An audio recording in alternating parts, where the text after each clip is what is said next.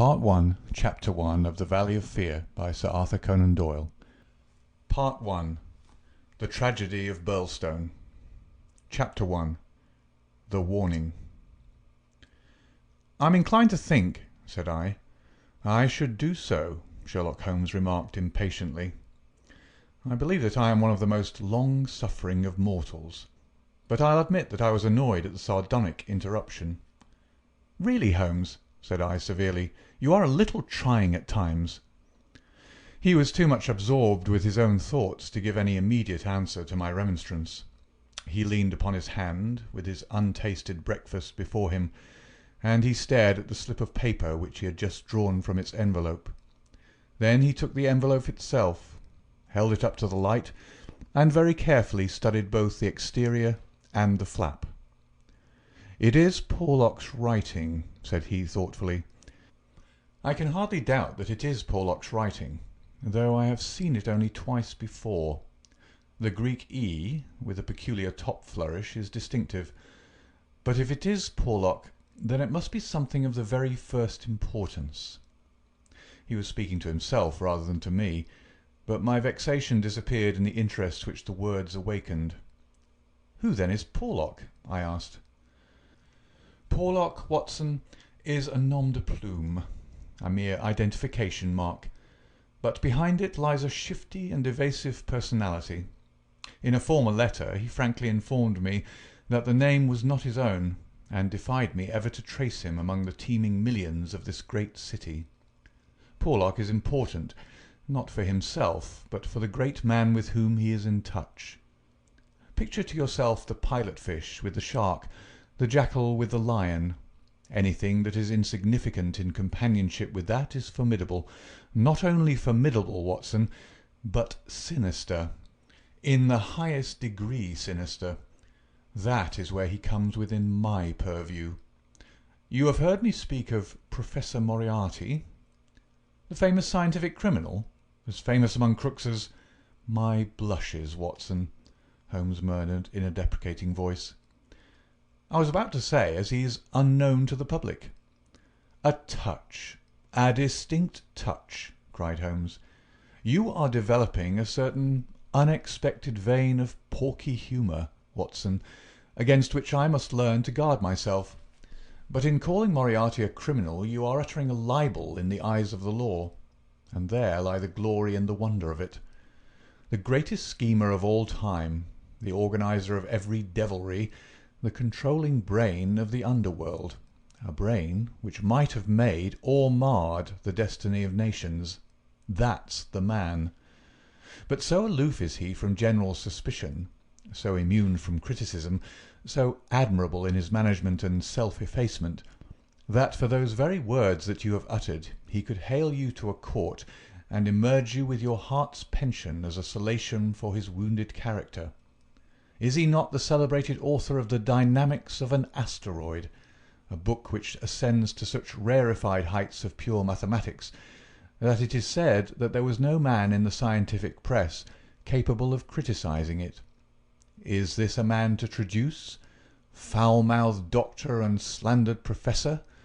Such would be your respective roles. That's genius, Watson, but if I am spared by lesser men, our day will surely come." "May I be there to see!" I exclaimed devoutly. "But you were speaking of this man Porlock." "Ah, yes. The so-called Porlock is a link in the chain some little way from its great attachment. Porlock is not quite a sound link between ourselves. He is the only flaw in that chain so far as I have been able to test it."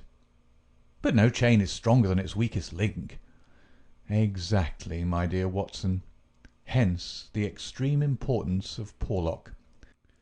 Led on by some rudimentary aspirations towards right, and encouraged by the judicious stimulation of an occasional £10 note sent to him by devious methods, he has once or twice given me advance information which has been of value, that highest value which anticipates and prevents rather than avenges crime.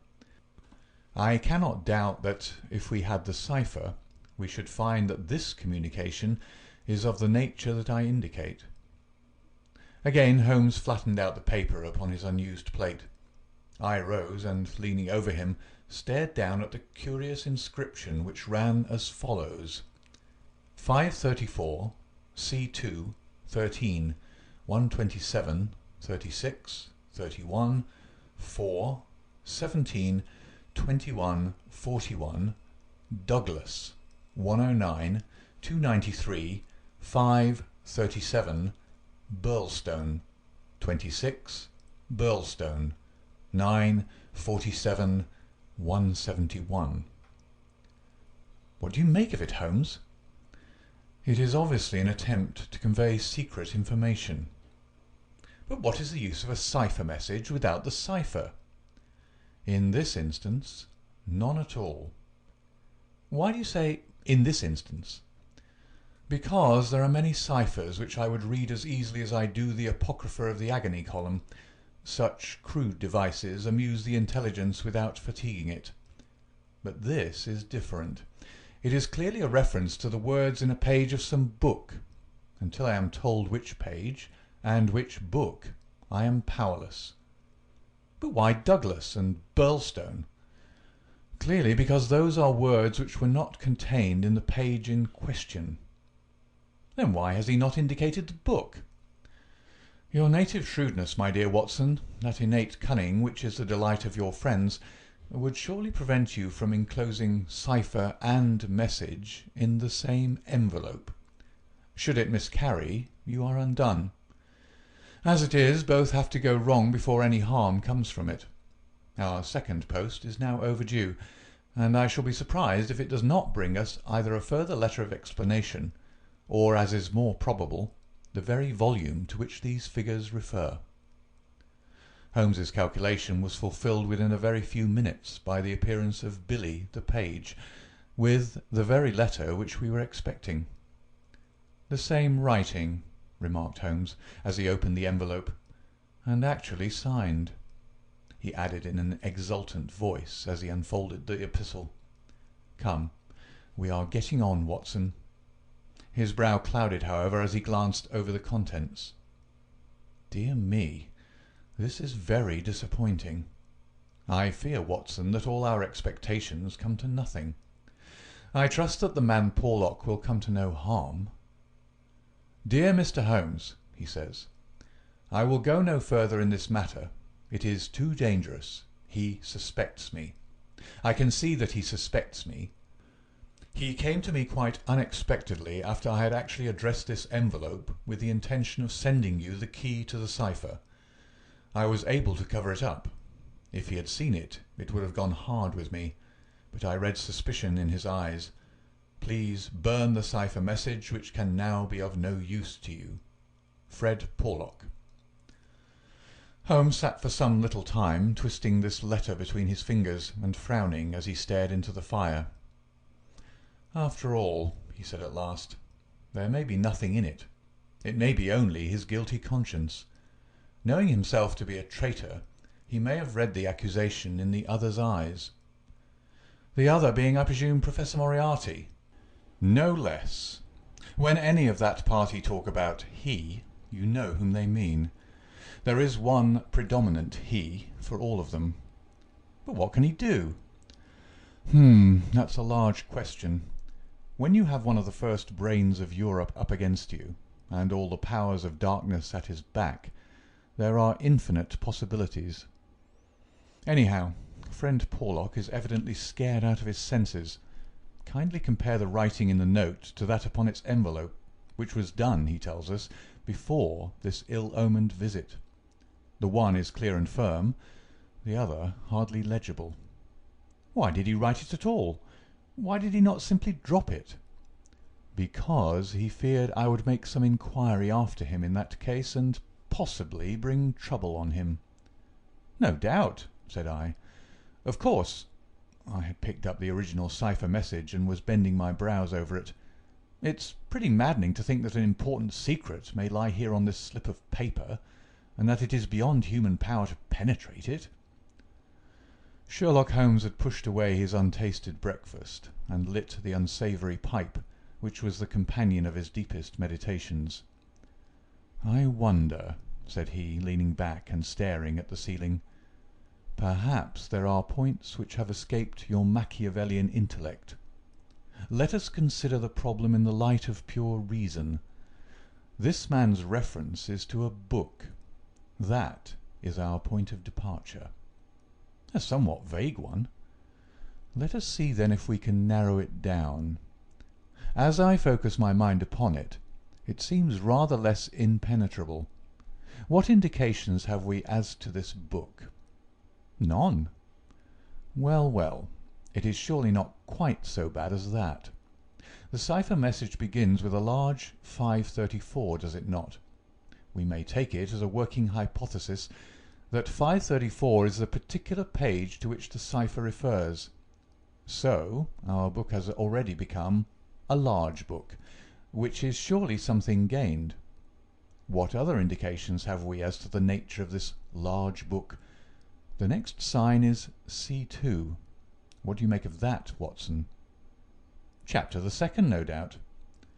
"Hardly that, Watson. You will, I am sure, agree with me that if the page be given, the number of the chapter is immaterial. Also, that if page 534 finds us only in the second chapter, the length of the first one must have been really intolerable." "Column!" I cried. "Brilliant, Watson. You are scintillating this morning. If it is not column, then I am very much deceived. So now, you see, we begin to visualize a large book printed in double columns which are each of a considerable length, since one of the words is numbered in the document as the 293rd. Have we reached the limits of what reason can supply? I fear that we have. Surely you do yourself an injustice. One more coruscation, my dear Watson. Yet another brainwave? Had the volume been an unusual one, he would have sent it to me. Instead of that, he had intended, before his plans were nipped, to send me the clue in this envelope. He says so in this note.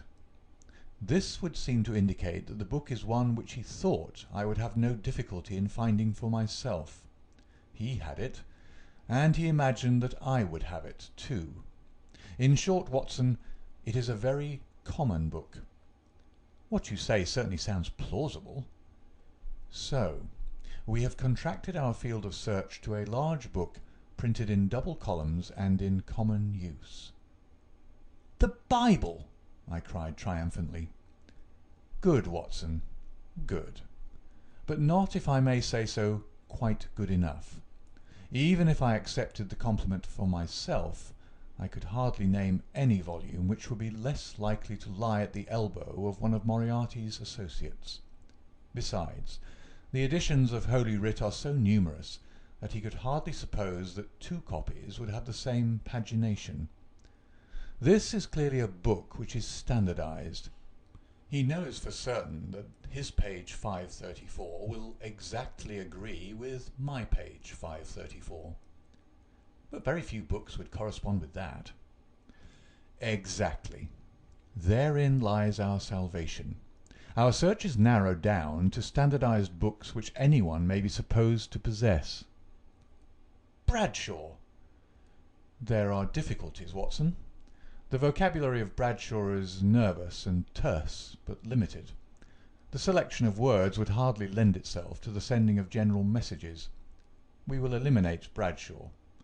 The dictionary is, I fear, inadmissible for the same reason. What, then, is left?" "An almanac." "Excellent, Watson. I am very much mistaken if you have not touched the spot.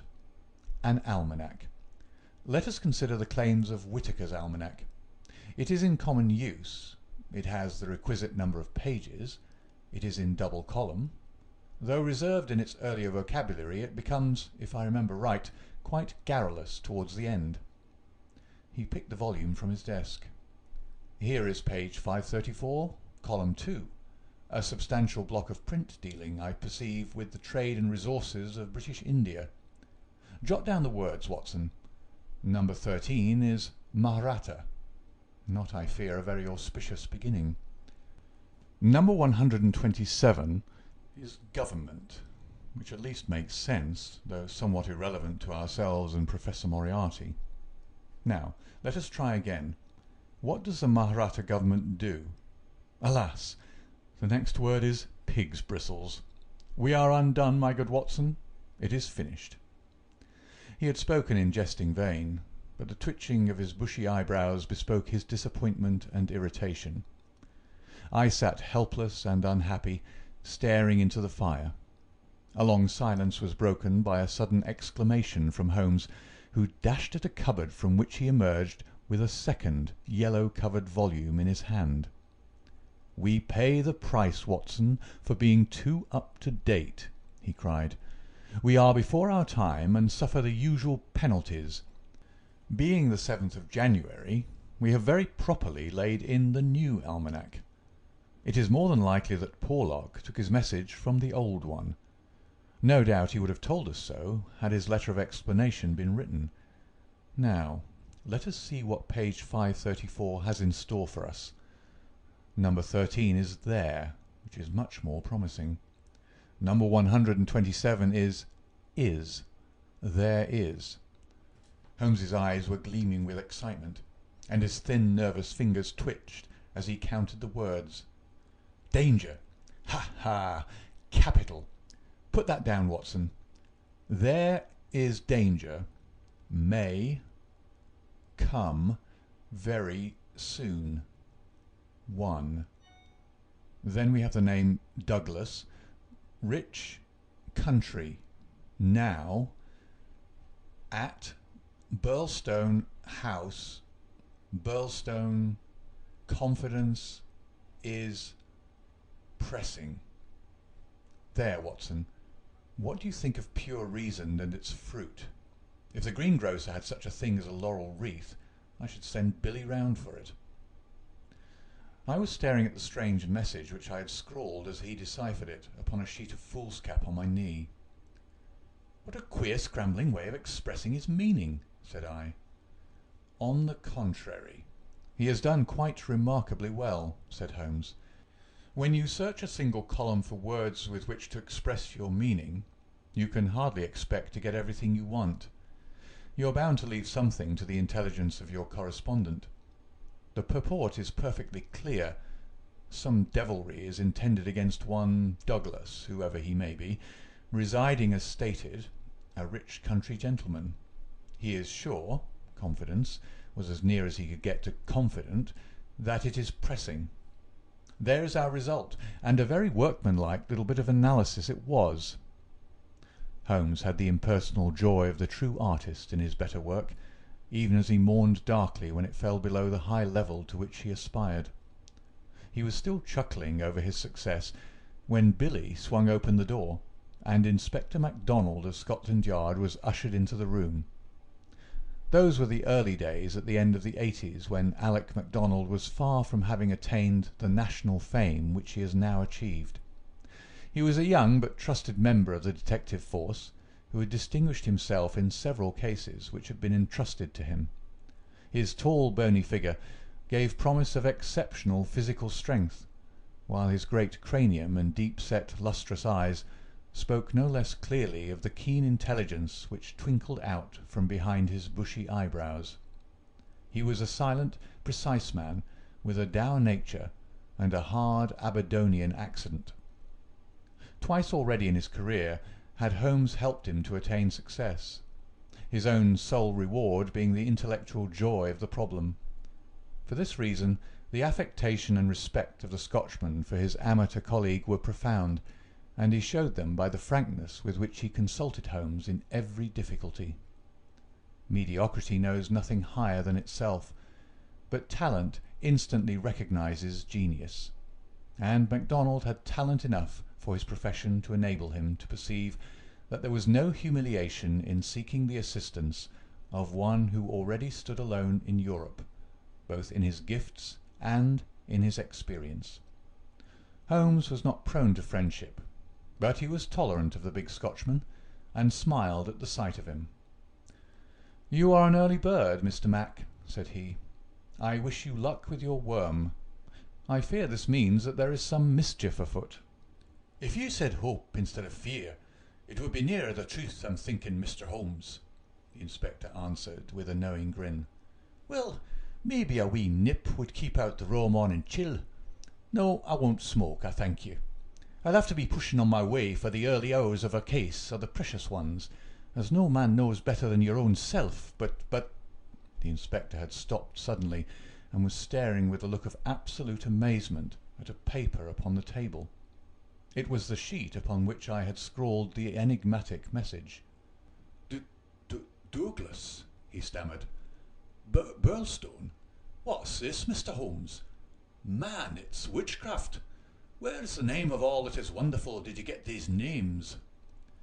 It is a cypher that Dr. Watson and I have had occasion to solve. But why? What's amiss with the names? The inspector looked from one to the other of us in dazed amazement. Just this, said he, that Mr. Douglas of Birlstone Manor House was horribly murdered last night. End of chapter 1.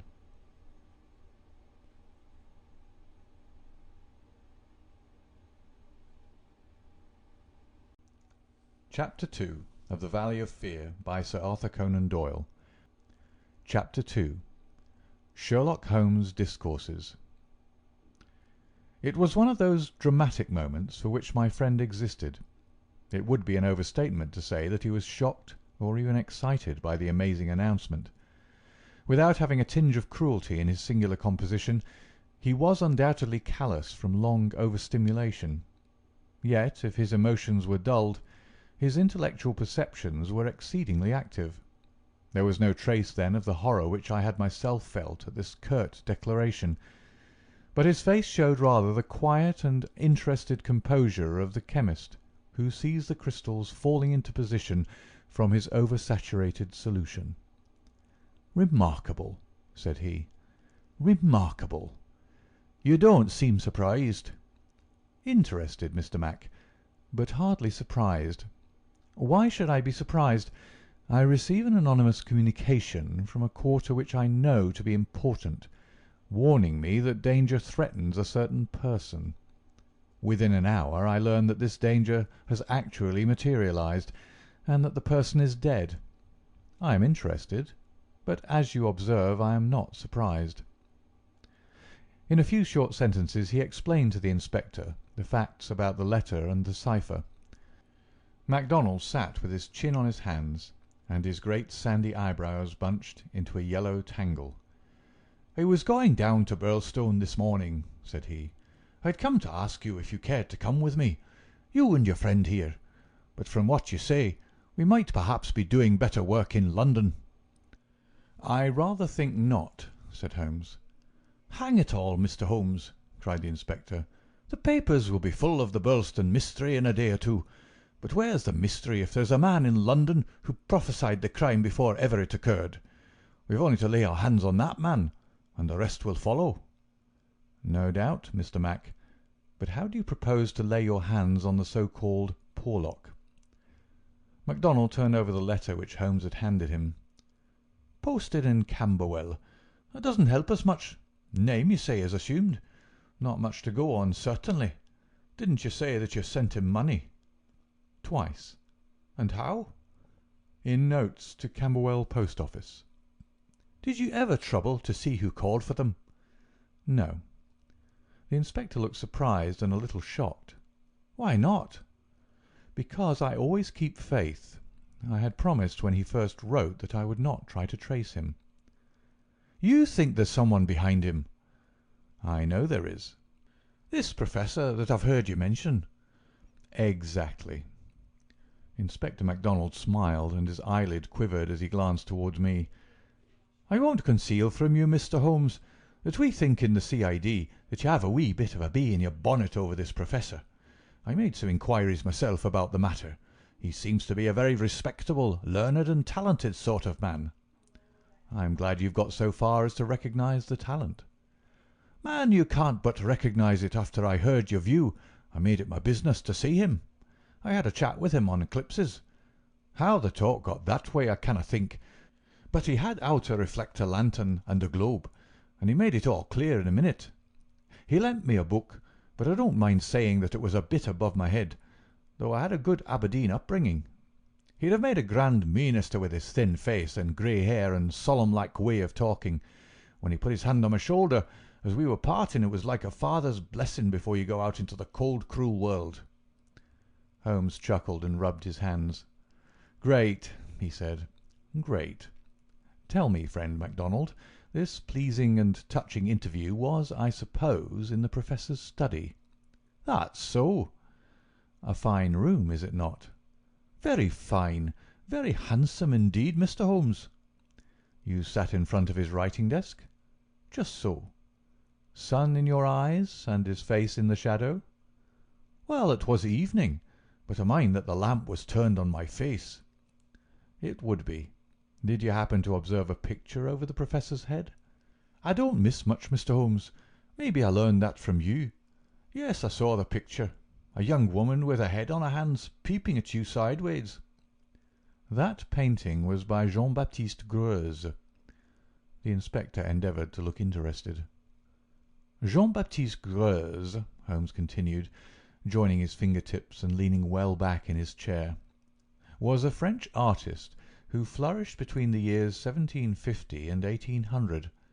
I allude, of course, to his working career. Modern criticism has more than endorsed the high opinion formed of him by his contemporaries." The inspector's eyes grew abstracted. "Hadn't we better—" he said. "We are doing so," Holmes interrupted. "All that I'm saying has a very direct and vital bearing upon what you have called the Birlstone mystery. In fact, it may in a sense be called the very centre of it." MacDonald smiled feebly and looked appealingly to me. "Your thoughts move a bit too quick for me, Mr. Holmes. You leave out a link or two, and I can't get over the gap. What in the whole wide world can be the connection between this dead painting man and the affair at Birlstone?" "All knowledge comes useful to the detective," remarked Holmes. "Even the trivial fact that in the year 1865 a picture by Greuze entitled La Jeune Fille à l'Agneau fetched 1,200,000 francs, more than £40,000 at the Portalis sale, may start a train of reflection in your mind." It was clear that it did. The inspector looked honestly interested. "I may remind you," Holmes continued, "that the Professor's salary can be ascertained in several trustworthy books of reference. It is 700 a year." "And how could he buy—" "Quite so. How could he?" "Aye, that's remarkable," said the inspector thoughtfully. "Talk away, Mr. Holmes. I'm just loving it. It's fine." Holmes smiled. He was always warmed by genuine admiration, the characteristic of the real artist. "What about Birlstone?" he asked. "We've time yet," said the inspector, glancing at his watch. "I've a cab at the door, and it won't take us 20 minutes to Victoria. But about this picture. I thought you told me once, Mr. Holmes, that you had never met Professor Moriarty." "No, I never have." "And how do you know about his rooms?" "Ah, that's another matter. I have been 3 times in his rooms, twice waiting for him under different pretexts and leaving before he came. Once, well, I can hardly tell about the once to an official detective. It was on the last occasion that I took the liberty of running over his papers, with the most unexpected results." "You found something compromising?" "Absolutely nothing. That was what amazed me. However, you have now seen the point of the picture. It shows him to be a very wealthy man. How did he acquire wealth? He is unmarried. His younger brother is a station master in the west of England. His chair is worth 700 a year, and he owns a Greuze." "Well?" "Surely the inference is plain." "You mean that he has a great income, and that he must earn it in an illegal fashion?" "Exactly. Of course, I have other reasons for thinking so. Dozens of exiguous threads which lead vaguely up towards the centre of the web where the poisonous, motionless creature is lurking. I only mention the Greuze because it brings the matter within the range of your own observation." "Well, Mr. Holmes, I admit that what you say is interesting. It's more than interesting. It's just wonderful. But let us have it a little clearer if you can. Is it forgery, coining, burglary? Where does the money come from?" Have you ever read of Jonathan Wild? Well, the name has a familiar sound. Someone in a novel, was he not? I don't take much stock of detectives in novels. Chaps that do things and never let you see how they do them. That's just inspiration, not business. Jonathan Wild wasn't a detective, and he wasn't in a novel. He was a master criminal, and he lived last century, 1750 or thereabouts. Then he's no use to me. I'm a practical man. Mr. Mac, the most practical thing that you ever did in your life would be to shut yourself up for 3 months and read 12 hours a day at the annals of crime. Everything comes in circles, even Professor Moriarty. Jonathan Wild was the hidden force of the London criminals, to whom he sold his brains and his organisation on a 15% commission. The old wheel turns and the same spoke comes up. It's all been done before and will be again. I'll tell you 1 or 2 things about Moriarty which may interest you. You'll interest me right enough. I happen to know who is the first link in his chain. A chain with this Napoleon gone wrong at one end and 100 broken fighting men, pickpockets, blackmailers and card sharpers at the other, with every sort of crime in between. His chief of staff is Colonel Sebastian Moran, as aloof and guarded and inaccessible to the law as himself. What do you think he pays him? I'd like to hear. 6,000 a year. That's paying for brains. You see, the American business principle. I learned that detail quite by chance. It's more than the Prime Minister gets. That gives you an idea of Moriarty's gains and of the scale on which he works. Another point, I made it my business to hunt down some of Moriarty's cheques lately. Just common innocent cheques that he pays his household bills with. They were drawn on 6 different banks. Does that make any impression on your mind? Queer, certainly. But what do you gather from it? That he wanted no gossip about his wealth. No single man should know what he had. I have no doubt that he has 20 banking accounts, the bulk of his fortune abroad in the Deutsche Bank or the Crédit Lyonnais, as likely as not. Sometime, when you have a year or 2 to spare, I commend to you the study of Professor Moriarty. Inspector MacDonald had grown steadily more impressed as the conversation proceeded. He had lost himself in his interest. Now his practical Scotch intelligence brought him back with a snap to the matter in hand. "He can keep, anyhow," said he. "You've got us sidetracked with your interesting anecdotes, Mr. Holmes. What really counts is your remark that there is some connection between the Professor and the crime. That you get from the warning received through the man Porlock. Can we, for our present practical needs, get any further than that?" We may form some conception as to the motives of the crime. It is, as I gather from your original remarks, an inexplicable, or at least an unexplained murder. Now, presuming that the source of the crime is as we suspect it to be, there might be 2 different motives. In the first place, I may tell you that Moriarty rules with a rod of iron over his people. His discipline is tremendous. There is only one punishment in his code. It is death. Now, we might suppose that this murdered man, this Douglas, whose approaching fate was known by one of the arch-criminal's subordinates, had in some way betrayed the chief. His punishment followed, and would be known to all, if only to put the fear of death into them. Well, that is one suggestion, Mr. Holmes. The other is that it has been engineered by Moriarty in the ordinary course of business. Was there any robbery? I have not heard. If so, it would of course be against the first hypothesis and in favour of the second. Moriarty may have been engaged to engineer it on a promise of part spoils, or he may have been paid so much down to manage it. Either is possible, but whichever it may be, or if it's some third combination, it is down at Birlstone that we must seek the solution. I know our man too well to suppose that he has left anything up here which may lead us to him. "Then to Birlstone we must go," cried MacDonald, jumping from his chair. "My word, it's later than I thought. I can give you gentlemen 5 minutes for preparation, and that is all." "And ample for us both," said Holmes, as he sprang up and hastened to change from his dressing-gown to his coat. "While we are on our way, Mr. Mac, I will ask you to be good enough to tell me all about it." All about it proved to be disappointingly little, and yet there was enough to assure us that the case before us might well be worthy of the expert's closest attention.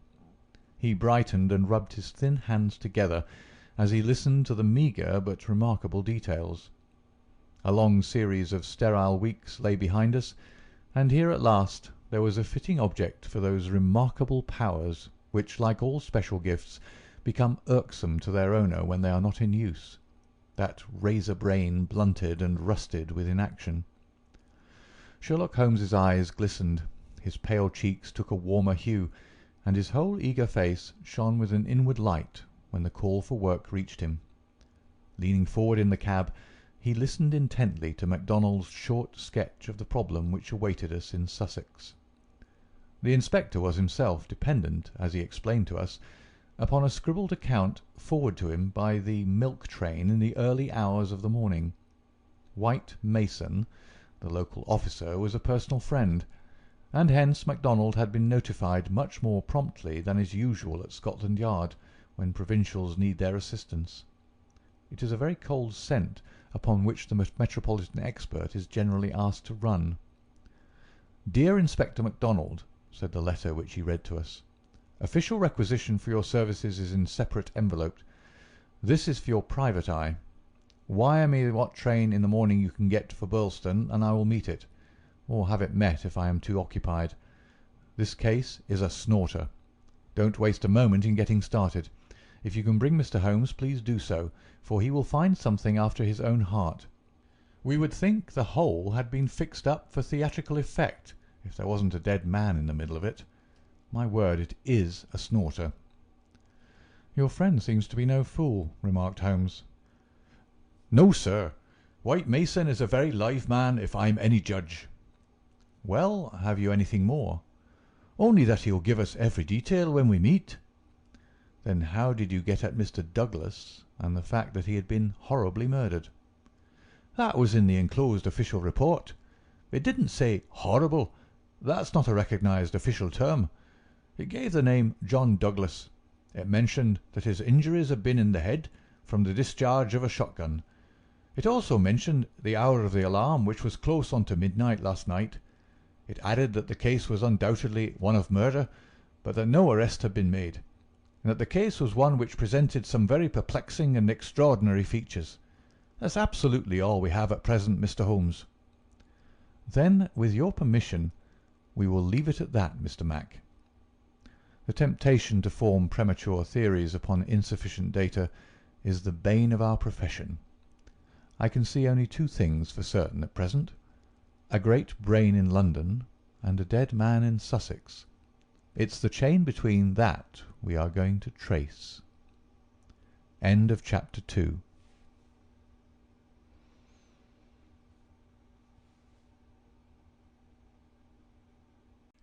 Chapter 3 of The Valley of Fear by Sir Arthur Conan Doyle.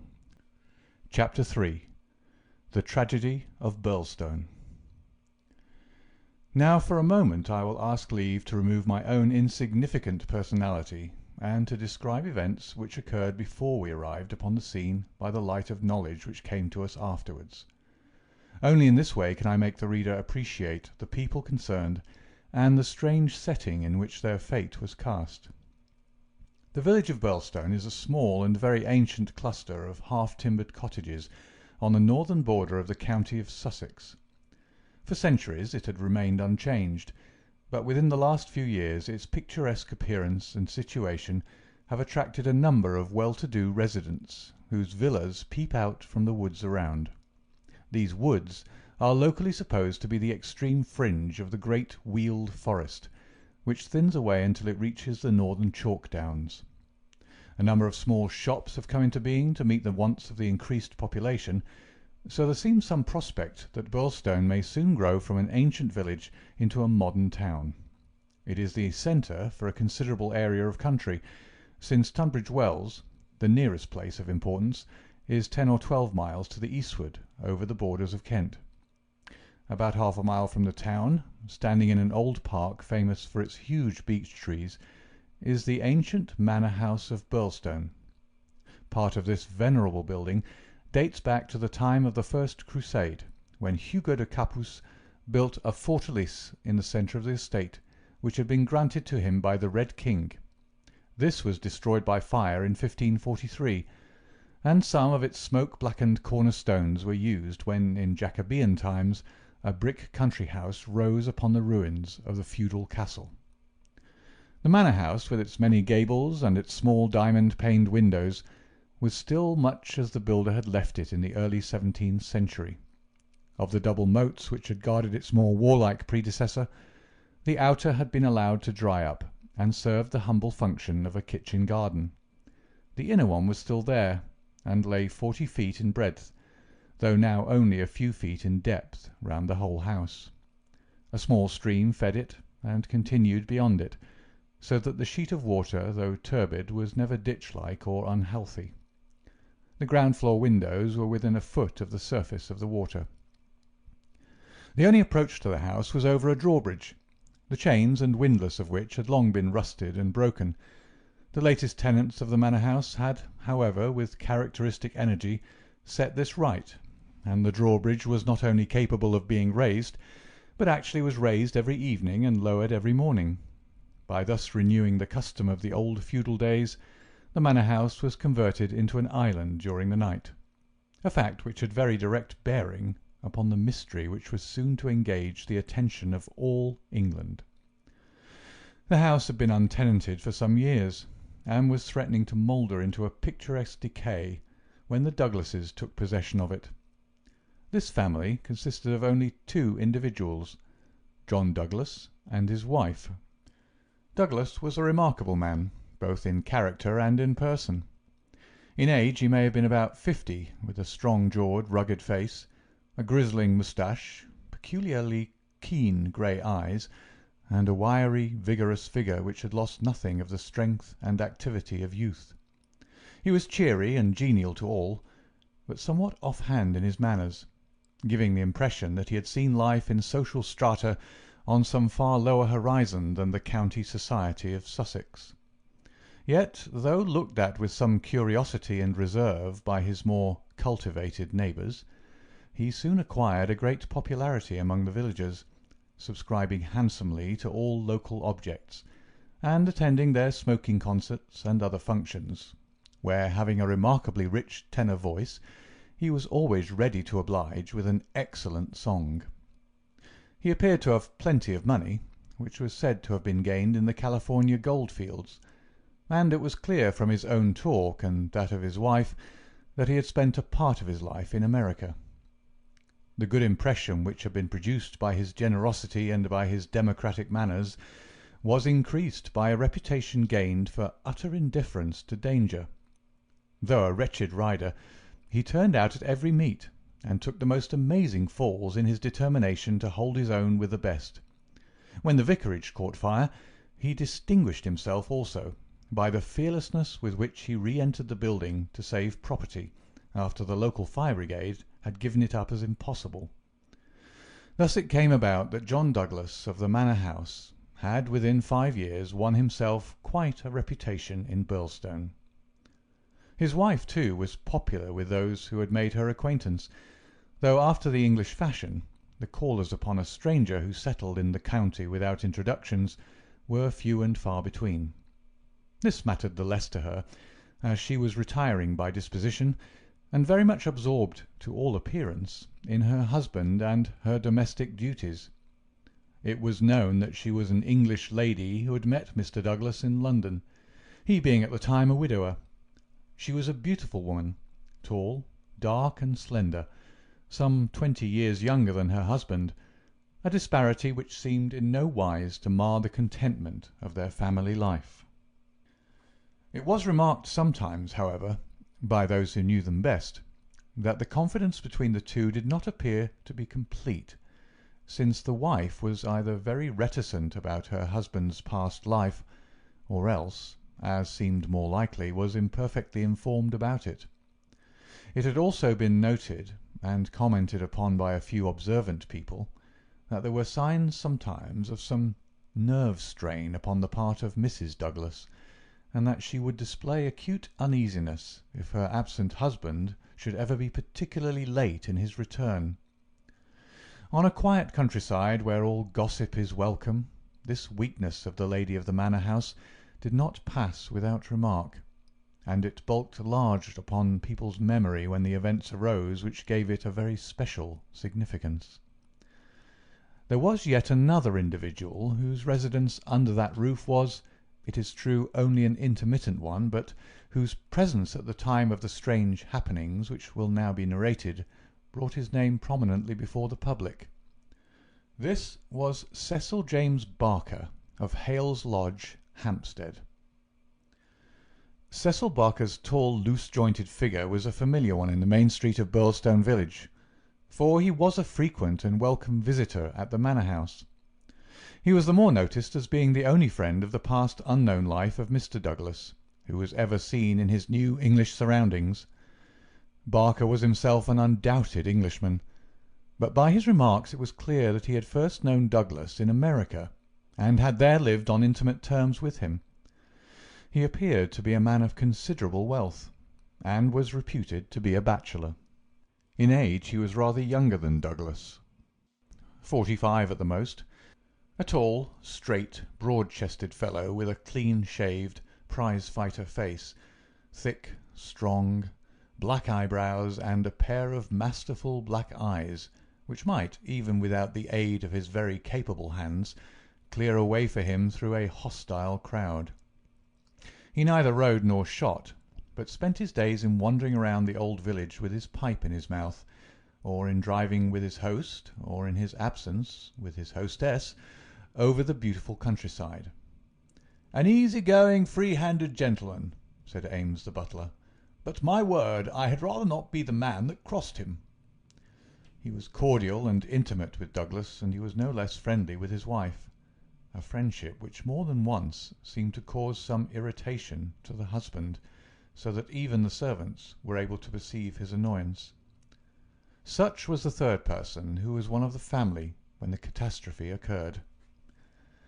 As to the other denizens of the old building, it will suffice, out of a large household, to mention the prim, respectable, and capable Ames, and Mrs. Allen, a buxom and cheerful person, who relieved the lady of some of her household cares. The other 6 servants in the house bear no relation to the events of the night of January 6th. It was at 11:45 that the first alarm reached the small local police station, in charge of Sergeant Wilson of the Sussex Constabulary. Cecil Barker, much excited, had rushed up to the door and pealed furiously upon the bell. A terrible tragedy had occurred at the manor house, and John Douglas had been murdered. That was the breathless burden of his message. He had hurried back to the house, followed within a few minutes by the police sergeant, who arrived at the scene of the crime a little after 12 o'clock, after taking prompt steps to warn the county authorities that something serious was afoot. On reaching the manor house, the sergeant had found the drawbridge down, the windows lighted up, and the whole household in a state of wild confusion and alarm. The white-faced servants were huddling together in the hall, with the frightened butler wringing his hands in the doorway. Only Cecil Barker seemed to be master of himself and his emotions. He had opened the door which was nearest to the entrance, and he had beckoned to the sergeant to follow him. At that moment there arrived Dr. Wood, a brisk and capable general practitioner from the village. The 3 men entered the fatal room together, while the horror-stricken butler followed at their heels, closing the door behind him to shut out the terrible scene from the maidservants. The dead man lay on his back, sprawling with outstretched limbs in the centre of the room. He was clad only in a pink dressing-gown which covered his night-clothes. There were carpet-slippers on his bare feet. The doctor knelt beside him and held down the hand-lamp which had stood on the table. One glance at the victim was enough to show the healer that his presence could be dispensed with. The man had been horribly injured. Lying across his chest was a curious weapon, a shotgun with the barrel sawed off a foot in front of the triggers. It was clear that this had been fired at close range, and that he had received the whole charge in the face, blowing his head almost to pieces. The triggers had been wired together so as to make the simultaneous discharge more destructive. The country policemen were unnerved and troubled by the tremendous responsibility which had come so suddenly upon them. "We will touch nothing until my superiors arrive," he said in a hushed voice, staring in horror at the dreadful head. "Nothing has been touched up to now," said Cecil Barker. "I'll answer for that. You see it all exactly as I found it." "When was that?" The sergeant had drawn out his notebook. "It was just 11:30. I had not begun to undress, and I was sitting by the fire in my bedroom when I heard the report. It was not very loud. It seemed to be muffled. I rushed down. I don't suppose it was 30 seconds before I was in the room." "Was the door open?" "Yes, it was open. Poor Douglas was lying as you see him. His bedroom candle was burning on the table. It was I who lit the lamp some minutes afterward." "Did you see no one?" "No, I heard Mrs. Douglas coming down the stair behind me, and I rushed out to prevent her from seeing this dreadful sight. Mrs. Allen, the housekeeper, came and took her away. Ames had arrived, and we ran back into the room once more." "But surely I've heard that the drawbridge is kept up all night." "Yes, it was up until I lowered it." "Then how could any murderer have got away? It is out of the question. Mr. Douglas must have shot himself." "That was our first idea. But see." Barker drew aside the curtain and showed that the long, diamond-paned window was open to its full extent. "And look at this." He held the lamp down and illuminated a smudge of blood like the mark of a boot sole upon the window-sill. "Someone has stood there in getting out." "You mean that someone waded across the moat?" "Exactly." "Then if you were in the room within half a minute of the crime, he must have been in the water at that very moment." "I have not a doubt of it. I wish to heaven that I had rushed to the window, but the curtain screened it, as you can see, and so it never occurred to me. Then I heard the step of Mrs. Douglas, and I could not let her enter the room. It would have been too horrible." "Horrible enough," said the doctor, looking at the shattered head and the terrible marks which surrounded it. "I've never seen such injuries since the Birlstone railway smash."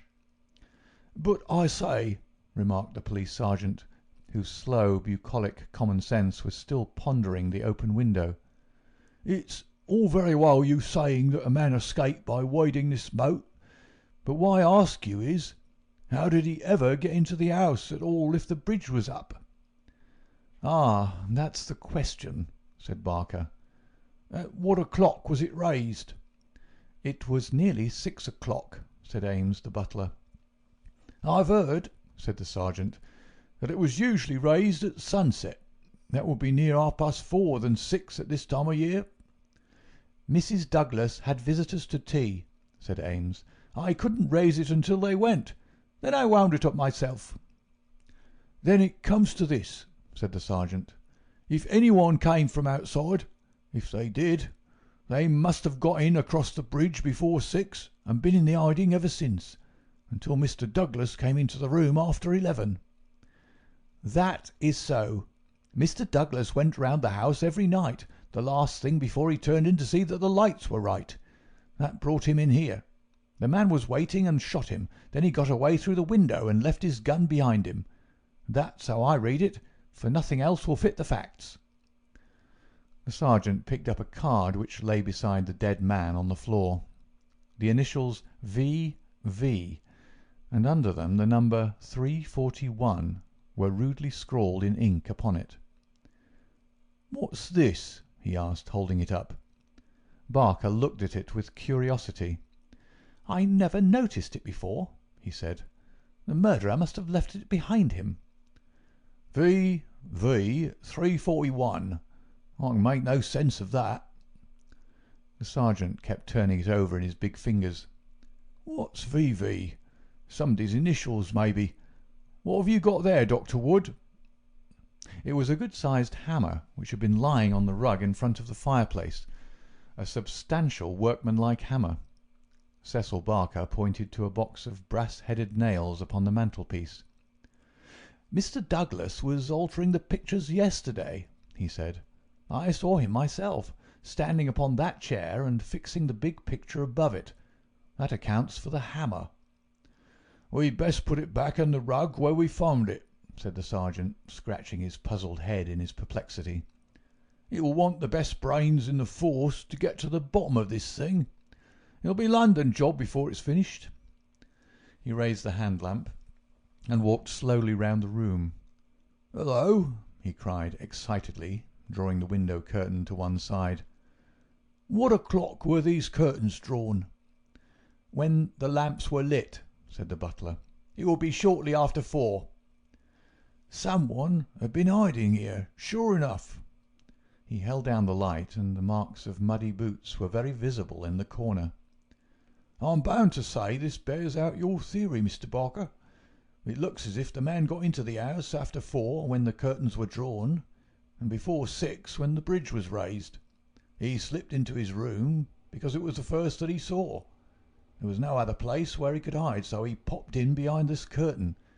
That all seems clear enough. It is likely that his main idea was to burgle the house, but Mr. Douglas chanced to come upon him, so he murdered him and escaped. That's how I read it, said Barker. But I say, aren't we wasting precious time? Couldn't we start out and scout the country before the fellow gets away? The sergeant considered for a moment. There are no trains before 6 in the morning, so he can't get away by rail. If he goes by road with his legs all dripping, it's odds that someone will notice him. Anyhow, I can't leave here myself until I'm relieved, but I think none of you should go until we see more clearly how we all stand. The doctor had taken the lamp and was narrowly scrutinizing the body. What's this mark? He asked. Could this have any connection with the crime? The dead man's right arm was thrust out from his dressing gown and exposed as high as the elbow. About halfway up the forearm was a curious brown design, a triangle inside a circle, standing out in vivid relief upon the lard-coloured skin.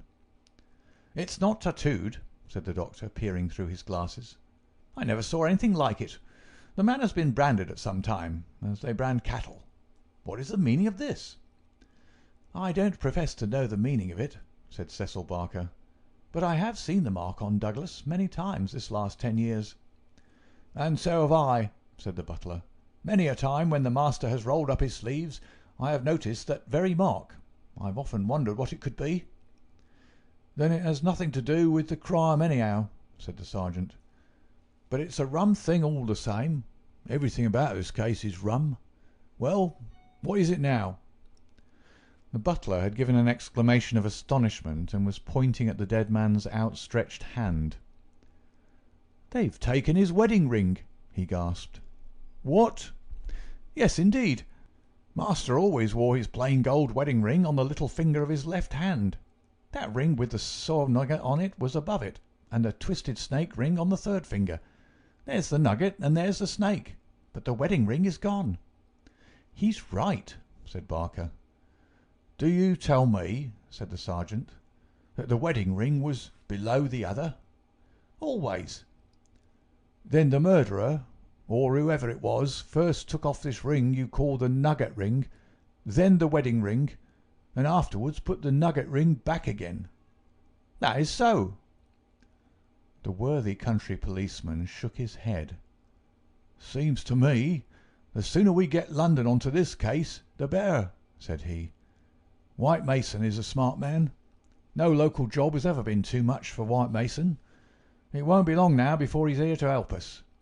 But I expect we'll have to look to London before we're through. Anyhow, I'm not ashamed to say that it's a deal too thick for the likes of me. End of chapter 3.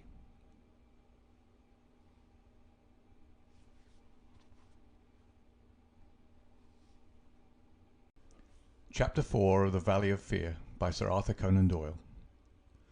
Chapter 4. Darkness.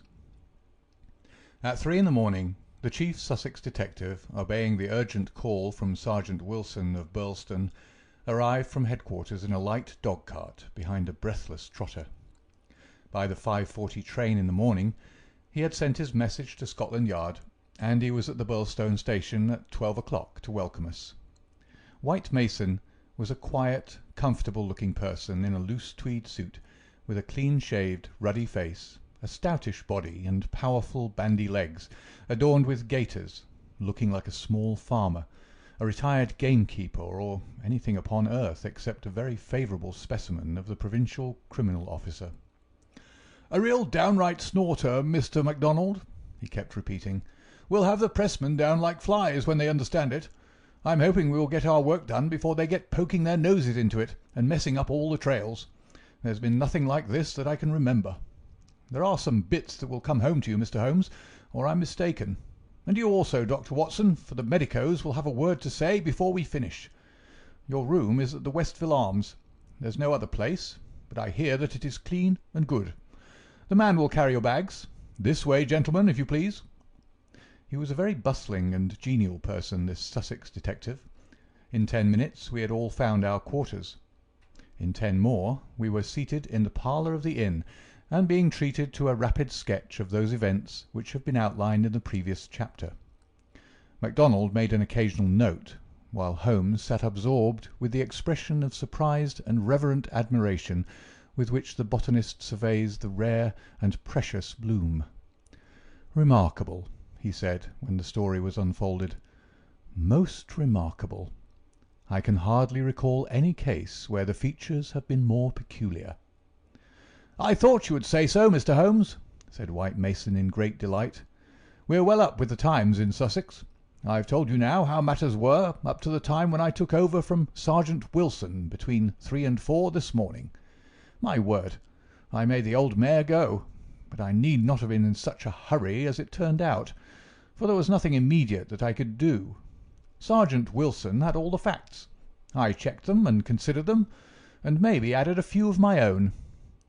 "What were they?" asked Holmes eagerly. "Well, I first had the hammer examined. There was Dr. Wood there to help me. We found no signs of violence upon it. I was hoping that if Mr. Douglas defended himself with the hammer, he might have left his mark upon the murderer before he dropped it on the mat. But there was no stain." "That, of course, proves nothing at all," remarked Inspector MacDonald. "There has been many a hammer murder, and no trace on the hammer."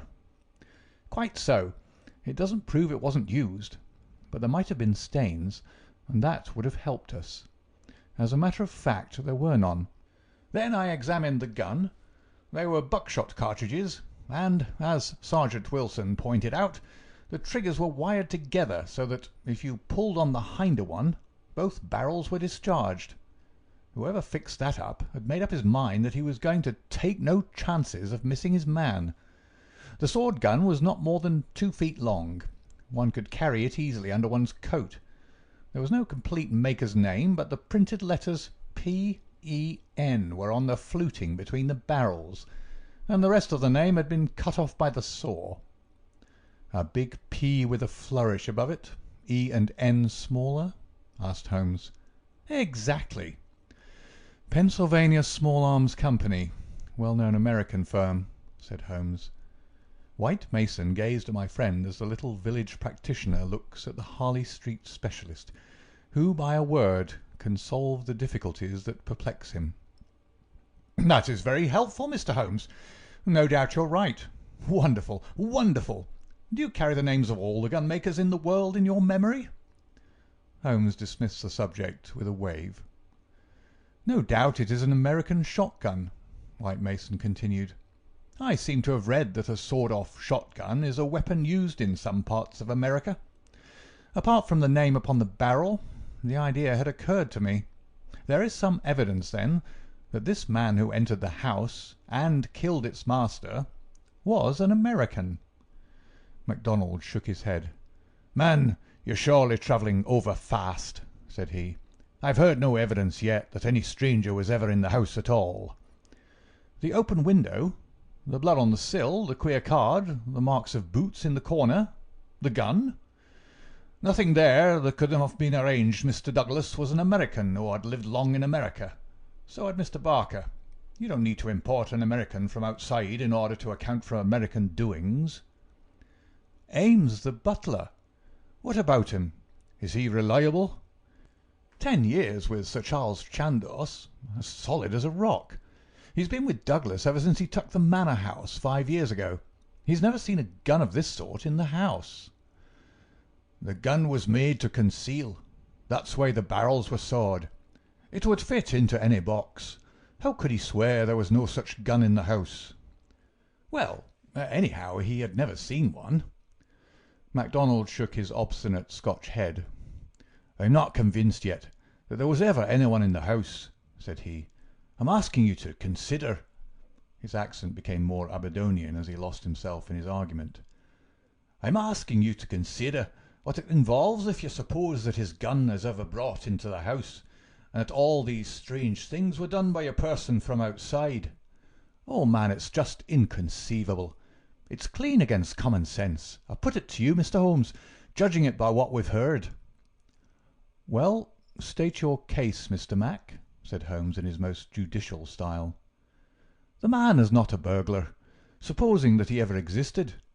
The ring business and the card point to premeditated murder, for some private reason. Very good. Here's a man who slips into a house with the deliberate intention of committing murder. He knows, if he knows anything, that he'll have a difficulty in making his escape, as the house is surrounded with water. What weapon would he choose? You'd say the most silent in the world. Then he would hope, when the deed was done, to slip quickly from the window, to wade the moat, and to get away at his leisure. That's understandable.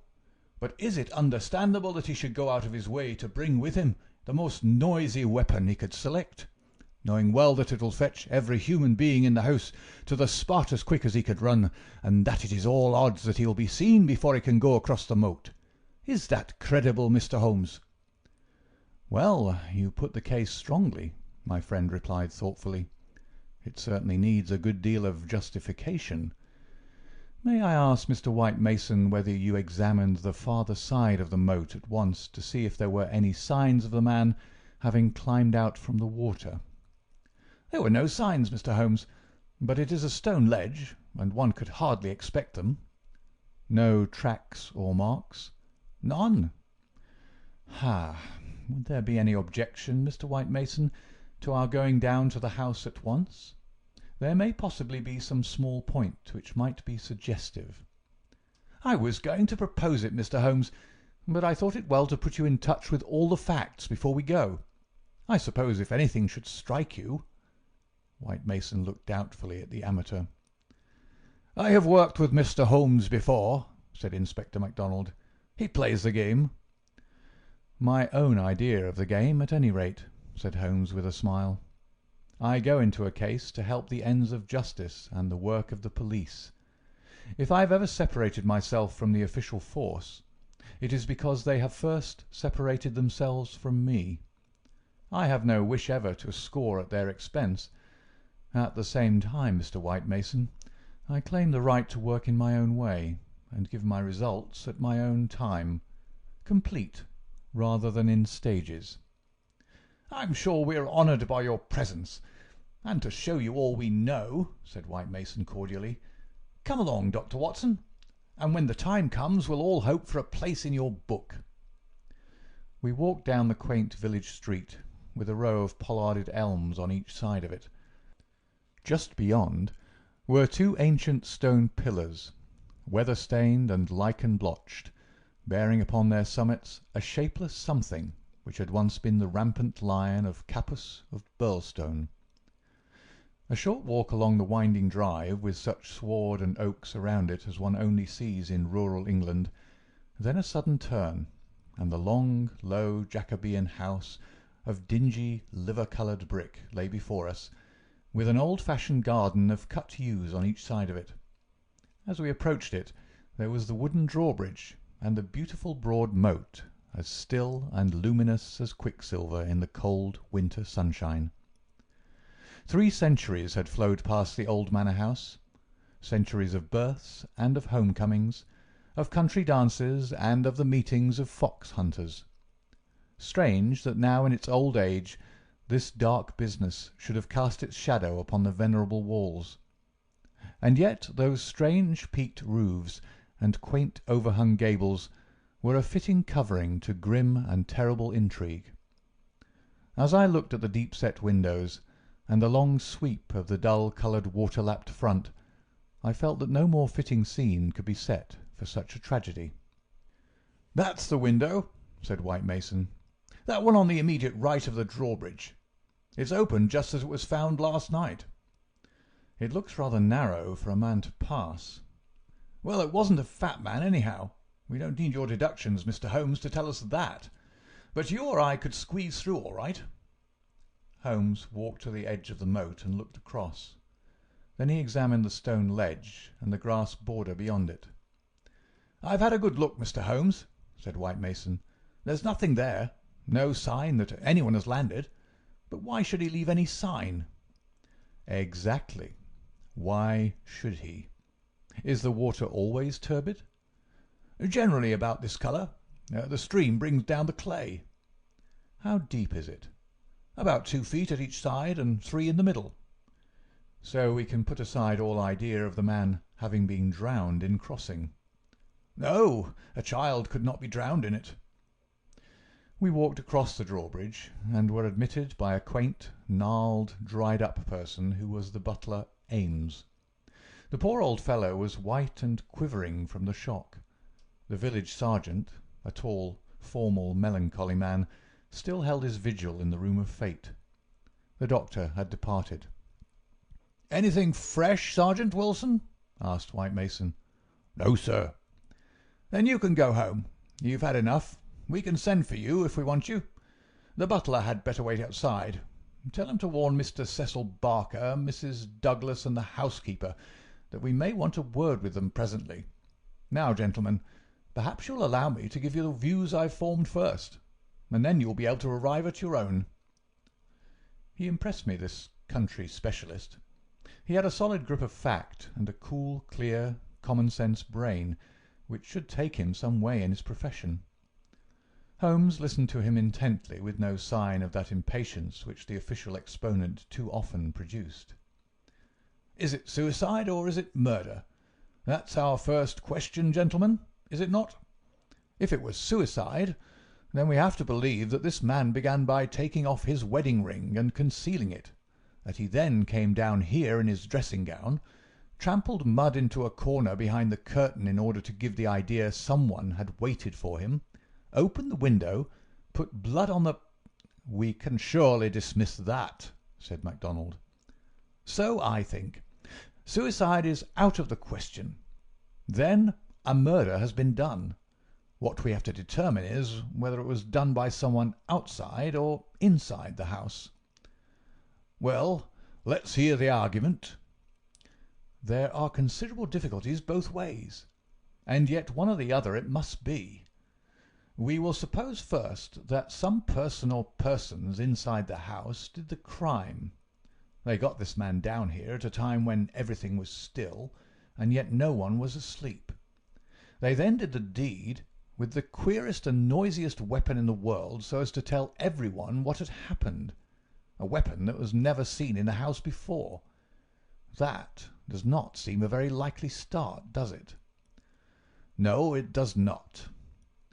"Well, then, everyone is agreed that after the alarm was given, only a minute at the most had passed before the whole household, not Mr. Cecil Barker alone, though he claims to have been the first, but Ames and all of them were on the spot. Do you tell me that in that time the guilty person managed to make footmarks in the corner, open the window, mark the sill with blood, taking the wedding ring off the dead man's finger, and all the rest of it? It's impossible." "You put it very clearly," said Holmes. "I am inclined to agree with you." "Well, then, we're driven back to the theory that it was done by someone from outside. We're still faced with some big difficulties, but anyhow, they have ceased to be impossibilities. The man got into the house between 4:30 and 6, that is to say, between dusk and the time when the bridge was raised. There had been some visitors, and the door was open, so there was nothing to prevent him. He may have been a common burglar, or he may have had some private grudge against Mr. Douglas. Since Mr. Douglas had spent most of his life in America, and this shotgun seems to be an American weapon, it would seem that the private grudge is the more likely theory. He slipped into this room because it was the first he came to, and he hid behind the curtain. There he remained until 11:30 at night. At that time Mr. Douglas entered the room.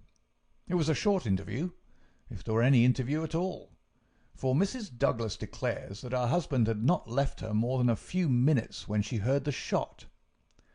"The candle shows that," said Holmes. "Exactly. The candle, which was a new one, is not burned more than half an inch. He must have placed it on the table before he was attacked. Otherwise, of course, it would have fallen when he fell. This shows that he was not attacked the instant that he entered the room. When Mr. Barker arrived, the candle was lit and the lamp was out." "That's all clear enough." "Well, now, we can reconstruct things on those lines. Mr. Douglas enters the room. He puts down the candle. A man appears from behind the curtain. He's armed with this gun. He demands the wedding ring. Heaven only knows why, but so it must have been. Mr. Douglas gave it up. Then, either in cold blood or in the course of a struggle, Douglas may have gripped the hammer that was found upon the mat. He shot Douglas in this horrible way. He dropped his gun, and also, it would seem, this queer card, VV 341, whatever that may mean, and he made his escape through the window and across the moat at the very moment when Cecil Barker was discovering the crime. How's that, Mr. Holmes?" "Very interesting, but just a little unconvincing." "Man, it would be absolute nonsense if it wasn't that anything else is even worse," cried MacDonald. "Somebody killed the man, and whoever it was, I could clearly prove to you that he should have done it some other way. What does he mean by allowing his retreat to be cut off like that? What does he mean by using a shotgun when silence was his one chance of escape? Come, Mr. Holmes, it's up to you to give us a lead, since you say Mr. White Mason's theory is unconvincing." Holmes had sat intently observant during this long discussion, missing no word that was said, with his keen eyes darting to right and to left, and his forehead wrinkled with speculation. "I should like a few more facts before I get so far as a theory, Mr. Mac," said he, kneeling down beside the body. "Dear me, these injuries are really appalling. Can we have the butler in for a moment? Ames, I understand that you have often seen this very unusual mark, a branded triangle inside a circle, upon Mr. Douglas's forearm." "Frequently, sir." "You never heard any speculation as to what it meant?" "No, sir." "It must have caused great pain when it was inflicted. It is undoubtedly a burn. Now, I observe, Ames, that there is a small piece of plaster at the angle of Mr. Douglas's jaw. Did you observe that in life?" "Yes, sir. He cut himself in shaving yesterday morning." "Did you ever know him to cut himself in shaving before?" "Not for a very long time, sir." "Suggestive," said Holmes. "It may, of course, be a mere coincidence, or it may point to some nervousness which would indicate that he had reason to apprehend danger. Had you noticed anything unusual in his conduct yesterday, Ames?" "It struck me, sir, that he was a little restless and excited, sir." "Ha! The attack may not have been entirely unexpected. We do seem to make a little progress, do we not? Perhaps you would rather do the questioning, Mr. Mac?" "No, Mr. Holmes. It's in better hands than mine." "Well, then, we will pass to this card, VV 341. It is rough cardboard. Have you any of the sort in this house?" "I don't think so." Holmes walked across to the desk and dabbed a little ink from each bottle onto the blotting paper. "It was not printed in this room," he said. "This is black ink, and the other purplish. It was done by a thick pen, and these are fine. No, it was done elsewhere, I should say. Can you make anything of the inscription, Ames?" "No, sir, nothing." "What do you think, Mr. Mac?" "It gives me the impression of a secret society of some sort, the same with his badge upon the forearm." "That's my idea too," said White Mason. "Well, we can adopt it as a working hypothesis, and then see how far our difficulties disappear. An agent from such a society makes his way into the house, waits for Mr. Douglas, blows his head nearly off with his weapon, and escapes by wading the moat, after leaving a card beside the dead man, which will, when mentioned in the papers, tell other members of the society that vengeance has been done. That all hangs together. But why this gun of all weapons?" "Exactly." "And why the missing ring?" "Quite so." "And why no arrest? It's past 2 now. I take it for granted that since dawn every constable within 40 miles has been looking out for a wet stranger." "That is so, Mr. Holmes." "Well, unless he has a burrow close by, or a change of clothes ready, they can hardly miss him. And yet they have missed him up to now." Holmes had gone to the window and was examining with his lens the blood mark on the sill. "It is clearly the tread of a shoe. It is remarkably broad. A splay foot, one would say. Curious, because so far as one can trace any footmark in this mud-stained corner, one would say it was a more shapely sole. However, they're certainly very indistinct. What's this under the side table?" "Mr. Douglas' dumbbells," said Ames. "Dumbbell? There's only one. Where's the other?"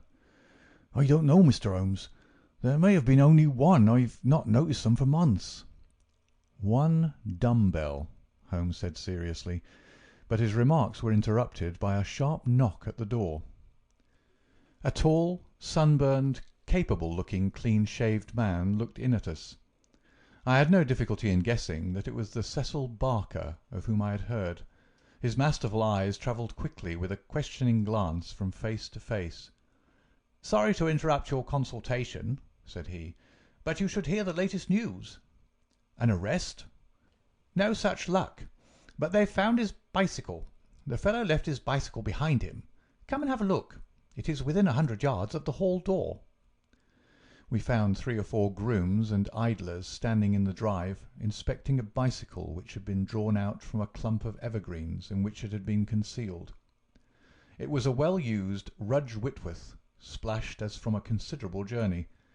There was a saddle-bag with a spanner and oil can, but no clue as to the owner.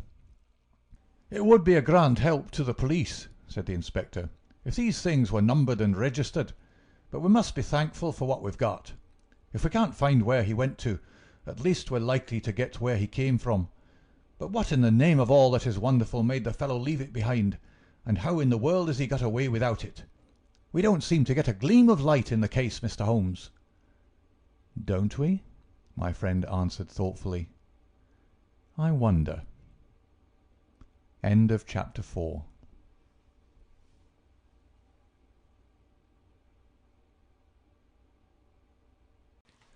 Chapter 5 of The Valley of Fear by Sir Arthur Conan Doyle.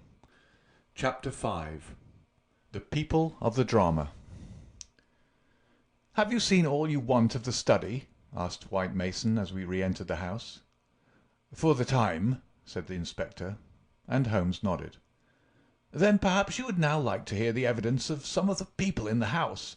We could use the dining room. Ames, please come yourself first and tell us what you know."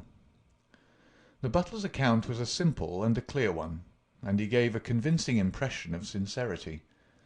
He had been engaged 5 years before, when Douglas first came to Birlstone. He understood that Mr. Douglas was a rich gentleman who had made his money in America. He had been a kind and considerate employer. Not quite what Ames was used to, perhaps, but one can't have everything. He never saw any signs of apprehension in Mr. Douglas. On the contrary, he was the most fearless man he had ever known. He ordered the drawbridge to be pulled up every night, because it was the ancient custom of the old house, and he liked to keep the old ways up. Mr. Douglas seldom went to London or left the village. but on the day before the crime he had been shopping at Tunbridge Wells. He, Ames, had observed some restlessness and excitement on the part of Mr. Douglas that day, for he had seemed impatient and irritable, which was unusual with him. He had not gone to bed that night, but was in the pantry at the back of the house, putting away the silver, when he heard the bell ring violently. He heard no shot, but it was hardly possible he would, as the pantry and kitchens were at the very back of the house, and there were several closed doors and a long passage between. The housekeeper had come out of her room, attracted by the violent ringing of the bell. They had gone to the front of the house together. As they reached the bottom of the stairs, he had seen Mrs. Douglas coming down it. No, she was not hurrying it. It did not seem to him that she was particularly agitated. Just as she reached the bottom of the stair, Mr. Barker had rushed out of the study. He had stopped Mrs. Douglas and begged her to go back. "For God's sake, go back to your room," he cried. "Poor Jack is dead. You can do nothing. For God's sake, go back." After some persuasion upon the stairs, Mrs. Douglas had gone back. She did not scream. She made no outcry whatever. Mrs. Allen, the housekeeper, had taken her upstairs and stayed with her in the bedroom. Ames and Mr. Barker had then returned to the study, where they had found everything exactly as the police had seen it. The candle was not lit at that time, but the lamp was burning. They had looked out of the window, but the night was very dark, and nothing could be seen or heard. They had then rushed out into the hall, where Ames had turned the windlass which lowered the drawbridge. Mr. Barker had then hurried off to get the police. Such, in its essentials, was the evidence of the butler. The account of Mrs. Allen, the housekeeper, was, so far as it went, a corroboration of that of her fellow-servant. The housekeeper's room was rather nearer to the front of the house than the pantry in which Ames had been working. She was preparing to go to bed when the loud ringing of the bell had attracted her attention. She was a little hard of hearing. Perhaps that was why she had not heard the shot. But in any case the study was a long way off. She remembered hearing some sound which she imagined to be the slamming of a door. That was a good deal earlier, half an hour at least before the ringing of the bell. When Mr. Ames ran to the front, she went with him. She saw Mr. Barker, very pale and excited, come out of the study. He intercepted Mrs. Douglas, who was coming down the stairs. He entreated her to go back, and she answered him, but what she said could not be heard. "Take her up. Stay with her," he had said to Mrs. Allen. She had therefore taken her to the bedroom and endeavoured to soothe her. She was greatly excited, trembling all over, but made no other attempt to go downstairs. She just sat in her dressing-gown by her bedroom fire, with her head sunk in her hands. Mrs. Allen stayed with her most of the night. As to the other servants, they had all gone to bed, and the alarm did not reach them until just before the police arrived. They slept at the extreme back of the house, and could not possibly have heard anything. So far the housekeeper could add nothing on cross-examination save lamentations and expressions of amazement. Cecil Barker succeeded Mrs. Allen as a witness. As to the occurrences of the night before, he had very little to add to what he had already told the police. Personally, he was convinced that the murderer had escaped by the window. The bloodstain was conclusive, in his opinion, on that point. Besides, as the bridge was up, there was no other possible way of escaping. He could not explain what had become of the assassin, or why he had not taken his bicycle, if it were indeed his. He could not possibly have been drowned in the moat, which was at no place more than 3 feet deep. In his own mind he had a very definite theory about the murder. Douglas was a reticent man, and there were some chapters in his life of which he never spoke. He had emigrated to America when he was a very young man. He had prospered well, and Barker had first met him in California, where they had become partners in a successful mining claim at a place called Benito Canyon. They had done very well, but Douglas had suddenly sold out and started for England. He was a widower at that time. Barker had afterwards realized his money and come to live in London. Thus they had renewed their friendship. Douglas had given him the impression that some danger was hanging over his head, and he had always looked upon his sudden departure from California, and also his renting a house in so quiet a place in England, as being connected with this peril. He imagined that some secret society, some implacable organisation, was on Douglas's track, which would never rest until it killed him. Some remarks of his had given him this idea, though he had never told him what the society was, nor how he had come to offend it. He could only suppose that the legend upon the placard had some reference to this secret society. "How long were you with Douglas in California?" asked Inspector MacDonald. 5 years altogether. You was a bachelor, you say. A widower. Have you ever heard where his first wife came from?" "No. I remember his saying that she was of German extraction, and I have seen her portrait. She was a very beautiful woman. She died of typhoid the year before I met him." "You don't associate his past with any particular part of America?" "I have heard him talk of Chicago. He knew that city well and had worked there. I have heard him talk of the coal and iron districts. He had travelled a good deal in his time." "Was he a politician? Had this secret society to do with politics?" "No, he cared nothing about politics." "You have no reason to think it was criminal?" "On the contrary, I never met a straighter man in my life."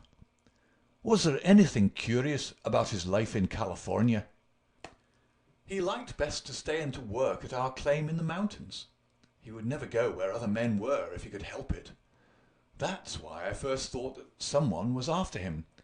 Then when he left so suddenly for Europe, I made sure that it was so. I believe that he had a warning of some sort. Within a week of his leaving, 6 men were inquiring for him." "What sort of men?" "Well, they were a mighty hard-looking crowd. They came up to the claim and wanted to know where he was. I told them that he's gone to Europe, and that I did not know where to find him. They meant him no good. It was easy to see that." "Were these men Americans? Californians?" "Well, I don't know about Californians. They were Americans all right, but they were not miners. I don't know what they were, and was very glad to see their backs." "That was 6 years ago?" "Nearer 7. "And then you were together 5 years in California, so that this business dates back a not less than 11 years at the least?" "That is so." "It must be a very serious feud that would be kept up with such earnestness for as long as that. It'd be no light thing that would give rise to it." "I think it shadowed his whole life. It was never quite out of his mind." "But if a man had a dagger hanging over him and knew what it was, don't you think he would turn to the police for protection?" "Maybe it was some danger that he could not be protected against. There's one thing you should know. He always went about armed. His revolver was never out of his pocket. But by bad luck he was in his dressing gown and had left it in the bedroom last night. Once the bridge was up, I guess he thought he was safe." "I should like these dates a little clearer," said MacDonald. "It is quite 6 years since Douglas left California. You followed him next year, did you not?" "That is so." "And he'd been married 5 years. He must have returned from the time of his marriage." "About a month before. I was his best man." "Did you know Mrs. Douglas before her marriage?" "No, I did not. I had been away from England for 10 years." "But you have seen a good deal of her since?" Barker looked sternly at the detective. "I have seen a good deal of him since," he answered. "If I have seen her, it is because you cannot visit a man without knowing his wife. If you imagine there's any connection—" "I imagine nothing, Mr. Barker. I am bound to make every inquiry which can bear upon the case, but I mean no offence." "Some inquiries are offensive," Barker answered angrily. "It's only the facts that we want. 'Tis in your interest and everyone's interest that they should be cleared up. Did Mr. Douglas entirely approve your friendship with his wife?" Barker grew paler, and his great strong hands were clasped convulsively together. "You have no right to ask such questions," he cried. "What has this to do with the matter you're investigating?" "I must repeat the question." "Well, I refuse to answer." "You can refuse to answer, but you must be aware that your refusal is in itself an answer, for you would not refuse if you had nothing to conceal."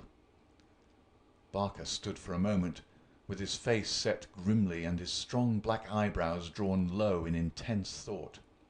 Then he looked up with a smile. "Well, I guess you gentlemen are only doing your clear duty after all, and I have no right to stand in the way of it. I'd only ask you not to worry Miss Douglas over this matter, for she has enough upon her just now. I may tell you that poor Douglas had just one fault in the world, and that was his jealousy. He was fond of me. No man could be fonder of a friend, and he was devoted to his wife. He loved me to come here, and was forever sending for me. And yet, if his wife and I talked together, or there seemed any sympathy between us, a kind of wave of jealousy would pass over him, and he would be off the handle and saying the wildest things in a moment. More than once I've sworn off coming for that reason, and then he would write me with such penitent, imploring letters that I just had to. But you can take it from me, gentlemen, if it was my last word, that no man ever had a more loving, faithful wife, and I can say also no friend could be more loyal than I." It was spoken with fervour and feeling, and yet Inspector MacDonald could not dismiss the subject. "You are aware," said he, "that the dead man's wedding ring has been taken from his fingers?" "So it appears," said Barker. "What do you mean by 'appears'? You know it as a fact." The man seemed confused and undecided. "When I said 'appears,' I meant that it was conceivable that he had himself taken off the ring." "The mere fact that the ring should be absent, whoever may have removed it, would suggest to anyone's mind, would it not, that the marriage and the tragedy were connected?" Barker shrugged his broad shoulders. "I can't profess to say what it means," he answered, "but if you mean to hint that it could reflect in any way upon this lady's honour—" His eyes blazed for an instant, and then with an evident effort he got a grip upon his own emotions. "Well, you are on the wrong track, that's all." "I don't know that I've anything else to ask you at present," said MacDonald coldly. "There was one small point," remarked Sherlock Holmes. "When you entered the room there was only a candle lighted on the table, was there not?" "Yes, that was so." "By its light you saw that some terrible incident had occurred?" "Exactly." "You at once rang for help?" "Yes." "And it arrived very speedily?" "Within a minute or two." "And yet when they arrived they found that the candle was out and that the lamp had been lighted. That seems very remarkable." Again Barker showed some signs of indecision. "I don't see that it was remarkable, Mr. Holmes," he answered after a pause. "The candle threw a very bad light. My first thought was to get a better one. My lamp was on the table, so I lit it." "And blew out the candle?" "Exactly." Holmes asked no further question, and Barker, with a deliberate look from one to the other of us, which had, as it seemed to me, something of defiance in it, turned and left the room. Inspector MacDonald had sent up a note to the effect that he would wait upon Mrs. Douglas in her room, but she had replied that she would meet us in the dining-room. She entered now, a tall and beautiful woman of 30, reserved and self-possessed to a remarkable degree, very different from the tragic and distracted figure I had pictured.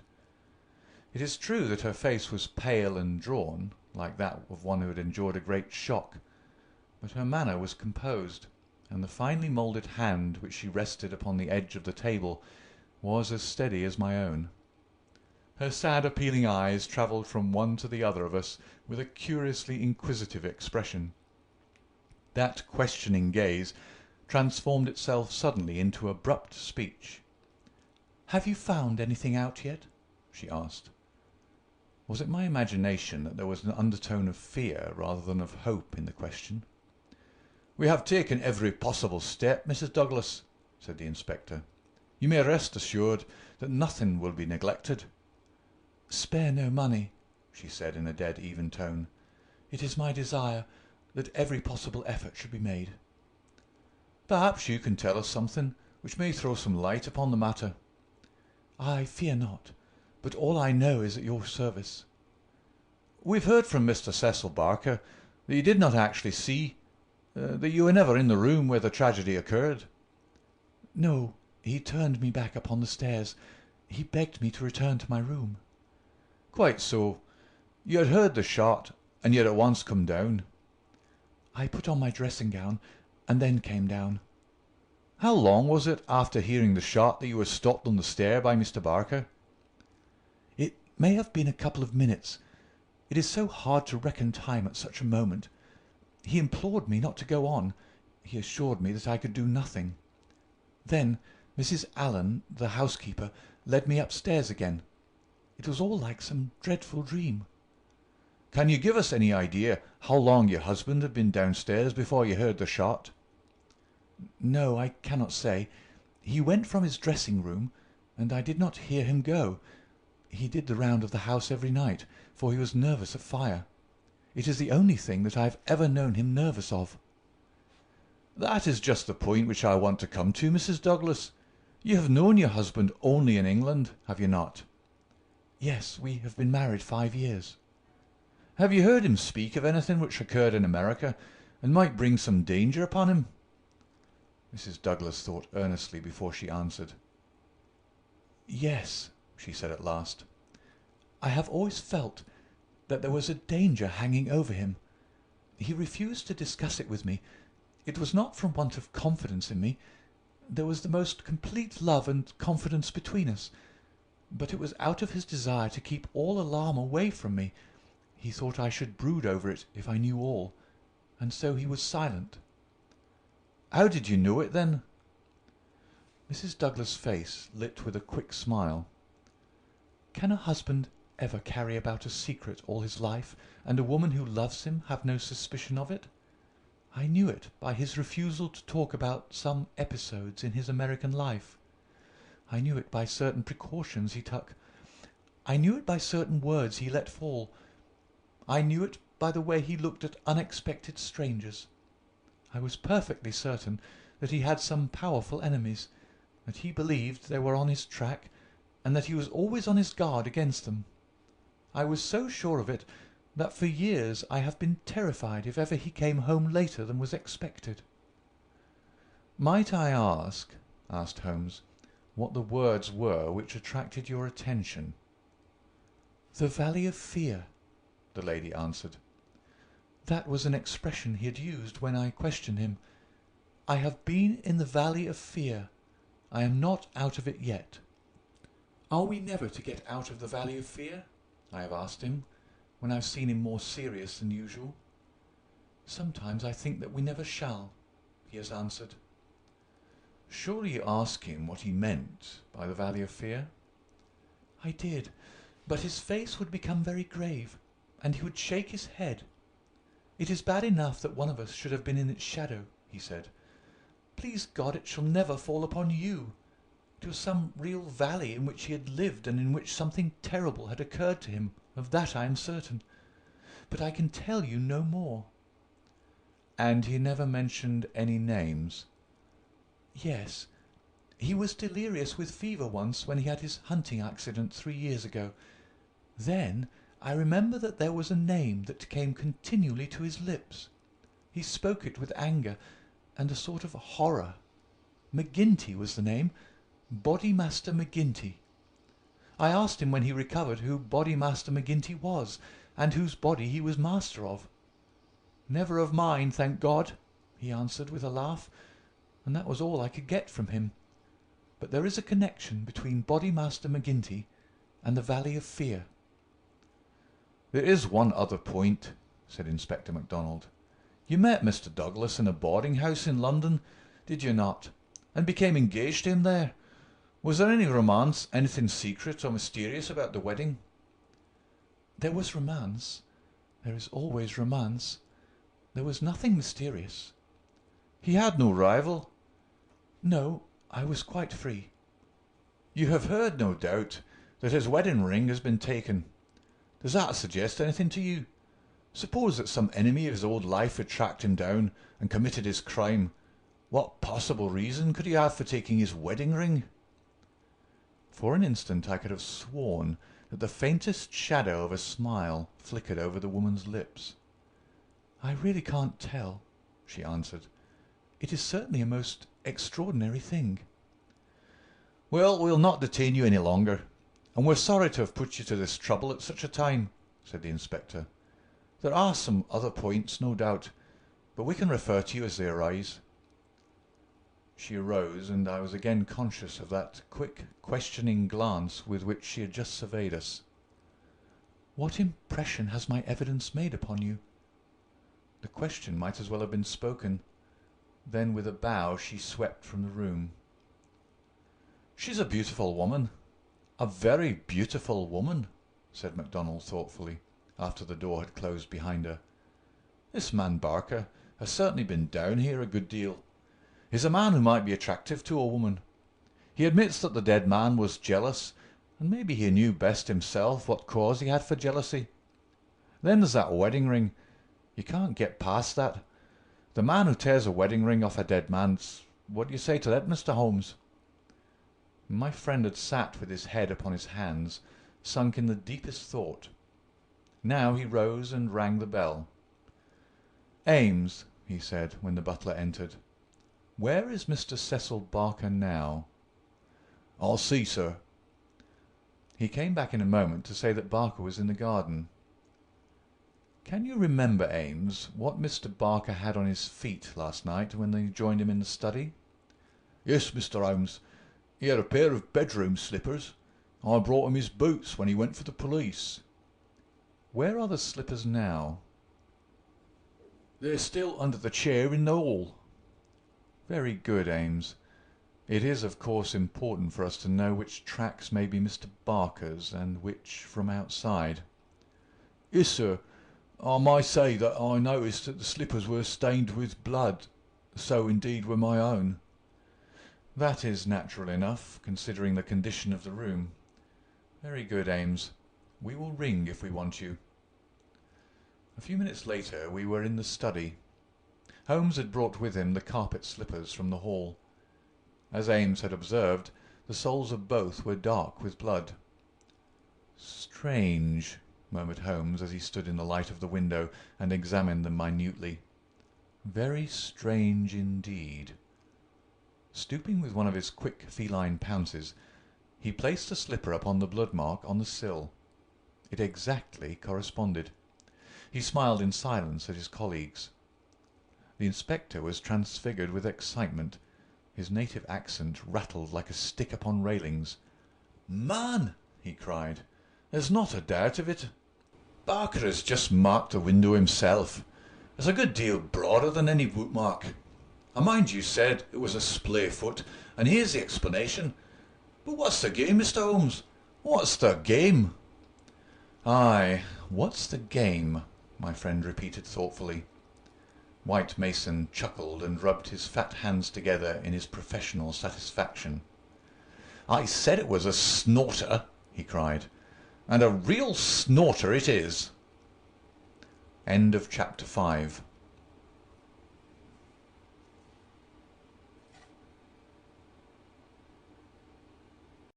Chapter 6 of The Valley of Fear by Sir Arthur Conan Doyle. Chapter 6. A Dawning Light. The three detectives had many matters of detail into which to inquire, so I returned alone to our modest quarters at the village inn. But before doing so I took a stroll in the curious old-world garden which flanked the house. Rows of very ancient yew trees cut into strange designs girded it around. Inside was a beautiful stretch of lawn with an old sundial in the middle, the whole effect so soothing and restful that it was welcome to my somewhat jangled nerves. In that deeply peaceful atmosphere one could forget, or remember only as some fantastic nightmare, that darkened study with the sprawling, blood-stained figure on the floor. And yet, as I strolled round it and tried to steep my soul in its gentle balm, a strange incident occurred which brought me back to the tragedy and left a sinister impression in my mind. I have said that a decoration of yew trees circled the garden. At the end farthest from the house they thickened into a continuous hedge. On the other side of this hedge, concealed from the eyes of anyone approaching from the direction of the house, there was a stone seat. As I approached the spot I was aware of voices, some remark in the deep tones of a man answered by a little ripple of feminine laughter. An instant later I had come round the end of the hedge, and my eyes lit upon Mrs. Douglas and the man Barker before they were aware of my presence. Her appearance gave me a shock. In the dining-room she had been demure and discreet. Now all pretence of grief had passed away from her. Her eyes shone with the joy of living, and her face still quivered with amusement at some remark of her companion. He sat forward, his hands clasped and his forearms on his knees, with an answering smile upon his bold, handsome face. In an instant, but it was just one instant too late, they resumed their solemn masks as my figure came into view. A hurried word or two passed between them, and then Barker rose and came towards me. "Excuse me, sir," said he, "but am I addressing Dr. Watson?" I bowed with a coldness which showed, I dare say, very plainly the impression which had been produced upon my mind. "We thought that it was probably you, as your friendship with Mr. Sherlock Holmes is so well known. Would you mind coming over and speaking to Mrs. Douglas for one instant?" I followed him with a dour face. Very clearly I could see in my mind's eye that shattered figure on the floor. Here within a few hours of the tragedy were his wife and his nearest friend laughing together behind a bush in the garden which had been his. I greeted the lady with reserve. I had grieved with her grief in the dining-room. Now I met her appealing gaze with an unresponsive eye. "I fear that you think me callous and hard-hearted," said she. I shrugged my shoulders. "It is no business of mine," said I. "Perhaps some day you will do me justice, if you only realized—" "There's no need why Dr. Watson should realize," said Barker quickly. "As he has himself said, it is no possible business of his." "Exactly," said I, "and so I will beg leave to resume my walk." "One moment, Dr. Watson," cried the woman in a pleading voice. "There is one question which you can answer with more authority than anyone else in the world, and it may make a very great difference to me. You know Mr. Holmes and his relations with the police better than anyone else can. Supposing that a matter were brought confidentially to his knowledge, is it absolutely necessary that he should pass it on to the detectives?" "Yes, that's it," said Barker eagerly. "Is he on his own, or is he entirely in with them?" "I really don't know that I should be justified in discussing that point." "I beg, I implore that you will, Dr. Watson. I assure you that you will be helping us, helping me greatly, if you will guide us on that point." There was such a ring of sincerity in the woman's voice that for the instant I forgot all about her levity and was moved only to do her will. "Mr. Holmes is an independent investigator," I said. "He is his own master, and would act as his own judgment directed. At the same time he would naturally feel loyalty towards the officials who were working on the same case, and he would not conceal from them anything which would help them in bringing a criminal to justice. Beyond this I can say nothing, and I would refer you to Mr. Holmes himself if you wanted fuller information." So saying I raised my hat and went upon my way, leaving them still seated behind that concealing hedge. I looked back as I rounded the far end of it, and saw that they were still talking very earnestly together, and as they were gazing after me it was clear that it was our interview that was the subject of their debate. "I wish none of their confidences," said Holmes when I reported to him what had occurred. He had spent the whole afternoon at the manor house in consultation with his two colleagues, and returned about 5 with a ravenous appetite for a high tea which I had ordered for him. "No confidences, Watson, for they are mighty awkward if it comes to an arrest for conspiracy and murder." "You think it'll come to that?" He was in his most cheerful and debonair humour. My dear Watson, when I have exterminated that fourth egg, I shall be ready to put you in touch with the whole situation. I don't say that we have fathomed it, far from it, but when we have traced the missing dumbbell— The dumbbell!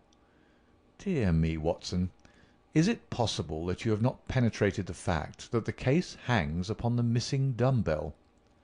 Well, well, you need not be downcast, for between ourselves I don't think that either Inspector Mac or the excellent local practitioner has grasped the overwhelming importance of this incident. One dumbbell, Watson. Consider an athlete with one dumbbell. Picture to yourself the unilateral development, the imminent danger of a spinal curvature. Shocking, Watson, shocking. He sat with his mouth full of toast and his eyes sparkling with mischief, watching my intellectual entanglement. The mere sight of his excellent appetite was an assurance of success, for I had very clear recollections of days and nights without a thought of food, when his baffled mind had chafed before some problem, while his thin, eager features became more attenuated with the asceticism of complete mental concentration. Finally, he lit his pipe, and sitting in the ingle-nook of the old village inn, he talked slowly and at random about his case, rather as one who thinks aloud than as one who makes a considered statement. A lie, Watson. A great, big, thumping, obtrusive, uncompromising lie. That's what meets us on the threshold. There is our starting point. The whole story told by Barker is a lie. But Barker's story is corroborated by Mrs. Douglas. Therefore, she is lying also. They are both lying, and in a conspiracy. So now we have the clear problem. Why are they lying? And what is the truth which they are trying so hard to conceal? Let us try, Watson, you and I, if we can get behind the lie and reconstruct the truth. How do I know that they are lying? Because it is a clumsy fabrication which simply could not be true. Consider. According to the story given to us, the assassin had less than a minute after the murder had been committed to take that ring, which was under another ring, from the dead man's finger, to replace the other ring, a thing which he would surely never have done, and to put that singular card beside his victim. I say that this was obviously impossible. You may argue, but I have too much respect for your judgment, Watson, to think that you will do so, that the ring may have been taken before the man was killed. The fact that the candle had been lit only a short time shows that there had been no lengthy interview. Was Douglas, from what we hear of his fearless character, a man who would be likely to give up his wedding ring at such short notice? Or could we conceive of his giving it up at all? No, no, Watson. The assassin was alone with the dead man for some time with the lamp lit. Of that I have no doubt at all. But the gunshot was apparently the cause of death. Therefore, the shot must have been fired some time earlier than we are told.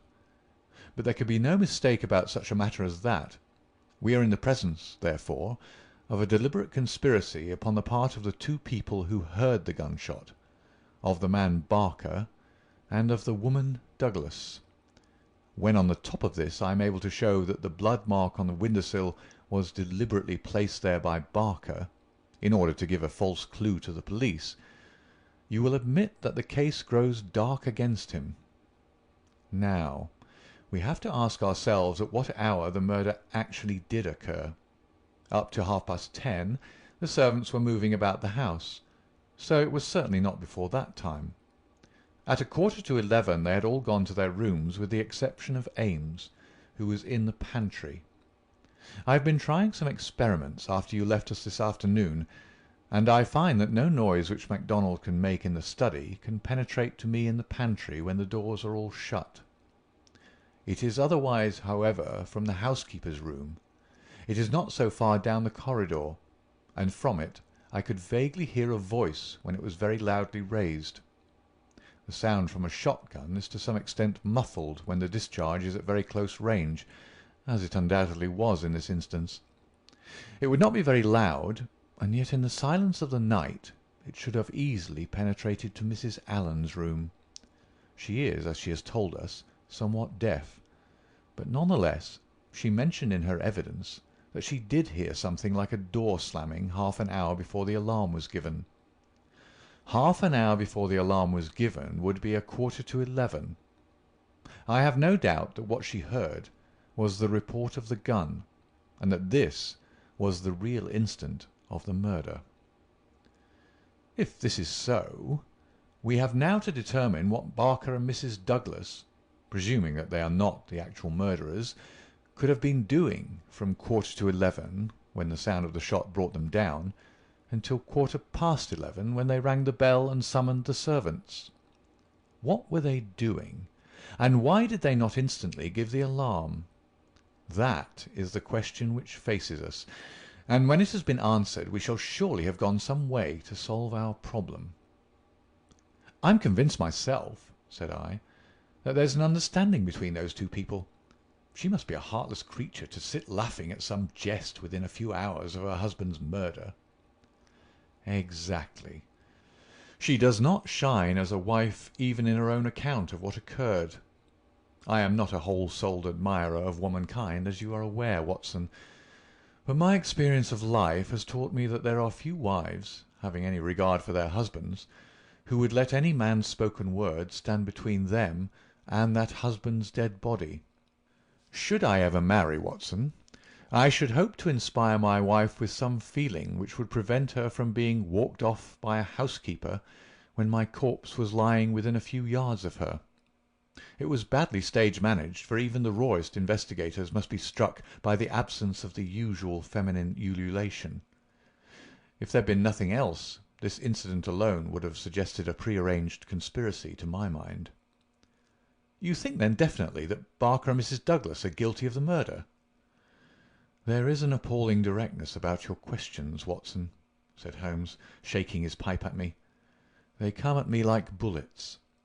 If you put it that Mrs. Douglas and Barker know the truth about the murder, and are conspiring to conceal it, then I can give you a whole-souled answer. I am sure they do. But your more deadly proposition is not so clear. Let us for a moment consider the difficulties which stand in the way.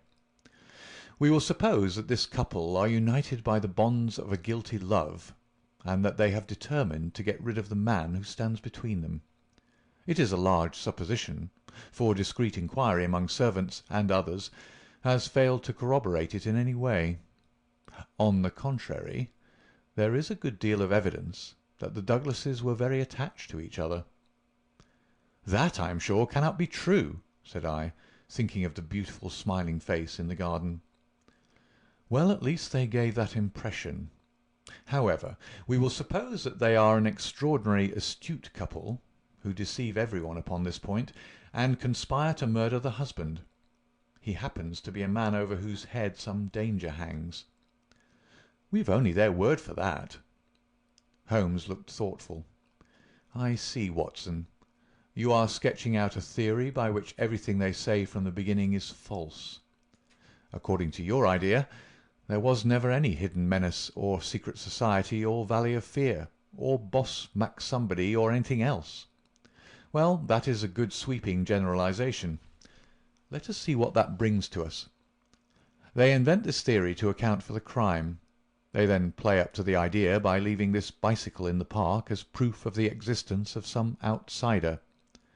The stain on the window-sill conveys the same idea. So does the card on the body, which might have been prepared in the house. That all fits into your hypothesis, Watson. But now we come on the nasty, angular, uncompromising bits which won't slip into their places. Why a cut-off shotgun of all weapons, and an American one at that? How could they be so sure that the sound of it would not bring someone on to them? It's a mere chance, is it, that Mrs. Allen did not start out to inquire for the slamming door? Why did your guilty couple do all this, Watson?" "I confess I can't explain it."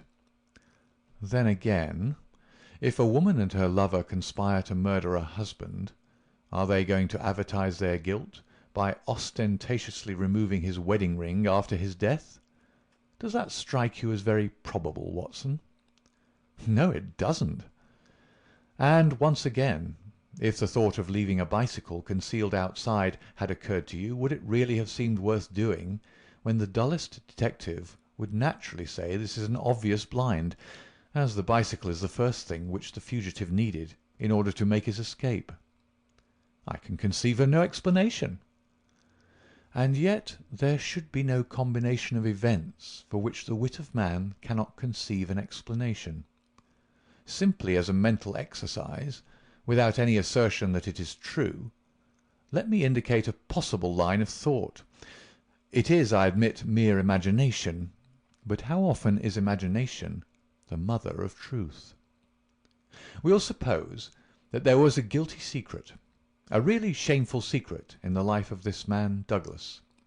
This leads to his murder by someone who is, we will suppose, an avenger, someone from outside.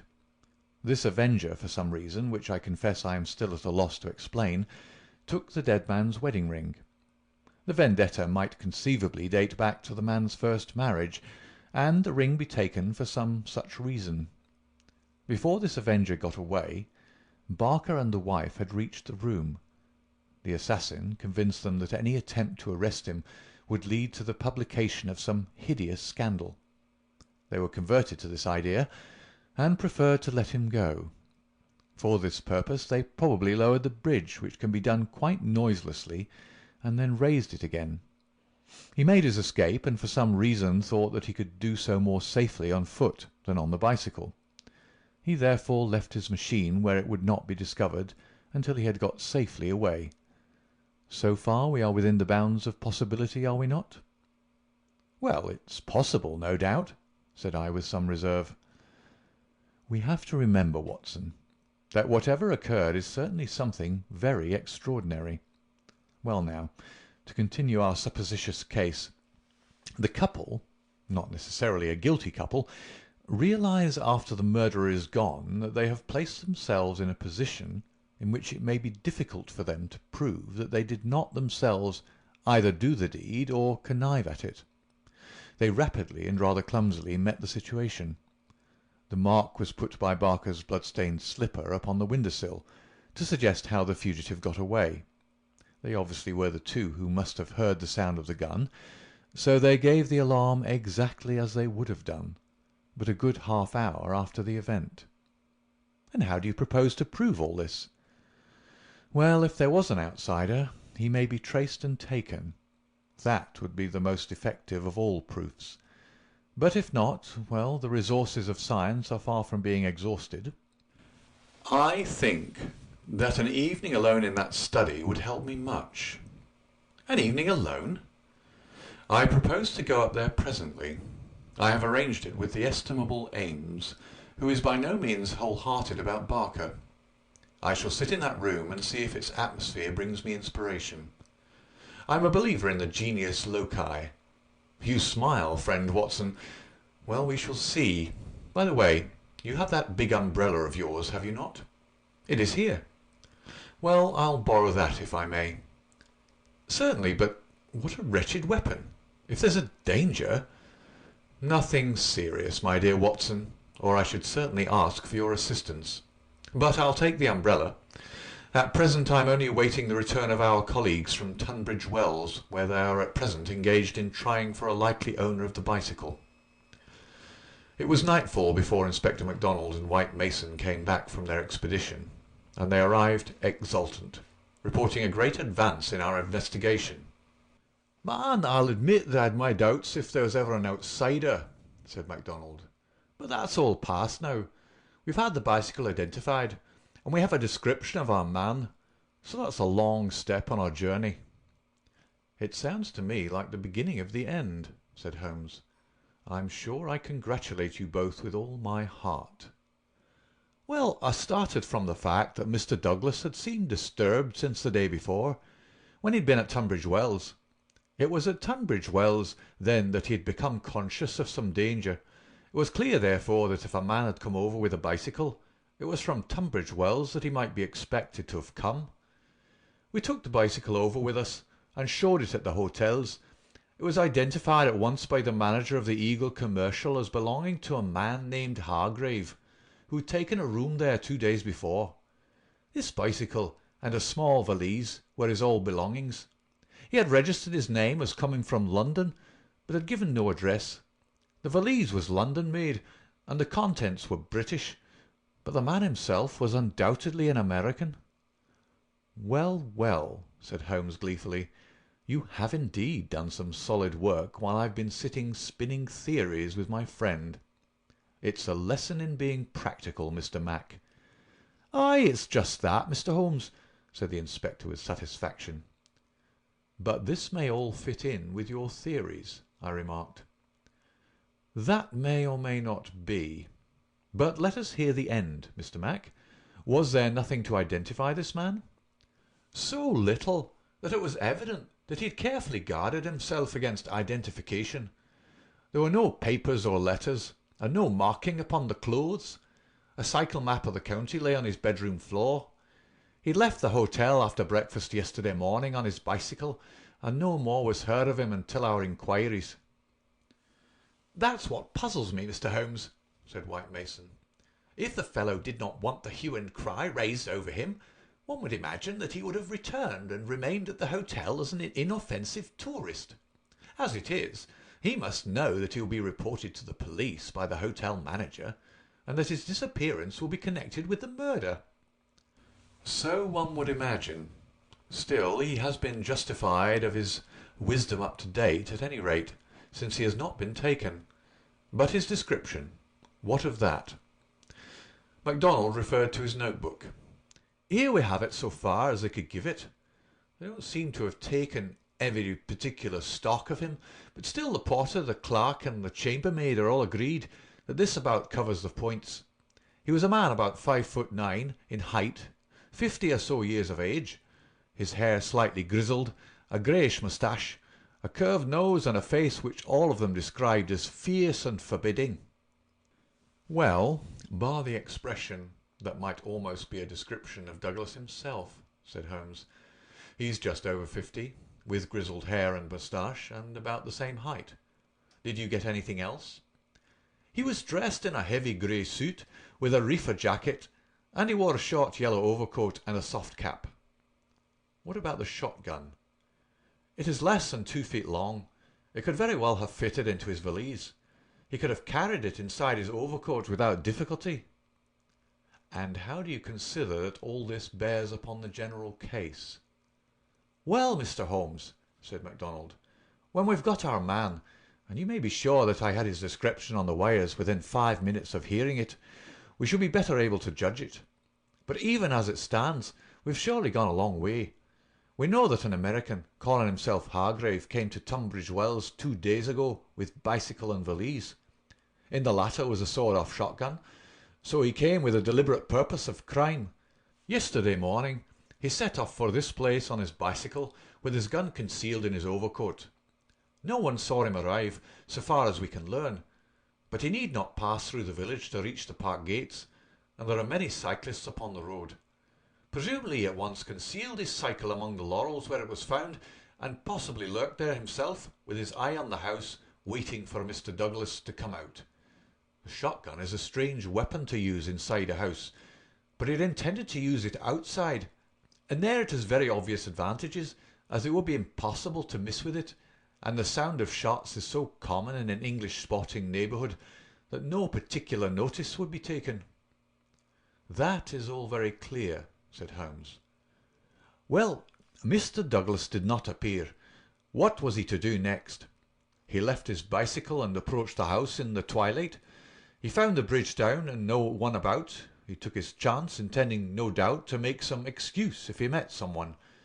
He met no one. He slipped into the first room that he saw, and concealed himself behind a curtain. Thence he could see that drawbridge go up, and he knew that his only escape was through the moat.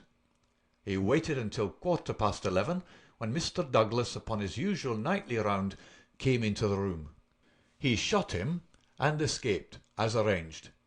He was aware that the bicycle would be described by the hotel people and be a clue against him, so he left it there and made his way by some other means to London, or to some safe hiding place which he'd already arranged. How's that, Mr. Holmes?" "Well, Mr. Mac, it is very good and very clear so far as it goes. That is your end of the story.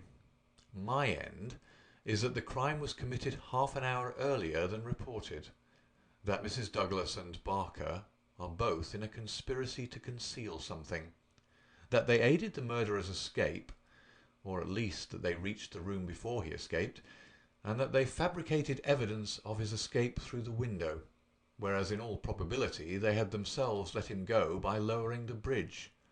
That's my reading of the first half."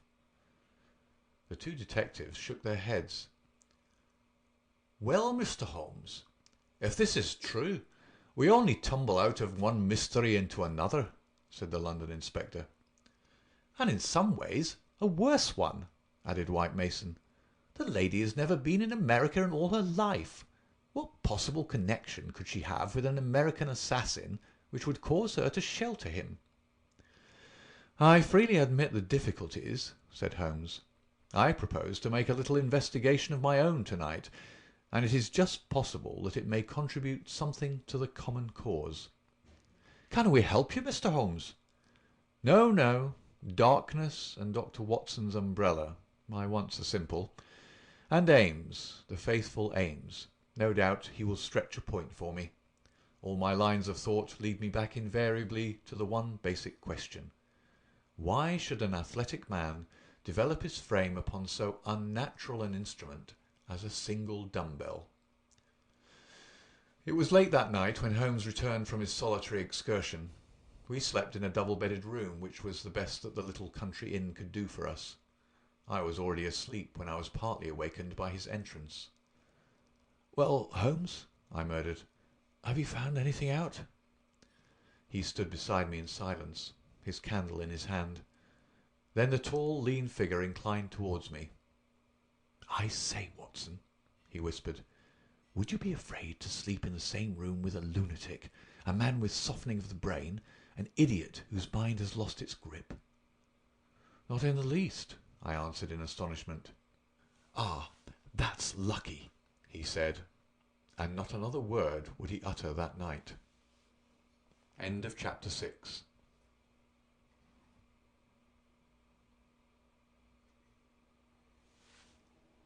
Chapter 7 of The Valley of Fear by Sir Arthur Conan Doyle. Chapter 7. The Solution. Next morning, after breakfast, we found Inspector MacDonald and White Mason seated in close consultation in the small parlour of the local police sergeant. On the table in front of them were piled a number of letters and telegrams, which they were carefully sorting and docketing. 3 had been placed on one side. "Still on the track of the elusive bicyclist?" Holmes asked cheerfully. "What is the latest news of the ruffian?"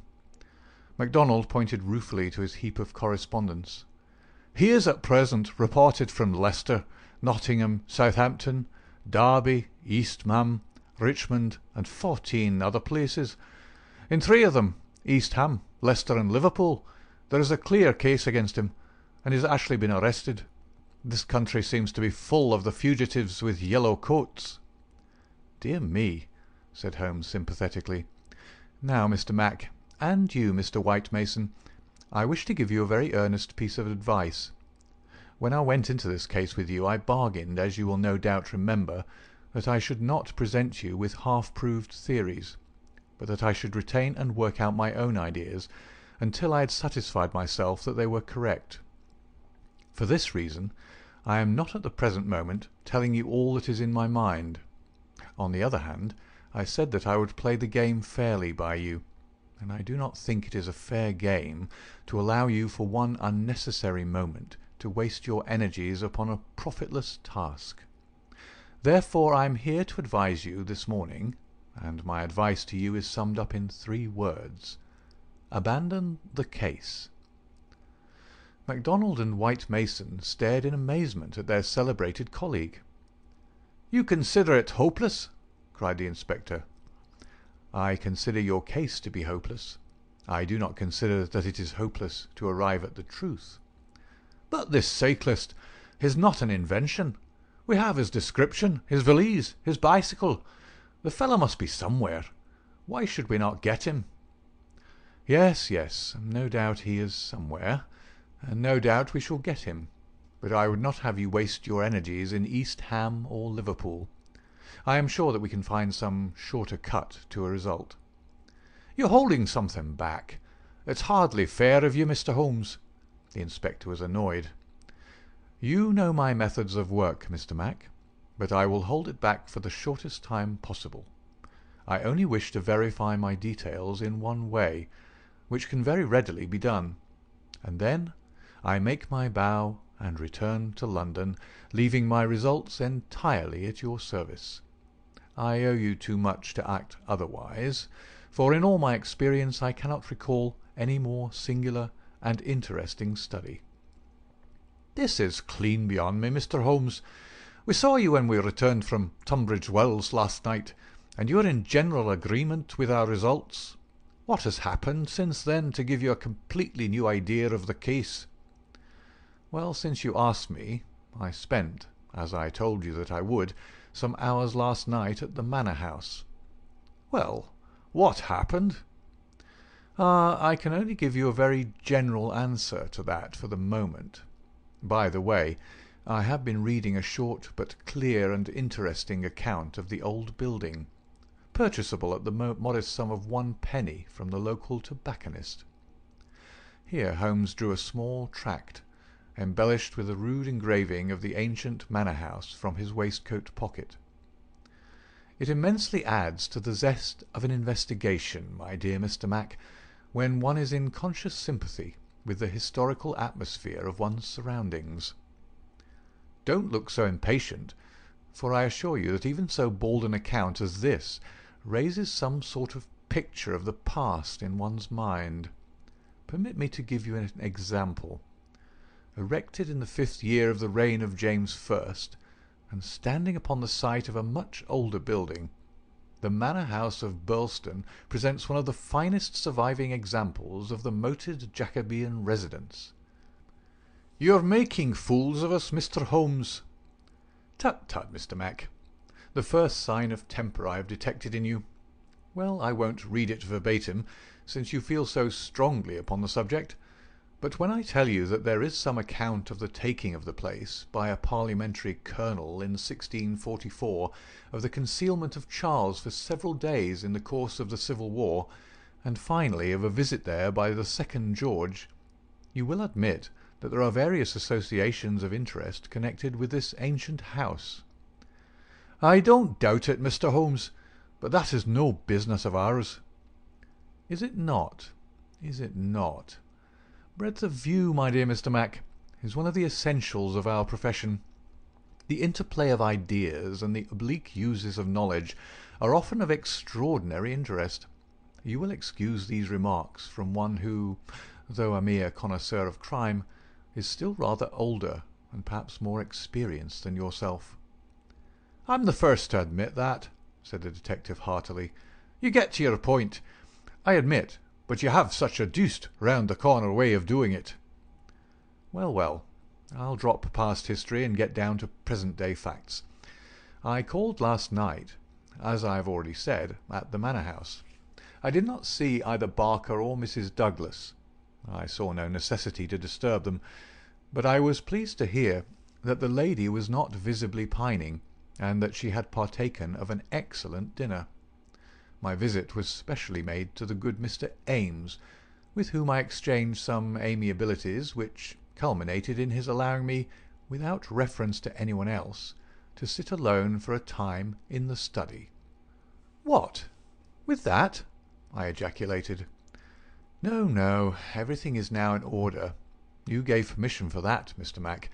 As I am informed, the room was in its normal state, and in it I passed an instructive quarter of an hour." "What were you doing?" "Well, not to make a mystery of so simple a matter, I was looking for the missing dumb-bell. It has always bulked rather large in my estimate of the case. I ended by finding it." "Where?" "Ah, there we come to the edge of the unexplored. Let me go a little further, a very little further, and I will promise that you shall share everything that I know. "Well, we're bound to take you on your own terms," said the inspector. "But when it comes to telling us to abandon the case, why in the name of goodness should we abandon the case?" "For the simple reason, my dear Mr. Mac, that you have not got the first idea what it is that you are investigating." "We are investigating the murder of Mr. John Douglas of Birlstone Manor." "Yes, yes, so you are. But don't trouble to trace the mysterious gentleman upon the bicycle. I assure you that it won't help." "Then what do you suggest we do?" "I will tell you exactly what to do, if you will do it." "Well, I'm bound to say, I've always found you had reason behind all your queer ways. I'll do what you advise." "And you, Mr. White Mason?" The country detective looked helplessly from one to the other. Holmes and his methods were new to him. "Well, if it is good enough for the inspector, it's good enough for me," he said at last. "Capital," said Holmes. "Well then, I should recommend a nice, cheery country walk for both of you. They tell me that the views from Birlstone Ridge over the Weald are very remarkable. No doubt lunch could be got at some suitable hostelry, though my ignorance of the country prevents me from recommending one. In the evening, tired but happy—" "Man, this is getting past a joke," cried MacDonald, rising angrily from his chair. "Well, well, spend the day as you like," said Holmes, patting him cheerfully upon the shoulder. "Do what you like, and go where you will. But meet me here before dusk without fail. Without fail, Mr. Mac." "That sounds more like sanity." "All of it was excellent advice, but I don't insist so long as you are here when I need you. But now, before we part, I want you to write a note to Mr. Barker." "Well?" "I'll dictate it if you like. Ready? Dear Sir, it has struck me that it is our duty to drain the moat, in the hope that we may find some—" "It's impossible," said the inspector. "I've made inquiry." "Tut, tut, my dear sir. Please do what I ask you." "Well, go on." "In the hope that we might find something which may bear upon our investigation. I have made arrangements, and the workmen will be at work early tomorrow morning, diverting the stream." "Impossible." "Diverting the stream, so I thought it best to explain matters beforehand. Now, sign that and send it by hand about 4 o'clock. At that hour we shall meet again in this room. Until then we may each do what we like, for I can assure you that this inquiry has come to a definite pause." Evening was drawing in when we reassembled. Holmes was very serious in his manner, myself curious, and the detectives obviously critical and annoyed. "Well, gentlemen," said my friend gravely, "I am asking you now to put everything to the test with me, and you will judge for yourselves whether the observations I have made justify the conclusions to which I have come. It is a chill evening, and I do not know how long our expedition may last, so I beg that you will wear your warmest coats. It is of the first importance that we should be in our places before it grows dark, so with your permission we shall get started at once." We passed along the outer bounds of the Manor House Park until we came to a place where there was a gap in the rails which fenced it.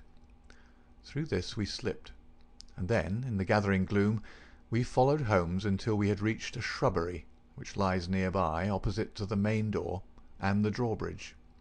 The latter had not been raised. Holmes crouched down behind a screen of laurels, and we all three followed his example. "Well, what are we to do now?" asked MacDonald with some gruffness. "Possess our souls in patience, and make as little noise as possible," Holmes answered. "What are we here for at all? I really think you might treat us with some more frankness." Holmes laughed. "Watson insists that I am the dramatist in real life," said he. "Some touch of the artist wells up within me, and calls insistently for a well-staged performance. Surely our profession, Mr. Mac, would be a drab and sordid one if we did not sometimes set the scene so as to glorify our results. The blunt accusation, the brutal tap upon the shoulder, What can one make of such a denouement? But the quick inference, the subtle trap, the clever forecast of coming events, the triumphant vindication of bold theories, are these not the pride and the justification of our life's work? At the present moment you thrill with the glamour of the situation and the anticipation of the hunt. Where would be that thrill if I had been as definite as a timetable? I only ask a little patience, Mr. Mac, and all will be clear to you. Well, I hope the pride and justification and the rest of it will come before we all get our death of cold, said the London detective with comic resignation. We all had good reason to join in the aspiration, for our vigil was a long and bitter one. Slowly the shadows darkened over the long, sombre face of the old house.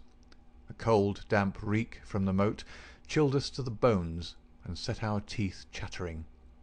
There was a single lamp over the gateway, and a steady globe of light in the fatal study. Everything else was dark and still. "How long is this to last?" asked the inspector finally. "And what is it we're waiting for?" "I have no more notion than you how long it is to last," Holmes answered with some asperity. "If criminals would always schedule their movements like railway trains, it would certainly be more convenient for all of us. As to what it is well, that's what we're watching for." As he spoke, the bright yellow light in the study was obscured by somebody passing to and fro before it. The laurels among which we lay were immediately opposite the window, and not more than 100 feet from it. Presently it was thrown open with a whining of hinges, and we could dimly see the dark outline of a man's head and shoulders looking out into the gloom. For some minutes he peered forth in furtive, stealthy fashion, as one who wishes to be assured that he is unobserved. Then he leaned forward, and in the intense silence we were aware of the soft lapping of agitated water. He seemed to be stirring up the moat with something which he held in his hand. Then suddenly he hauled something in as a fisherman lands a fish, some large round object which obscured the light as it was dragged through the open casement. "Now!" cried Holmes. "Now!" We were all upon our feet, staggering after him with our stiffened limbs, while he ran swiftly across the bridge and rang violently at the bell. There was the rasping of bolts from the other side, and the amazed Ames stood in the entrance. Holmes brushed him aside without a word, and, followed by all of us, rushed into the room which had been occupied by the man whom we had been watching. The oil lamp on the table represented the glow which we had seen from outside. It was now in the hand of Cecil Barker, who held it towards us as we entered. Its light shone upon his strong, resolute, clean-shaved face and his menacing eyes. "What the devil is the meaning of all this?" he cried. "What are you after, anyhow?" Holmes took a swift glance around, and then pounced upon a sodden bundle tied together with cord, which lay where it had been thrust under the writing-table. "This is what we are after, Mr. Barker. This bundle, weighted with a dumbbell which you have just raised from the bottom of the moat." Barker stared at Holmes with amazement in his face. "How in thunder came you to know anything about it?" he asked. "Simply that I put it there." "You put it there? You?" "Perhaps I should have said replaced it there," said Holmes. "You will remember, Inspector MacDonald, that I was somewhat struck by the absence of a dumbbell. I drew your attention to it, but with the pressure of other events you had hardly the time to give it the consideration which would have enabled you to draw deductions from it. When water is near and a weight is missing, it is not a very far-fetched supposition that something has been sunk in the water. The idea was at least worth testing, so with the help of Ames, who admitted me to the room, and the crook of Dr. Watson's umbrella, I was able last night to fish up and inspect this bundle. It was of the first importance, however, that we should be able to prove who placed it there. This we accomplished by the very obvious device of announcing that the moat would be dried tomorrow, which had of course the effect that whoever had hidden the bundle would most certainly withdraw it the moment that darkness enabled him to do so. We have no less than 4 witnesses as to who it was who took advantage of the opportunity, and so, Mr. Barker, I think the word lies now with you." Sherlock Holmes put the sopping bundle upon the table beside the lamp, and undid the cord which bound it. From within he extracted a dumb-bell, which he tossed down to its fellow in the corner. Next he drew forth a pair of boots. "American, as you perceive," he remarked, pointing to the toes. Then he laid upon the table a long, deadly, sheathed knife. Finally he unravelled a bundle of clothing comprising a complete set of underclothes, socks, a grey tweed suit, and a short yellow overcoat. "The clothes are commonplace," remarked Holmes, "save only the overcoat, which is full of suggestive touches." He held it tenderly towards the light. "Here, as you perceive, is the inner pocket prolonged into the lining in such a fashion as to give ample space for the truncated fowling piece. The tailor's tab is on the back. Neil Outfitter, Vermissa, USA. I've spent an instructive afternoon in the rector's library, and have enlarged my knowledge by adding the fact that Vermissa is a flourishing little town at the head of one of the best-known coal and iron valleys in the United States. I have some recollection, Mr. Barker, that you associated the coal districts with Mr. Douglas's first wife, and it would surely not be too far-fetched an inference that the V.V. upon the card by the dead body might stand for Vermissa Valley, or that this very valley, which sends forth emissaries of murder, may be that valley of fear which we have heard. So much is fairly clear. And now, Mr. Barker, I seem to be standing rather in the way of your explanation." It was a sight to see Cecil Barker's expressive face during this exposition of the great detective. Anger, amazement, consternation, and indecision swept over it in turn. Finally he took refuge in a somewhat acrid irony. "You know such a lot, Mr. Holmes. Perhaps you had better tell us some more," he sneered. "I have no doubt that I could tell you a great deal more, Mr. Barker, but it would come with a better grace from you." "Oh, you think so, do you? Well, all I can say is that if there's any secret here, it's not my secret, and I am not the man to give it away." "Well, if you take that line, Mr. Barker," said the inspector quietly, "we must just keep you in sight until we have the warrant and can hold you." "You can do what you damn please about that," said Barker defiantly. The proceedings seemed to have come to a definite end, so far as he was concerned, for one had only to look at that granite face to realize that no peine forte or dure would ever force him to plead against his will. The deadlock was broken, however, by a woman's voice. Mrs. Douglas had been standing listening at the half-open door, and now she entered the room. "You have done enough for now, Cecil," said she. "Whatever comes of it in the future, you have done enough." "Enough and more than enough," remarked Sherlock Holmes gravely. "I have every sympathy with you, madam, and should strongly urge you to have some confidence in the common sense of our jurisdiction, and to take the police voluntarily into your complete confidence. It may be that I am myself at fault for not following up the hint which you conveyed to me through my friend Dr. Watson, but at that time I had every reason to believe that you were directly concerned in the crime. Now I am assured that this is not so. At the same time there is much that is unexplained, and I should strongly recommend that you ask Mr. Douglas to tell us his own story." Mrs. Douglas gave a cry of astonishment at Holmes's words.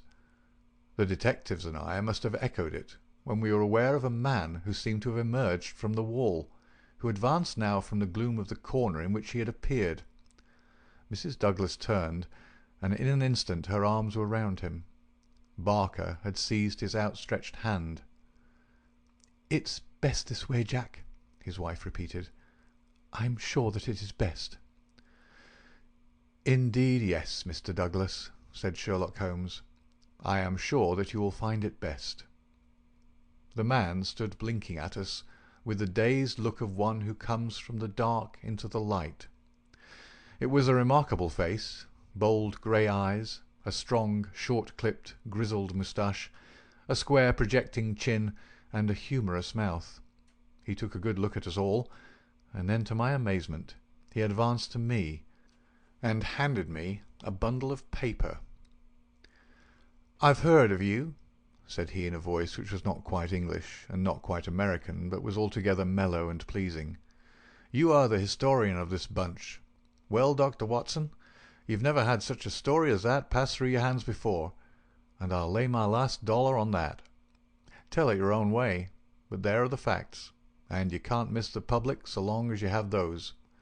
I've been cooped up 2 days, and I've spent the daylight hours, as much daylight as I could get in that rat trap, in putting the thing into words. You're welcome to them, you and your public. There's the story of the Valley of Fear." "That's the past, Mr. Douglas," said Sherlock Holmes quietly. "What we desire now is to hear your story of the present." "You'll have it, sir," said Douglas. "May I smoke as I talk?" "Well, thank you, Mr. Holmes. You're a smoker yourself, if I remember right, and you'll guess what it is to be sitting for 2 days with tobacco in your pocket and afraid that the smell will give you away." He leaned against the mantelpiece and sucked at the cigar which Holmes had handed him. "I've heard of you, Mr. Holmes. I never guessed that I would meet you. But before you're through with that," he nodded at my papers, "you will say I've brought you something fresh." Inspector MacDonald had been staring at the newcomer with the greatest amazement. "Well, this fairly beats me," he cried at last. "If you're Mr. John Douglas of Birlstone Manor, then whose death have we been investigating for these 2 days, and where in the world have you sprung from now? You seem to come out of the floor like a jack-in-a-box." "Ah, Mr. Mac," said Holmes, shaking a reproving forefinger, "you would not read that excellent local compilation which described the concealment of King Charles. People did not hide in those days without excellent hiding places, and the hiding place that had once been used may be used again. I had persuaded myself that we should find Mr. Douglas under this roof." "And how long have you been playing this trick upon us, Mr. Holmes?" said the inspector angrily. "How long have you allowed us to waste ourselves upon a search that you knew to be an absurd one?" "Not 1 instant, my dear Mr. Mac. Only last night did I form my views of the case. As they could not be put to the proof until this evening, I invited you and your colleagues to take a holiday for the day. Pray, what more could I do? When I found the suit of clothes in the moat, it at once became apparent to me that the body we had found could not have been the body of Mr. John Douglas at all, but must be that of the bicyclist from Tunbridge Wells. No other conclusion was possible. Therefore I had to determine where Mr. John Douglas himself could be, and the balance of probability was that with the connivance of his wife and his friend he was concealed in a house which had such conveniences for a fugitive, and awaiting quieter times when he could make his final escape. "Well, you've figured it out about right," said Douglas approvingly.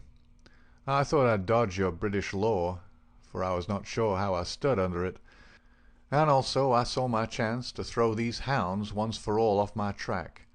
Mind you, from first to last I've done nothing to be ashamed of, and nothing that I would not do again, but you'll judge that for yourselves when I tell you my story. Never mind warning me, Inspector. I'm ready to stand pat upon the truth. I'm not going to begin at the beginning, that's all there." He indicated my bundle of papers. "And a mighty queer yarn you'll find it. It all comes down to this, that there are some men that have good cause to hate me and would give their last dollar to know that they had got to me. So long as I'm alive and they are alive, there is no safety in this world for me. They hunted me from Chicago to California, then they chased me out of America. But when I married and settled down in this quiet spot, I thought my last years were going to be peaceable. I never explained to my wife how things were. Why should I pull her into it? She would never have a quiet moment again, but would always be imagining trouble. I fancy she knew something, for I may have dropped a word here or a word there, But until yesterday, after you gentlemen had seen her, she never knew the rights of the matter. She told you all she knew, and so did Barker here. For on the night when this thing happened, there was mighty little time for explanations. She knows everything now, and I would have been a wiser man if I had told her sooner. But it was a hard question, dear." He took her hand for an instant in his own, and I acted for the best. "Well, gentlemen, the day before these happenings I was over in Tunbridge Wells, and I got a glimpse of a man in the street. It was only a glimpse, but I have a quick eye for these things, and I never doubted who it was. It was the worst enemy I had among them all, one who has been after me like a hungry wolf after a caribou all these years. I knew there was trouble coming, and I came home and made ready for it. I guess I'd fight through it all right on my own. My luck was a proverb in the States about '76. I never doubted that it would be with me still. I was on my guard all that next day and never went out into the park. It's as well, or he'd have had the drop on me with that buckshot gun of his before ever I could draw on him. After the bridge was up, my mind was always more restful when that bridge was up in the evenings. I put the thing clear out of my head. I never dreamed of his getting into the house and waiting for me. But when I made my round in my dressing gown, as was my habit, I had no sooner entered the study than I scented danger.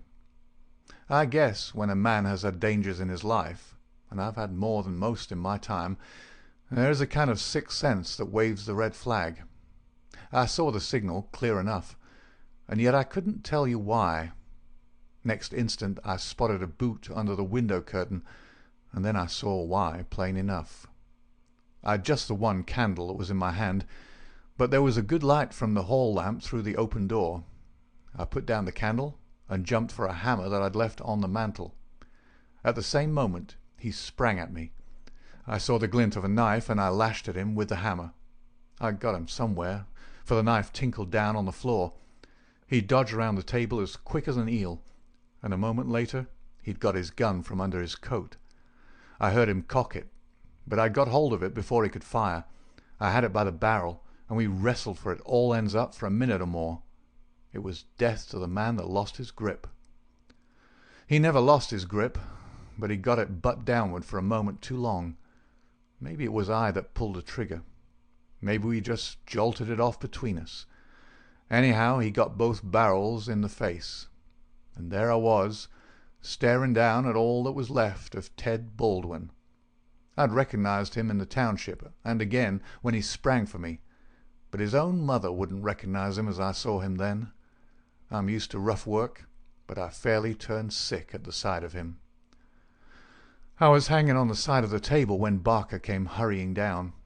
I heard my wife coming, and I ran to the door and stopped her. It was no sight for a woman. I promised I'd come to her soon. I said a word or two to Barker. He took it all in at a glance, and we waited for the rest to come along. But there was no sign of them. Then we understood that they could hear nothing, and that all that had happened was known only to ourselves. It was at that instant that the idea came to me. I was fairly dazzled by the brilliance of it. The man's sleeve had slipped up, and there was the branded mark of the lodge upon his forearm. See here. The man whom we had known as Douglas turned up his own coat and cuff to show a brown triangle within a circle, exactly like that which we'd seen upon the dead man. It was the sight of that which started me on it. I seemed to see it all clear at a glance. There were his height and hair and figure about the same as my own. No one could swear to his face, poor devil. I brought down this suit of clothes, and in a quarter of an hour Barker and I had put my dressing gown on him, and he lay as you found him. We tied all things into a bundle, and I weighted them with the only weight I could find, and put them through the window. The card he'd meant to lay upon my body was lying beside his own. My rings were put on his finger, but when it came to the wedding ring, he held out his muscular hand. You can see for yourselves that I had struck the limit. I have not moved it since the day I was married, and it would have taken a file to get it off. I don't know anyhow that I should have cared to part with it, but if I'd wanted to, I couldn't. So we just had to leave that detail to take care of itself. On the other hand, I brought a bit of plaster down and put it where I'm wearing one myself at this instant. You slipped up there, Mr. Holmes, clever as you are, for if you had chanced to take off that plaster, you'd have found no cut underneath it. Well, that was the situation. If I could lie low for a while and then get away, where I could be joined by my widow, we should have a chance at last of living in peace for the rest of our lives. These devils would give me no rest so long as I was above ground, but if they saw in the papers that Baldwin had got his man, there would be an end of all my troubles. I hadn't much time to make it all clear to Barker and to my wife, but they understood enough to be able to help me.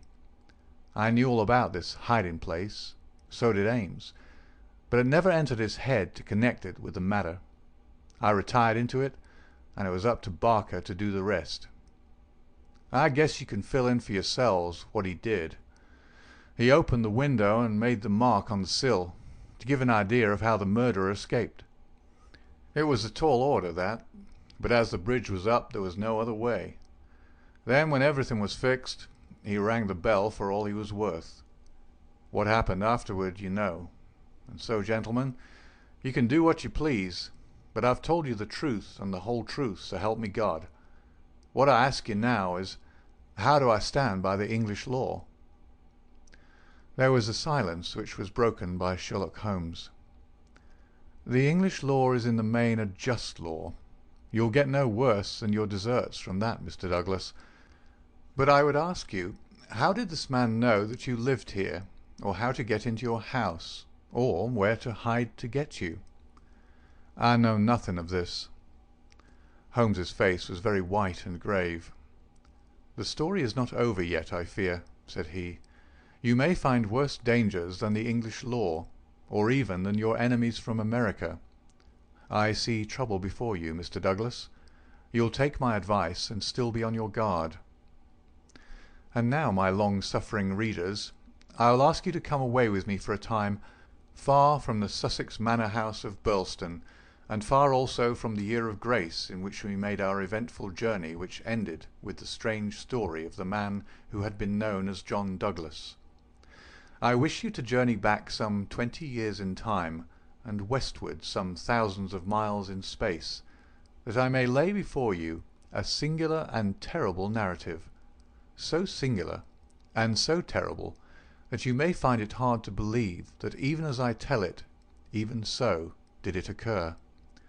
Do not think that I intrude one story before another is finished. As you read on you will find that this is not so, and when I have detailed those distant events, and you have solved this mystery of the past, we shall meet once more in those rooms on Baker Street, where this, like so many other wonderful happenings, will find its end. End of Chapter 7 and Part 1 of The Valley of Fear.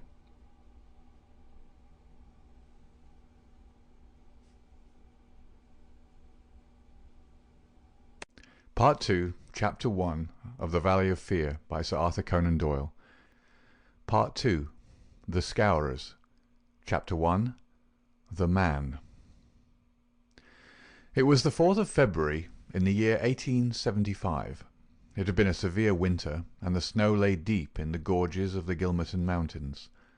The steam ploughs had, however, kept the railroad open, and the evening train, which connects the long line of coal-mining and iron-working settlements, was slowly groaning its way up the steep gradients which led from Stagville on the plain to Vermissa, the central township which lies at the head of Vermissa Valley. From this point the track sweeps downward to Barton's Crossing, Helmdale, and the purely agricultural county of Merton. It was a single-track railroad, but at every siding, and they were numerous, long lines of trucks piled with coal and iron ore told of the hidden wealth which had brought a rude population and a bustling life to this most desolate corner of the United States of America. For desolate it was.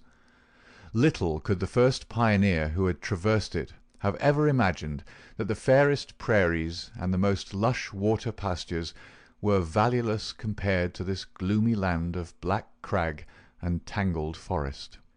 Above the dark and often scarcely penetrable woods upon their flanks, the high, bare crowns of the mountains, white snow and jagged rock, towered upon each flank, leaving a long, winding, tortuous valley in the centre.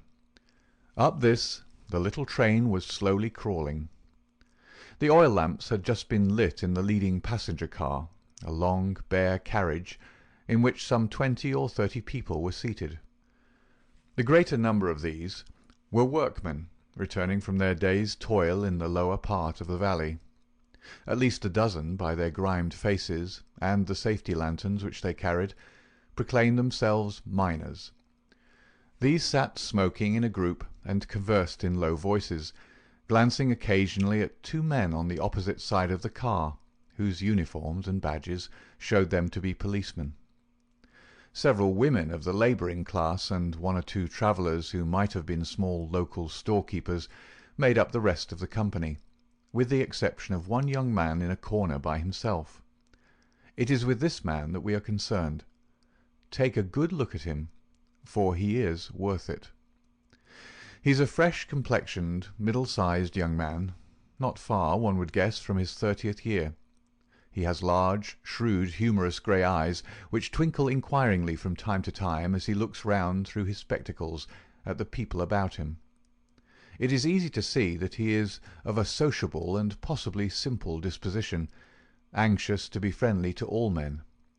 Anyone could pick him at once as gregarious in his habits and communicative in his nature, with a quick wit and a ready smile.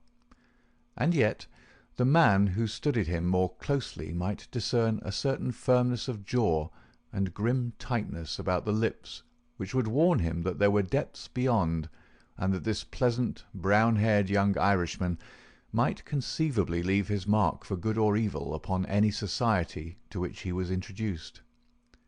Having made 1 or 2 tentative remarks to the nearest miner, and receiving only short, gruff replies, the traveller resigned himself to uncongenial silence, staring moodily out of the window at the fading landscape.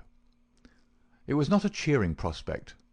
Through the growing gloom there pulsed the red glow of the furnaces on the sides of the hills. Great heaps of slag and dumps of cinders loomed up on each side, with the high shafts of the collieries towering above them. Huddled groups of mean wooden houses, the windows of which were beginning to outline themselves in light, were scattered here and there along the line, and the frequent halting places were crowded with their swarthy inhabitants. The iron and coal valleys of the Vermissa district were no resorts for the leisured or the cultured. Everywhere there were stern signs of the crudest battle of life, the rude work to be done, and the rude, strong workers who did it. The young traveller gazed out into this dismal country with a face of mingled repulsion and interest, which showed that the scene was new to him. At intervals he drew from his pocket a bulky letter to which he referred, and on the margins of which he scribbled some notes. Once, from the back of his waist, he produced something which one would hardly have expected to find in the possession of so mild-mannered a man. It was a navy revolver of the largest size. As he turned it slantwise to the light, the glint upon the rims of the copper shells within the drum showed that it was fully loaded. He quickly restored it to his secret pocket, but not before it had been observed by a working man who had seated himself upon the adjoining bench. "Hello, mate," said he. "You seem heeled and ready." The young man smiled with an air of embarrassment. "Yes," said he, "we need them sometimes in the place I come from." "And where may that be?" "I'm last from Chicago." "A stranger in these parts?" "Yes." "You may find you need it here," said the workman. "Ah, is that so?" The young man seemed interested. "Have you heard nothing of doings hereabouts?" "Nothing out of the way." "Why, I thought the country was full of it. You'll hear quick enough. What made you come here?" "I heard there was always work for a willing man." "Are you a member of the union?" "Sure." "Then you'll get your job, I guess. Have you any friends?" "Not yet, but I have the means of making them." "How's that, then?" I am one of the eminent order of freemen. There's no town without a lodge, and where there's a lodge, I'll find my friends." The remark had a singular effect upon his companion. He glanced around suspiciously at the others in the car. The miners were still whispering among themselves. The 2 police officers were dozing. He came across, seated himself close to the young traveller, and held out his hand.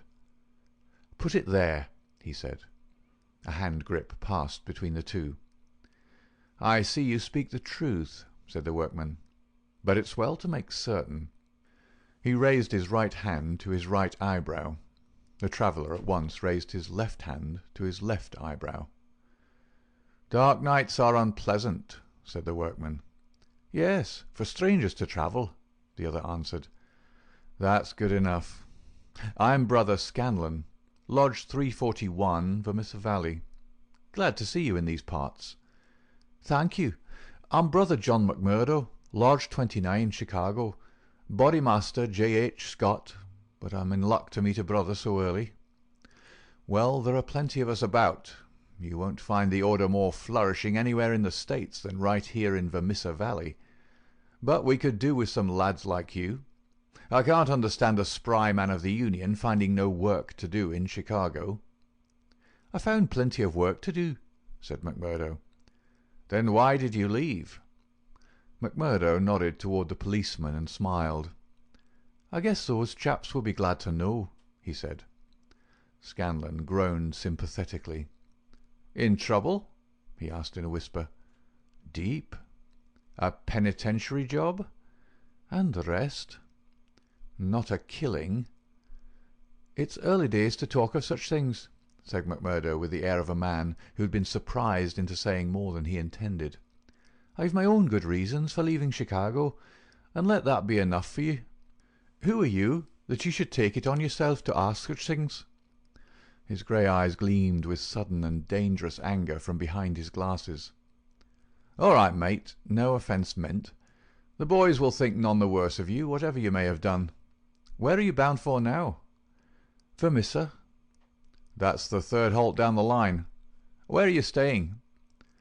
McMurdo took out an envelope and held it close to the murky oil lamp. "Here is the address. Jacob Shafter, Sheridan Street. It's a boarding house that was recommended by a man I know in Chicago." "Well, I don't know it, but Vermissa is out of my beat. I live at Hobson's Patch, and that's here where we're drawing up to now. But say, there's one bit of advice I'll give you before we part. If you're in trouble in Vermissa, go straight to the Union House and see Boss McGinty. He's the Bodymaster of Vermissa Lodge, and nothing can happen in these parts unless Black Jack McGinty wants it. So long, mate. Maybe we'll meet in Lodge one of these evenings, but mind my words, if you're in trouble, go to Boss McGinty." Scanlon descended, and McMurdo was left once again to his thoughts. Night had now fallen, and the flames of the frequent furnaces were roaring and leaping in the darkness. Against their lurid background, dark figures were bending and straining, twisting and turning with the motion of winch or of windlass, to the rhythm of an eternal clank and roar. "I guess hell must look something like that," said a voice. McMurdo turned and saw that one of the policemen had shifted in his seat and was staring out into the fiery waste. "For that matter," said the other policeman, "I allow that hell must be something like that.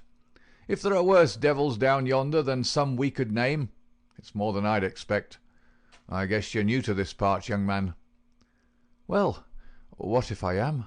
McMurdo answered in a surly voice. "Just this, mister, that I should advise you to be careful in choosing your friends. I don't think I'd begin with Mike Scanlon or his gang if I were you." "What the hell is it to you? Who are my friends?"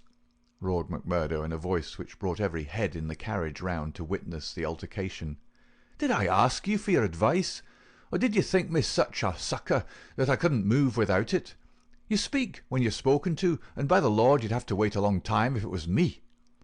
He thrust out his face and grinned at the patrolman like a snarling dog. The 2 policemen, heavy, good-natured men were taken aback by the extraordinary vehemence with which their friendly advances had been rejected. "No offence, stranger," said one. "It was a warning for your own good, seeing that you are, by your own showing, new to the place." "I'm new to the place, but I'm not new to you and your kind," cried McMurdo in cold fury. "I guess you're the same in all places, shoving your advice in when nobody asks for it." "Maybe we'll see more of you before long," said one of the patrolmen with a grin. "You're a real hand-picked one, if I'm a judge." "I was thinking the same," remarked the other. "I guess we may meet again."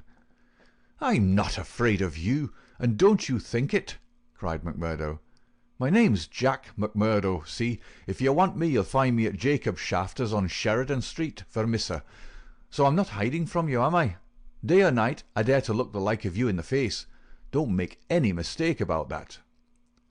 There was a murmur of sympathy and admiration from the miners at the dauntless demeanour of the newcomer, while the two policemen shrugged their shoulders and renewed a conversation between themselves. A few minutes later, the train ran into the ill-lit station, and there was a general clearing, for Vermissa was by far the largest town on the line. McMurdo picked up his leather gripsack and was about to start off into the darkness when one of the miners accosted him. "By gar, mate, you know how to speak to the cops," he said in a voice of awe. "It was grand to hear you. Let me carry your grip and show you the road. I'm passing Shafters on the way to my own shack." There was a chorus of friendly good nights from the other miners as they passed from the platform. Before ever he had set foot on it, McMurdo the turbulent had become a character in Vermissa. The country had been a place of terror, but the town was in its way even more depressing. Down that long valley there was at least a certain gloomy grandeur in the huge fires and the clouds of drifting smoke, while the strength and industry of man found fitting monuments in the hills which he had spilled by the side of his monstrous excavations. But the town showed a dead level of mean ugliness and squalor.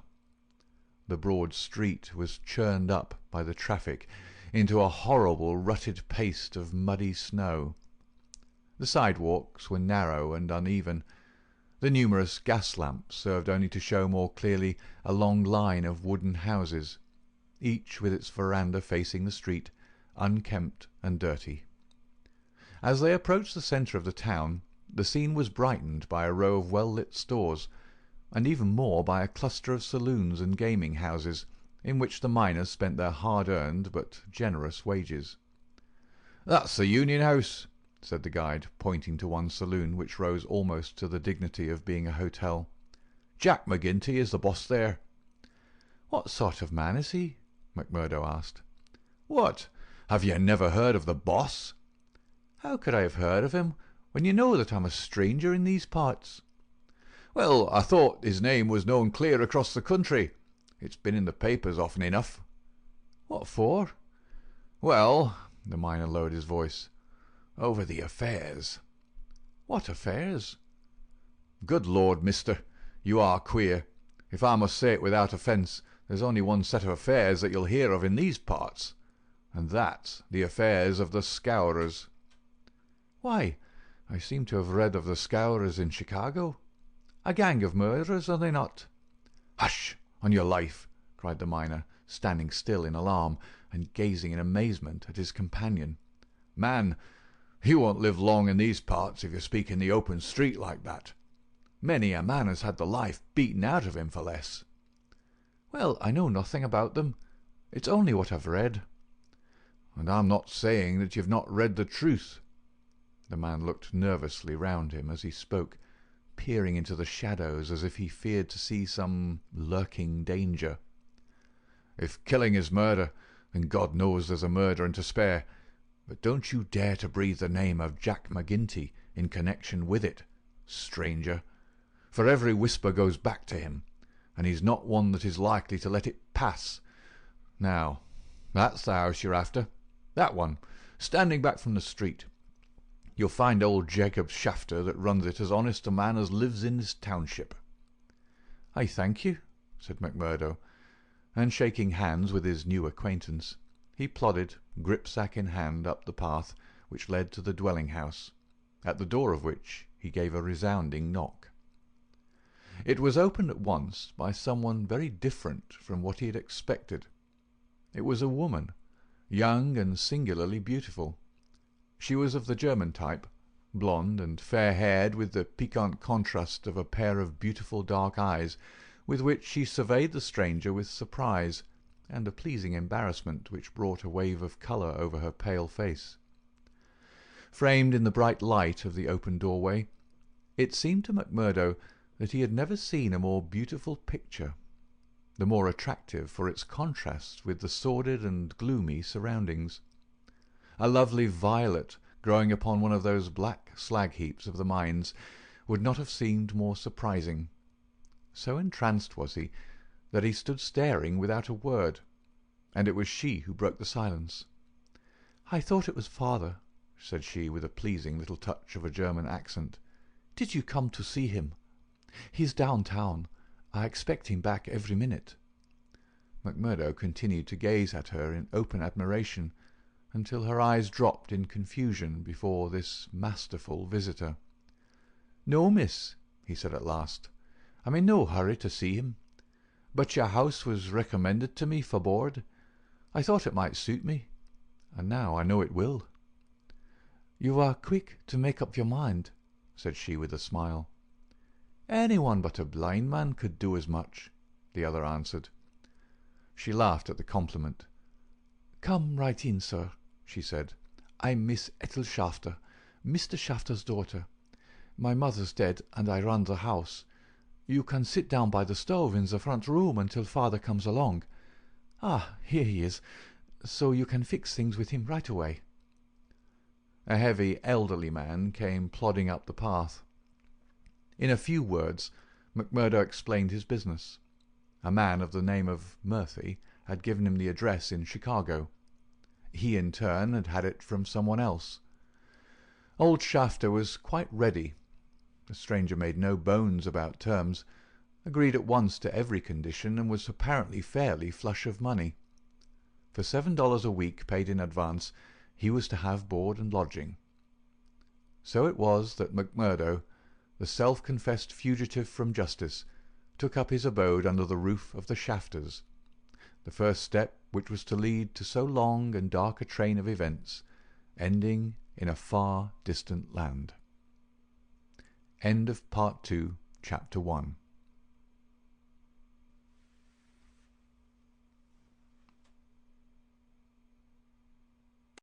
Part 2, Chapter 2 of The Valley of Fear by Sir Arthur Conan Doyle. Chapter 2. The Bodymaster. Macmurdo was a man who made his mark quickly. Wherever he was, the folk around soon knew it. Within a week he had become infinitely the most important person at Shafters. There were 10 or a dozen boarders there, but they were honest foremen or commonplace clerks from the stores, of a very different calibre from the young Irishman. Of an evening, when they gathered together, his joke was always the readiest, his conversation the brightest, and his song the best. He was a born boon companion, with a magnetism which drew good humour from all around him. And yet he showed again and again, as he had shown in the railway carriage, a capacity for sudden, fierce anger, which compelled the respect and even the fear of those who met him. For the law, too, and all who were connected with it, he exhibited a bitter contempt which delighted some and alarmed others of his fellow boarders. From the first he made it evident, by his open admiration, that the daughter of the house had won his heart from the instant that he had set eyes upon her beauty and her grace. He was no backward suitor. On the second day he told her that he loved her, and from then onward he repeated the same story, with an absolute disregard of what she might say to discourage him. "Someone else," he would cry. "Well, the worse luck for someone else. Let him look out for himself. Am I to lose my life's chance and all my heart's desire for someone else? You can keep on saying no, Etty. The day will come when you'll say yes, and I'm young enough to wait." He was a dangerous suitor, with his glib Irish tongue and his pretty coaxing ways. There was about him also that glamour of experience and of mystery which attracts a woman's interest, and finally her love. He could talk of the sweet valleys of County Monaghan from which he came, of the lovely distant island, the low hills and green meadows of which seemed the more beautiful when imagination viewed them from this place of grime and snow. Then he was versed in the life of the cities of the north, of Detroit and of the lumber camps of Michigan, and finally of Chicago, where he had worked in a planing mill. And afterwards came the hint of romance, the feeling that strange things had happened to him in that great city, so strange and so intimate that they might not be spoken of. He spoke wistfully of a sudden leaving, a breaking of old ties, a flight into a strange world, ending in this dreary valley, and Etty listened, her dark eyes gleaming with pity and with sympathy, those two qualities which may turn so rapidly and so naturally to love. McMurdo had obtained a temporary job as bookkeeper, for he was a well-educated man. This kept him out most of the day, and he had not found occasion yet to report himself to the head of the lodge of the Eminent Order of Freemen. He was reminded of his omission, however, by a visit one evening from Mike Scanlon, the fellow member whom he had met in the train. Scanlon, the small, sharp-faced, nervous, black-eyed man, seemed glad to see him once more. After a glass or two of whisky, he broached the subject of his visit. "Say, McMurdo," said he, "I remembered your address, so I made bold to call. I'm surprised that you've not reported to the Bodymaster. Why haven't you seen Boss McGinty yet?" "Well, I had to find a job. I've been busy." "You must find time for him, if you've none for anything else. Good Lord, man, you're a fool not to have been down to the Union House and registered your name the first morning after you came here. If you run against him, well, you mustn't, that's all." McMurdo showed mild surprise. "I've been a member of the lodge for over 2 years, Scanlon, but I've never heard that duties were so pressing as all that." "Maybe not in Chicago." "Well, it's the same society here." "Is it?" Scanlon looked at him long and fixedly. There was something sinister in his eyes. "Isn't it?" "You'll tell me that in a month's time. I hear you had a talk with the patrolman after I left the train." "How did you know that?" "Oh, it got about. Things do get about for good and for bad in this district." "Well, yes, I told the hounds what I thought of them." "By the Lord, you'll be a man after McGinty's heart." "What, does he hate the police too?" Scanlon burst out laughing. "You go and see him, my lad," said he as he took his leave. "It's not the police, but you that he'll hate if you don't. Now, take a friend's advice, and go at once." It chanced that on the same evening McMurdo had another more pressing interview which urged him in the same direction. It may have been that his attentions to Etty had been more evident than before, or that they had gradually obtruded themselves into the slow mind of his good German host. But, whatever the cause, the boarding-house keeper beckoned the young man into his private room and started on the subject without any circumlocution. "It seems to me, mister," said he, "that you are getting set on my Etty. Ain't that so, or am I wrong?" "Yes, that is so," the young man answered. "Well, I want to tell you right now that it ain't no manner of use. There's someone slipped in afore you." "She told me so." "Well, you can lay that she told you truth. But did she tell you who it was?" "No, I asked her, but she wouldn't tell." "I dare say not. The little baggage. Perhaps she did not wish to frighten you away." "Frighten?" McMurdo was on fire in a moment. "Ah, yes, my friend.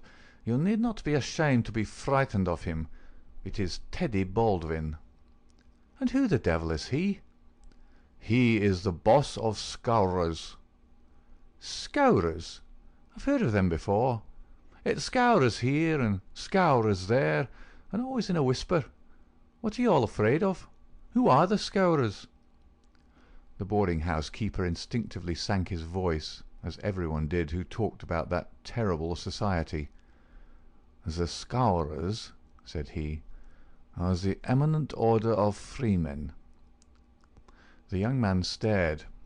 "Why, I'm a member of that order myself." "You? I would never have had you in my house if I'd known it.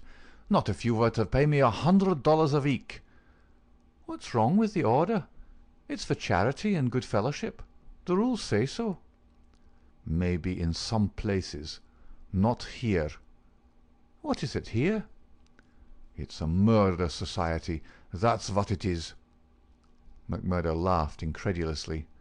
"How can you prove that?" he asked. "Prove it? Are there not 50 murders to prove it?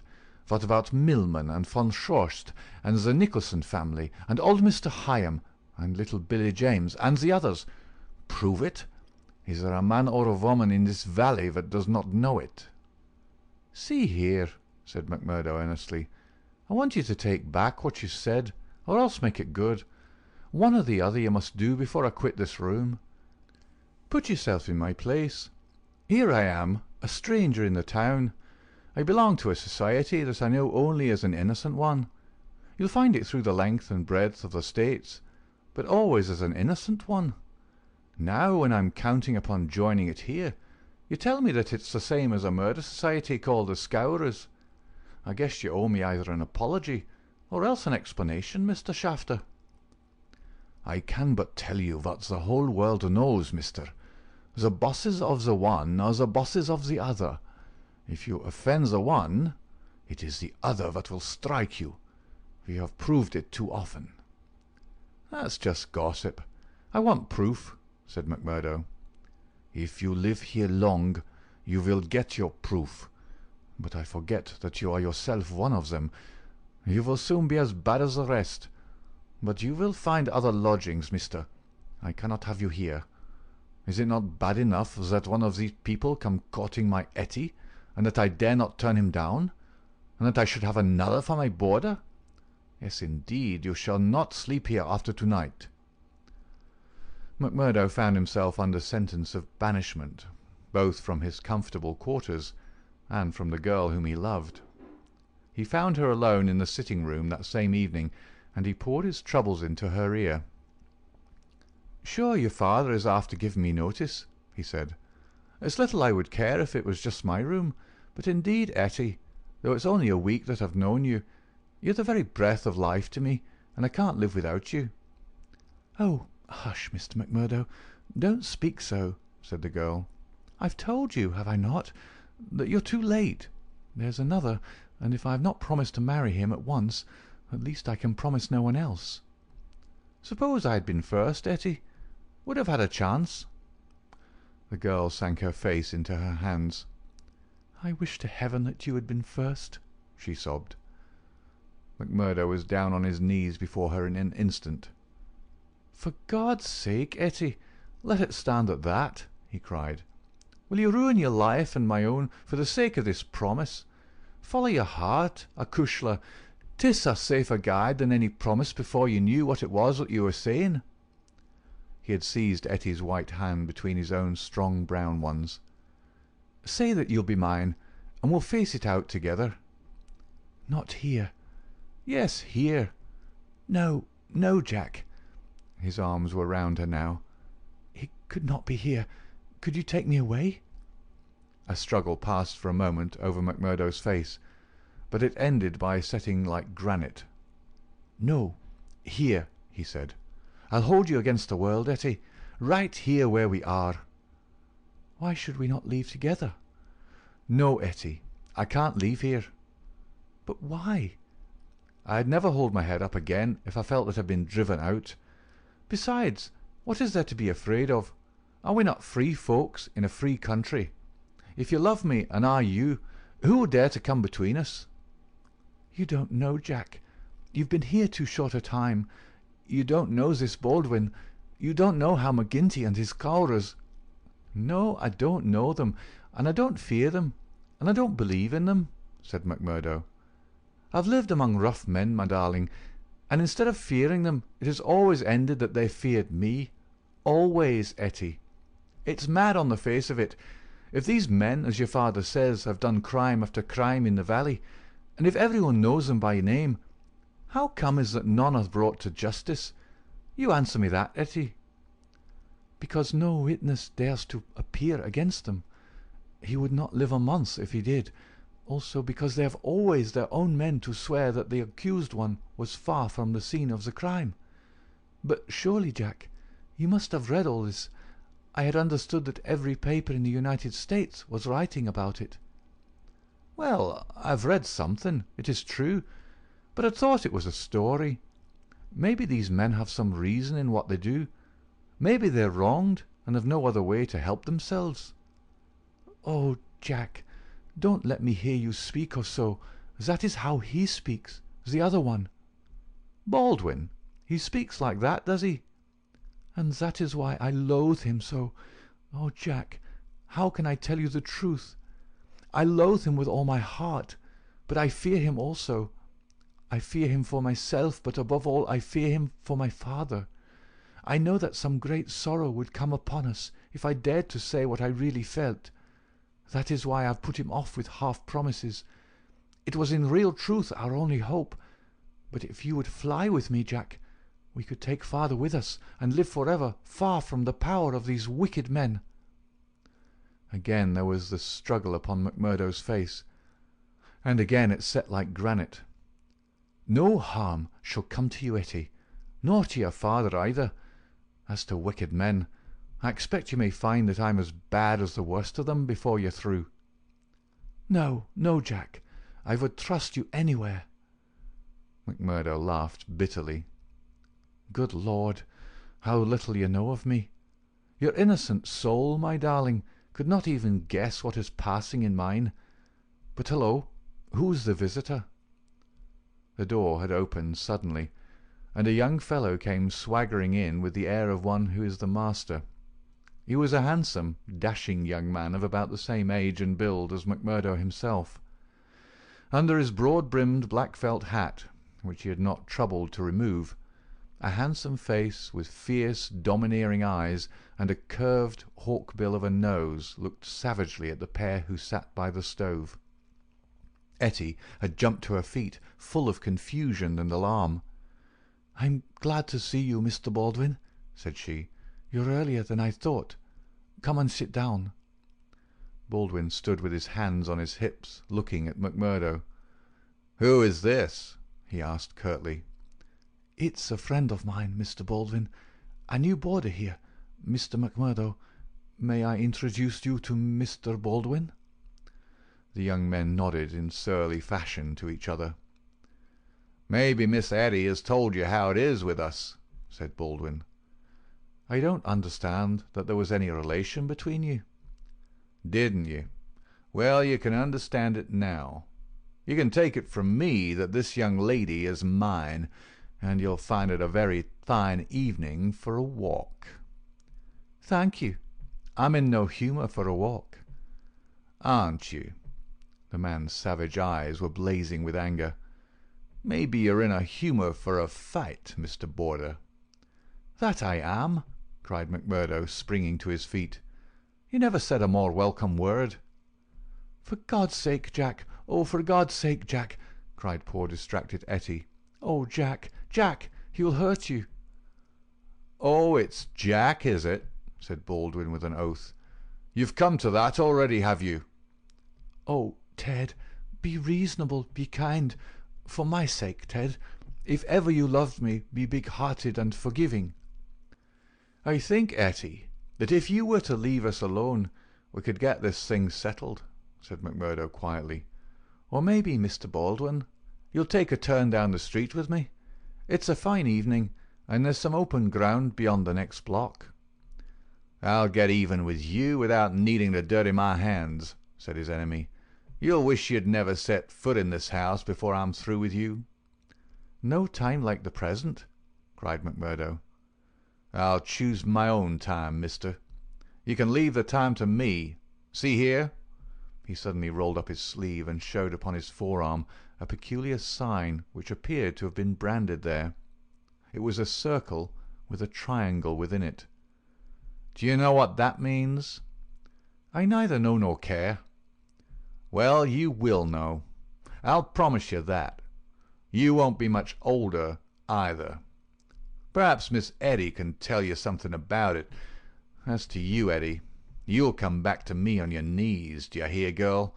On your knees, and then I'll tell you what your punishment may be.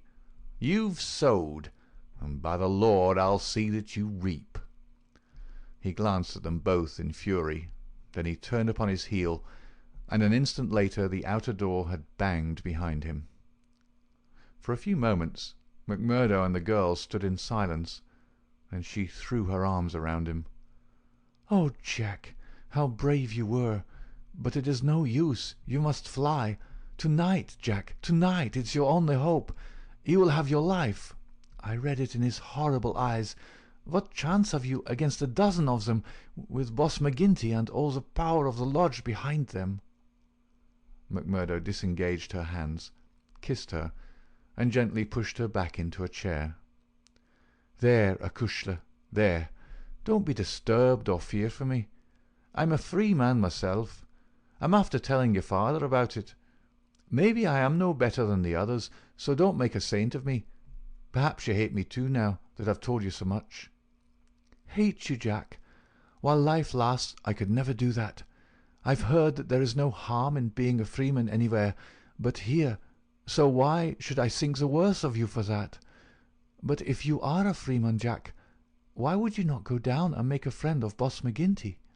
Oh, hurry, Jack, hurry. Get your word in first, or the hounds will be on your trail." "I was thinking the same thing," said McMurdo. "I'll go right now and fix it. You can tell your father that I'll sleep here tonight and find some other quarters in the morning." The bar of McGinty's saloon was crowded as usual, for it was the favourite loafing place of all the rougher elements of the town. The man was popular, for he had a rough, jovial disposition which formed a mask, covering a great deal which lay behind it. But apart from this popularity, the fear in which he was held throughout the township, and indeed down the whole 30 miles of the valley and past the mountains on each side of it, was enough in itself to fill his bar, for none could afford to neglect his goodwill. Besides those secret powers which it was universally believed that he exercised in so pitiless a fashion, he was a high public official, a municipal councillor, and a commissioner of roads, elected to the office through the votes of the ruffians who in turn expected to receive favours at his hands. Assessments and taxes were enormous. The public works were notoriously neglected. The accounts were slurred over by bribed auditors, and the decent citizen was terrorized into paying public blackmail, and holding his tongue lest some worse thing befall him. Thus it was that, year by year, Boss McGinty's diamond pins became more obtrusive, his gold chains more weighty across a more gorgeous vest, and his saloon stretched farther and farther, until it threatened to absorb one whole side of the market square. McMurdo pushed open the swinging door of the saloon, and made his way amid the crowd of men within, through an atmosphere blurred with tobacco smoke and heavy with the smell of spirits. The place was brilliantly lighted, and the huge heavily gilt mirrors upon every wall reflected and multiplied the garish illumination. There were several bartenders in their shirt-sleeves, hard at work mixing drinks for the loungers who fringed the broad brass-trimmed counter. At the far end, with his body resting upon the bar, and a cigar stuck at an acute angle from the corner of his mouth, stood a tall, strong, heavily built man who could be none other than the famous McGinty himself. He was a black-maned giant, bearded to the cheekbones, and with a shock of raven hair which fell to his collar. His complexion was as swarthy as that of an Italian, and his eyes were of a strange dead black, which, combined with a slight squint, gave them a particularly sinister appearance.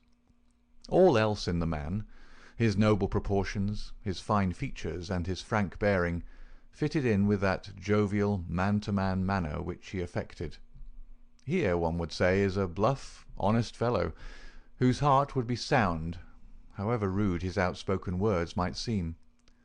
It was only when those dead, dark eyes, deep and remorseless, were turned upon a man that he shrank within himself, feeling that he was face to face with an infinite possibility of latent evil, with a strength and courage and cunning behind it which made it 1,000 times more deadly.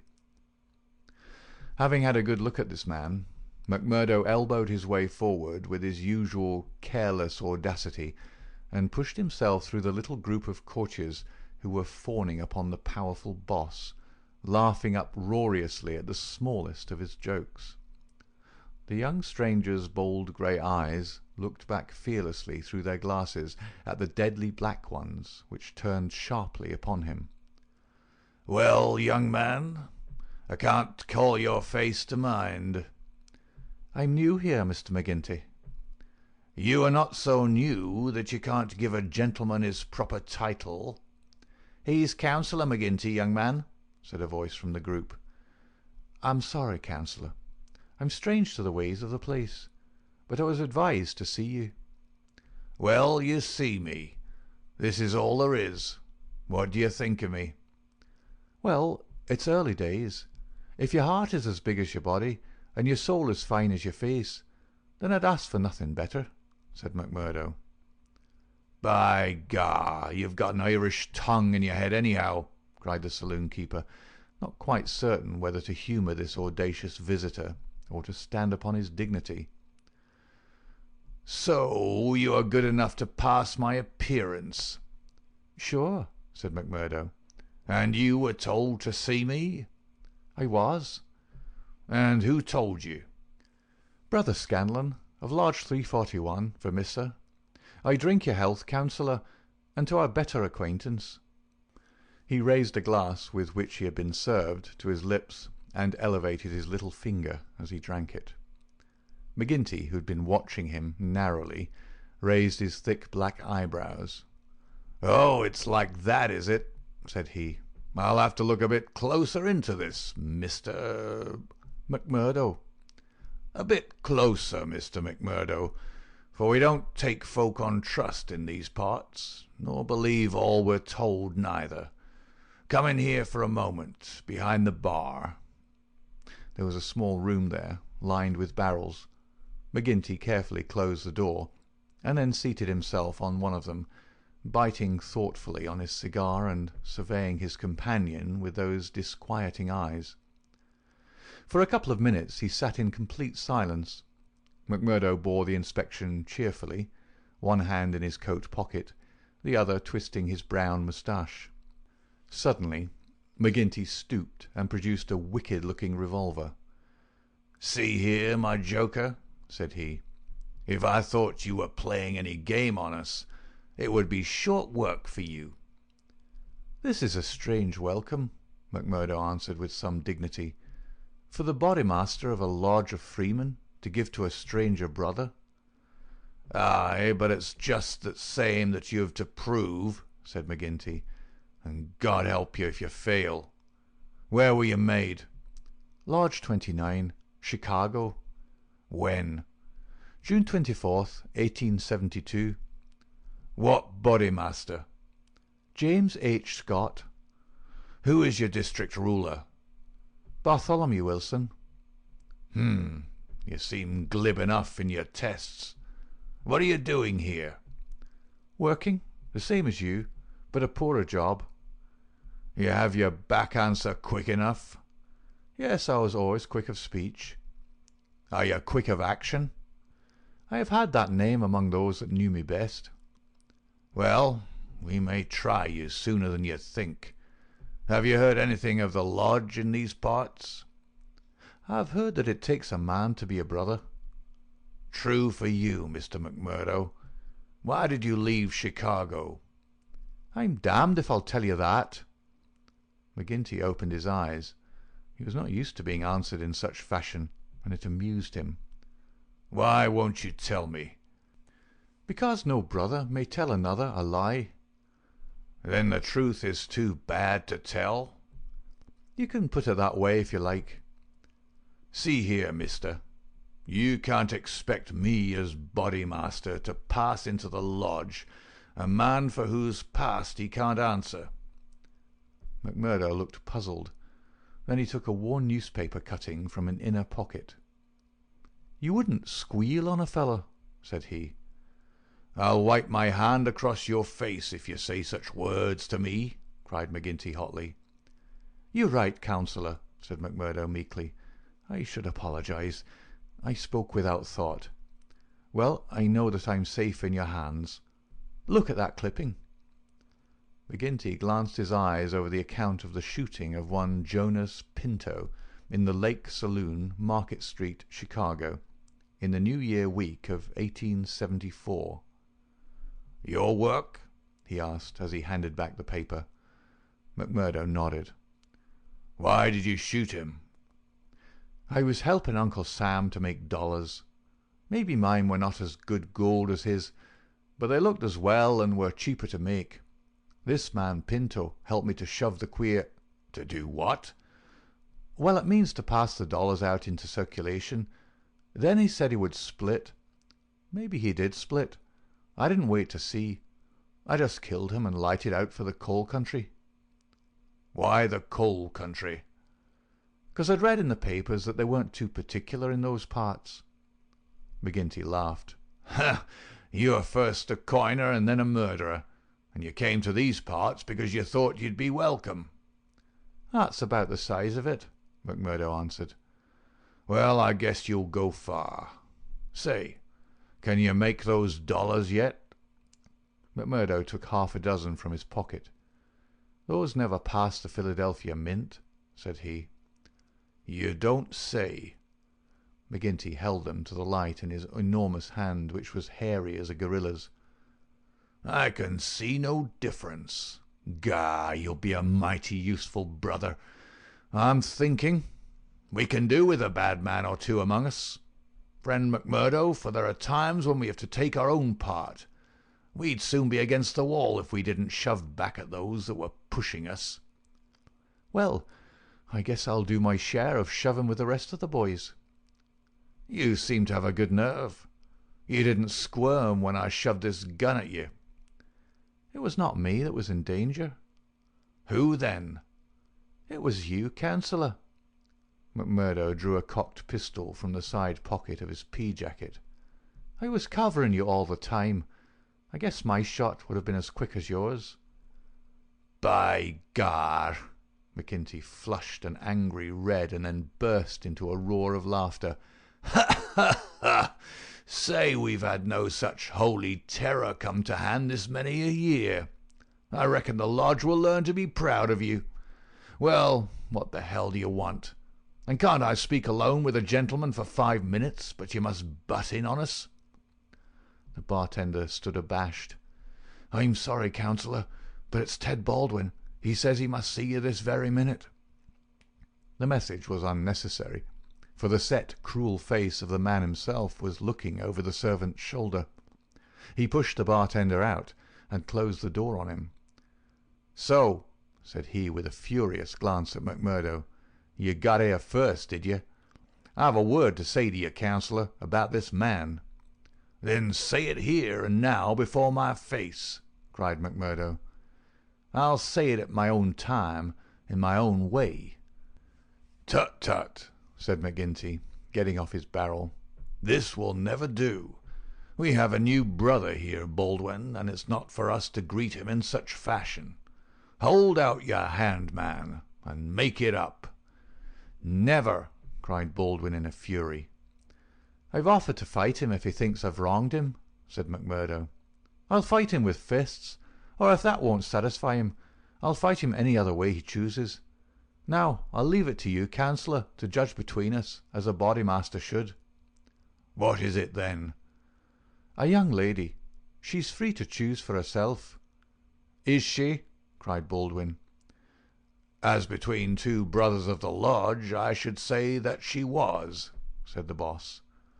"Oh, that's your ruling, is it?" "Yes, it is, Ted Baldwin. said McGinty, with a wicked stare. "Is it you that would dispute it? You would throw over one that has stood by you this 5 years in favour of a man that you never saw before in your life? You're not Bodymaster for life, Jack McGinty, and by God, when next it comes to a vote—" The councillor sprang at him like a tiger. His hand closed round the other's neck, and he hurled him back across one of the barrels. In his mad fury he would have squeezed the life out of him if McMurdo had not interfered. "Easy, councillor! For heaven's sake, go easy!" he cried as he dragged him back. McGinty released his hold, and Baldwin, cowed and shaken, gasping for breath, and shivering in every limb, as one who has looked over the very edge of death, sat up on the barrel over which he had been hurled. "You've been asking for it this many a day, Ted Baldwin. Now you've got it," cried McGinty, his huge chest rising and falling. "Maybe you think if I was voted down from Bodymaster, you'd find yourself in my shoes.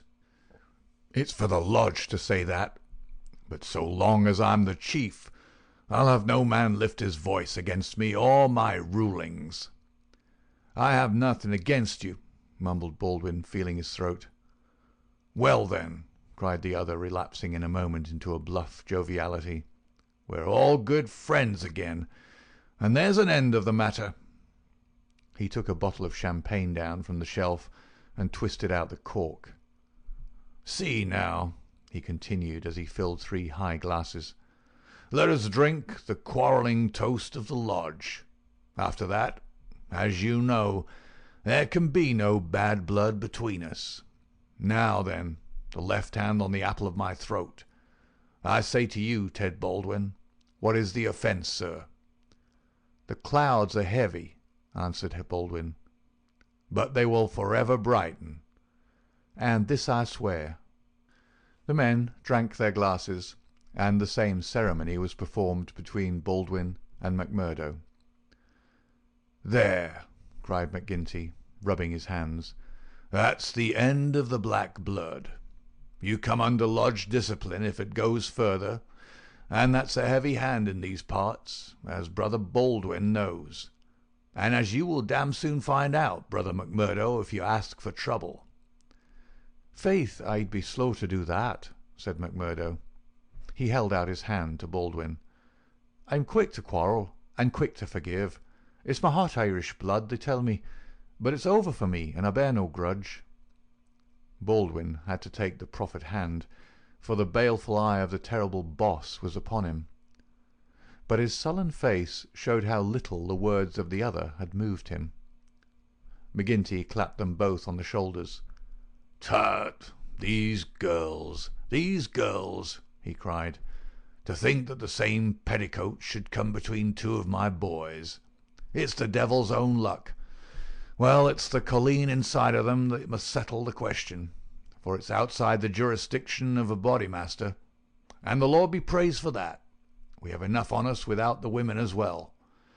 You'll have to be affiliated to Lodge 341, Brother McMurdo. We have our own ways and methods, different from Chicago. Saturday night is our meeting, and if you come then, we'll make you free forever of the Vermissa Valley." End of chapter 2.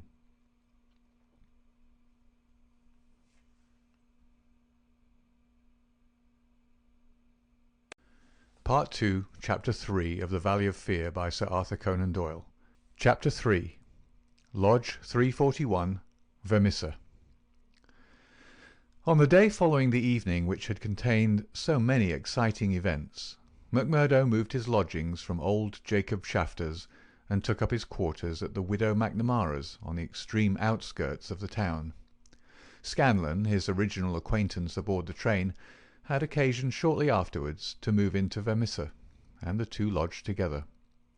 There was no other boarder, and the hostess was an easy-going old Irish woman, who left them to themselves, so that they had a freedom for speech and action welcome to men who had secrets in common. Shafter had relented to the extent of letting McMurdo come to his meals there when he liked, so that his intercourse with Etty was by no means broken. On the contrary, it drew closer and more intimate as the weeks went by. In his bedroom at his new abode, McMurdo felt it safe to take out the coining moulds, and under many a pledge of secrecy a number of brothers from the lodge were allowed to come in and see them, each carrying away in his pocket some examples of the false money, so cunningly struck that there was never the slightest difficulty or danger in passing it. Why, with such a wonderful art at his command, McMurdo should condescend to work at all was a perpetual mystery to his companions, though he made it clear to anyone who asked him that if he lived without any visible means it would very quickly bring the police upon his track. One policeman was indeed after him already, but the incident, as luck would have it, did the adventurer a great deal more good than harm. After the first introduction there were few evenings when he did not find his way to McGinty's saloon, there to make closer acquaintance with "the boys," which was the jovial title by which the dangerous gang who infested the place were known to one another. His dashing manner and fearlessness of speech made him a favourite with them all, while the rapid and scientific way in which he polished off his antagonist in an all-in bar-room scrap earned the respect of that rough community. Another incident, however, raised him even higher in their estimation. Just at the crowded hour one night, the door opened and a man entered with the quiet blue uniform and peaked cap of the mine police. This was a special body, raised by the railways and colliery owners to supplement the efforts of the ordinary civil police, who were perfectly helpless in the face of the organised ruffianism which terrorised the district.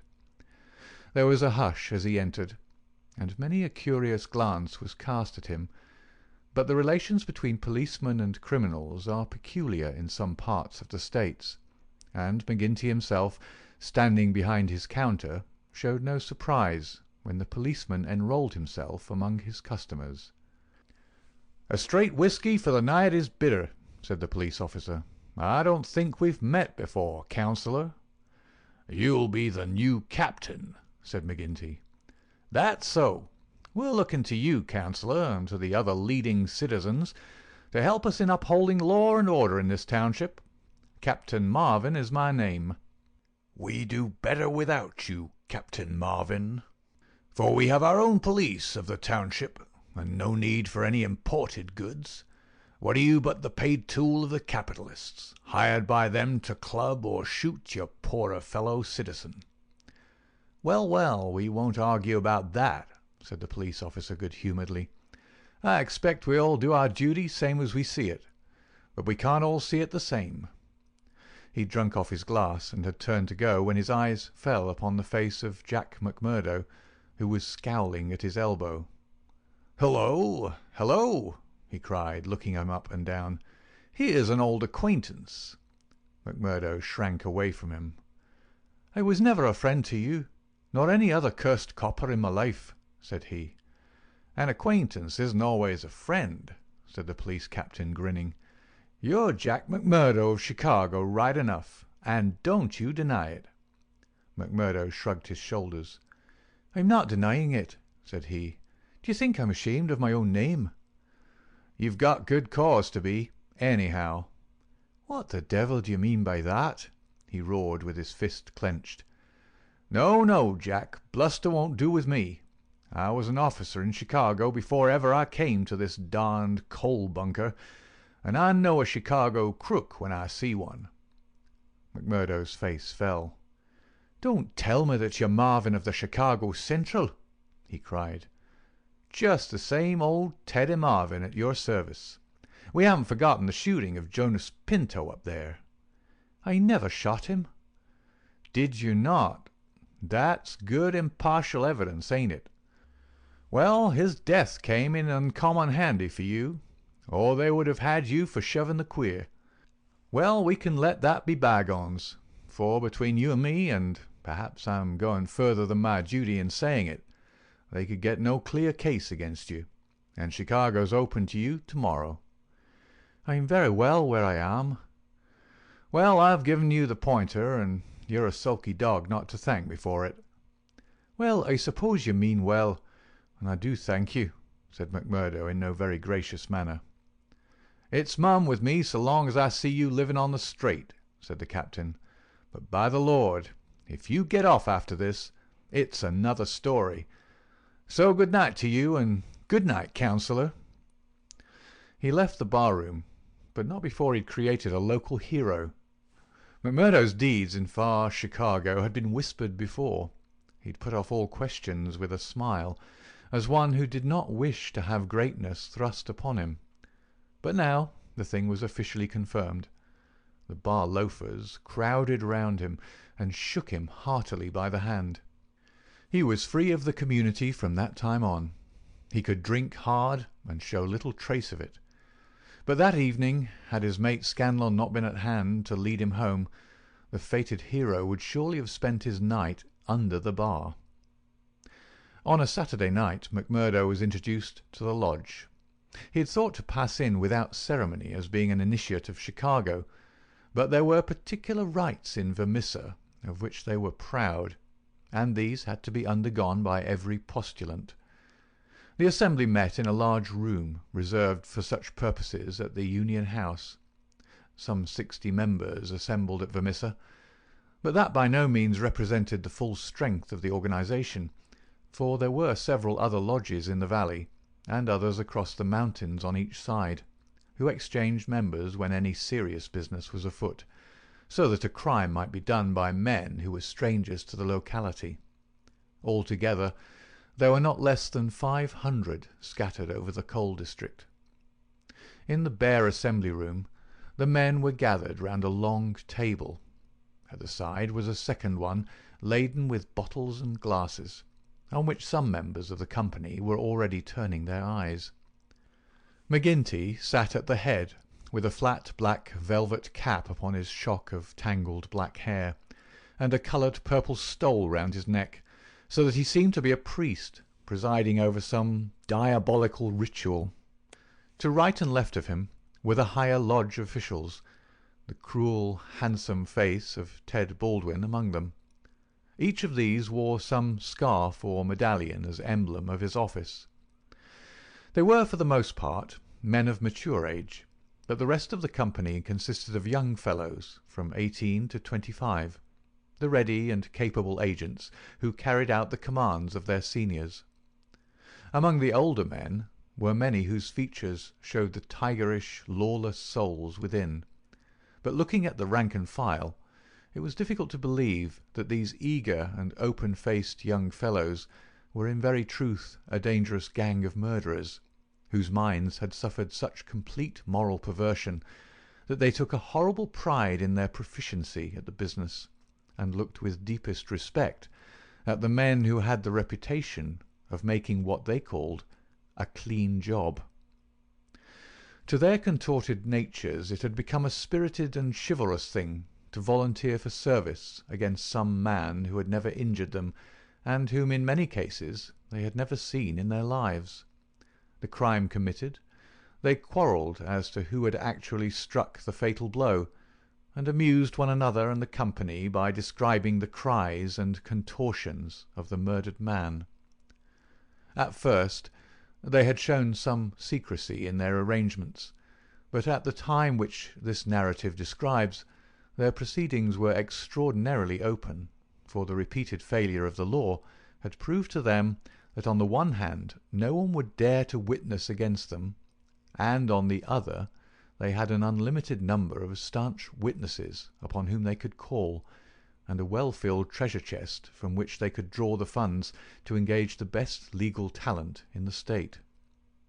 In 10 long years of outrage there had been no single conviction, and the only danger that ever threatened the scourers lay in the victim himself, who, however outnumbered and taken by surprise, might and occasionally did leave his mark upon his assailants.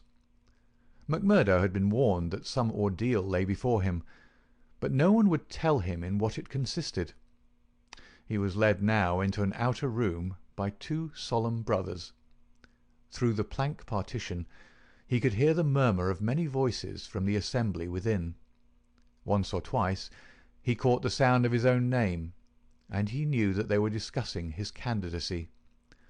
Then there entered an inner guard with a green and gold sash across his chest. "The Bodymaster orders that he shall be trussed, blinded, and entered," said he. The three of them removed his coat, turned up the sleeve of his right arm, and finally passed a rope around above the elbows and made it fast. They next placed a thick black cap right over his head and the upper part of his face, so that he could see nothing. He was then led into the assembly hall. It was pitch dark and very oppressive under his hood.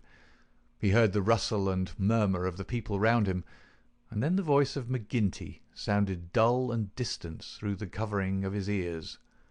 "John McMurdo," said the voice, "are you already a member of the ancient order of freemen?" He bowed his assent. "Is your lodge number 29, Chicago?" He bowed again. "Dark nights are unpleasant," said the voice. "Yes, for strangers to travel," he answered. "The clouds are heavy." "Yes, a storm is approaching." "Are the brethren satisfied?" asked the Bodymaster. There was a general murmur of assent. "We know, brother, by your sign and by your countersign, that you are indeed one of us," said McGinty. "We would have you know, however, that in this county and in other counties of these parts we have certain rights, and also certain duties of our own which call for good men. Are you ready to be tested?" "I am." "Are you of stout heart?" "I am." "Take a stride forward to prove it." As the words were said, he felt two hard points in front of his eyes pressing upon them, so that it appeared as if he could not move forward without a danger of losing them. None the less, he nerved himself to step resolutely out, and as he did so the pressure melted away. There was a low murmur of applause. "He is of a stout heart," said the voice. "Can you bear pain?" "As well as another," he answered. "Test him." It was all he could do to keep himself from screaming out, for an agonizing pain shot through his forearm. He nearly fainted at the sudden shock of it, but he bit his lip and clenched his hands to hide his agony. "I can take more than that," said he. This time there was loud applause. A finer first appearance had never been made in the lodge. Hands clapped him on the back, and the hood was plucked from his head. He stood blinking and smiling amid the congratulations of the brothers. "One last word, Brother McMurdo," said McGinty. "You have already sworn the oath of secrecy and fidelity, and you are aware that the punishment for any breach of it is instant and inevitable death." "I am," said McMurdo. "And you accept the rule of the Bodymaster, for the time being, under all circumstances?" "I do." "Then, in the name of Lodge 341 Vermissa, I welcome you to its privileges and debates. You will put the liquor on the table, Brother Scanlon, and we will drink to our worthy brother." McMurdo's coat had been brought to him, but before putting it on he examined his right arm, which still smarted heavily. There on the flesh of the forearm was a circle with a triangle within it, deep and red as the branding iron had left it. One of the two of his neighbours pulled up their sleeves and showed their own lodge marks. "We've all had it," said one, "but not all as brave as you over it." "Tut, it was nothing," said he, but it burned and ached all the same. When the drinks which followed the ceremony of initiation had all been disposed of, the business of the lodge proceeded. McMurdo, accustomed only to the prosaic performances of Chicago, listened with open ears and more surprise than he ventured to show to what followed. "The first business on the agenda paper," said McGinty, "is to read the following letter from Division Master Windle of Merton County Lodge 249. He says, 'Dear Sir, There is a job to be done on Andrew Ray, of Ray and Sturmish, coal owners near this place. You will remember that your lodge owes us a return, having had the service of 2 brethren in the matter of the patrolman last fall. You will send 2 good men. They will be taken charge of by Treasurer Higgins of this lodge, whose address you know. He will show them when to act and where. Yours in freedom, J. W. Windle, D.M.A.O.F.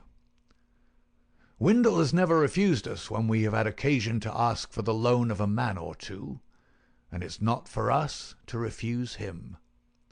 McGinty paused and looked round the room with his dull, malevolent eyes. Who will volunteer for the job? Several young fellows held up their hands. The Bodymaster looked at them with an approving smile. You'll do, Tiger Cormac. If you handle it as well as you did the last, you won't be wrong. And you, Wilson. I've no pistol, said the volunteer, a mere boy in his teens. It's your first, is it not? Well, you have to be blooded sometime. It'll be a great start for you. As to the pistol, you'll find it waiting for you, or I'm mistaken. If you report yourselves on Monday, it'll be time enough. You'll get a great welcome when you return. Any reward this time? asked Cormac, a thick-set, dark-faced, brutal-looking young man whose ferocity had earned him the nickname of Tiger. Never mind the reward. You just do it for the honor of the thing. Maybe when it's done there'll be a few odd dollars at the bottom of the box. What has the man done? asked the young Wilson. Sure, it's not for the likes of you to ask what the man has done. He's been judged over there. That's no business of ours. All we have to do is to carry it out for them, same as they would for us. Speaking of that, 2 brothers from the Merton Lodge are coming over to us next week to do some business in this quarter. Who are they? asked someone. Faith, it is wiser not to ask. If you know nothing, you can testify nothing, and no trouble can come of it. But they are men who will make a clean job when they're about it. And time, too, cried Ted Baldwin. Folk are getting out of hand in these parts. It was only last week that 3 of our men were turned off by Foreman Blaker. It's been owing him a long time, and he'll get it full and proper. Get what? McMurdo whispered to his neighbour. The business end of a buckshot cartridge, cried the man with a loud laugh. What think you of our ways, brother? McMurdo's criminal soul seemed to have already absorbed the spirit of the vile association of which he was now a member. I like it well, said he. 'Tis a proper place for a lad of metal. Several of those who sat around heard his words and applauded them. What's that? cried the black-maned Bodymaster from the end of the table. 'Tis our new brother, sir, who finds our ways to his taste. McMurdo rose to his feet for an instant. I would say, eminent Bodymaster, that if a man should be wanted, I should take it as an honour to be chosen to help the lodge. There was great applause at this. It was felt that a new sun was pushing its rim above the horizon. To some of the elders it seemed that the progress was a little too rapid. I would move, said the Secretary Harraway, a vulture-faced old greybeard who sat near the chairman, that Brother McMurdo should wait until it is the good pleasure of the lodge to employ him. Sure, that was what I meant. I'm in your hands, said McMurdo. Your time will come, brother, said the chairman. We have marked you down as a willing man, and we believe that you will do good work in these parts. There is a small matter tonight in which you may take a hand, if it so please you. I'll wait for something that is worth while. You can come tonight anyhow, and it will help you to know what we stand for in this community. I will make the announcement later. Meanwhile, he glanced at his agenda paper, I have 1 or 2 more points to bring before the meeting. First of all, I will ask the treasurer as to our bank balance. There is the pension to Jim Carnaway's widow. He was struck down during the work of the lodge, and it is for us to see that she is not the loser. Jim was shot last month when they tried to kill Chester Wilcox of Marley Creek, McMurdo's neighbour informed him. The funds are good at the moment, said the treasurer with the bank book in front of him. The firms have been generous of late. Max Linder and Co. paid $500 to be left alone. Walker Brothers sent in $100, but I took it on myself to return it and ask for $5. If I do not hear by Wednesday, their winding gear may get out of order. We had to burn their breaker last year before they became reasonable. Then the West Section Coaling Company has paid its annual contribution. We have enough on hand to meet any obligations. What about Archie Swindon? Asked a brother. He has sold out and left the district. The old devil left a note for us to say that he'd had rather be a free crossing sweeper in a New York than a large mine owner under the power of a ring of blackmailers. By gar, it was as well that he made a break for it before the note reached us. I guess he won't show his face in this valley again. An elderly, clean-shaved man with a kindly face and a good brow rose from the end of the table which faced the chairman. "Mr. Treasurer," he asked, "may I ask who has bought the property of this man that we have driven out of the district?" "Yes, Brother Morris. It has been bought by the State and Merton County Railroad Company." "And who bought the mines of Todman and of Lee that came into the market in the same way last year?" "The same company, Brother Morris." "And who bought the ironworks of Manson and of Schumann and of Vandaere and of Atwood, which have all been given up of late?" "They were all bought by the West Gilmerton General Mining Company." "I don't see, Brother Morris," said the chairman, "that it matters to us who buys them, since they can't carry them out of the district." "With all respect to you, eminent Bodymaster, I think it may matter very much to us. This process has been going on now for 10 long years. We are gradually driving all the small men out of trade. What is the result? We find in their places great companies like the railroad or the General Iron, who have their directors in New York or Philadelphia, and care nothing for our threats. We can take it out of their local bosses, but it only means that others will be sent in their stead, and we are making it dangerous for ourselves. The small men could not harm us. They had not the money nor the power. So long as we did not squeeze them too dry, they would stay on under our power. But if these big companies find that we stand between them and their profits, they will spare no pains and no expense to hunt us down and bring us to court." There was a hush at these ominous words, and every face darkened as gloomy looks were exchanged. So omnipotent and unchallenged had they been, that the very thought that there was possible retribution in the background had been banished from their minds, and yet the idea struck a chill to the most reckless of them. "It is my advice," the speaker continued, "that we go easier upon the small men. On the day that they have all been driven out, the power of this society will have been broken." Unwelcome truths are not popular. There were angry cries as the speaker resumed his seat. McGinty rose with gloom upon his brow. "Brother Morris," said he, "you were always a croaker. So long as the members of this lodge stand together, there is no power in the United States that can touch them. Sure, have we not tried it often enough in the law courts? I expect the big companies will find it easier to pay than to fight, same as the little companies do. And now, brethren," McGinty took off his black velvet cap and his stole as he spoke, "this lodge has finished its business for the evening, save for one small matter which may be mentioned when we are parting. The time has now come for fraternal refreshment and for harmony." Strange indeed is human nature.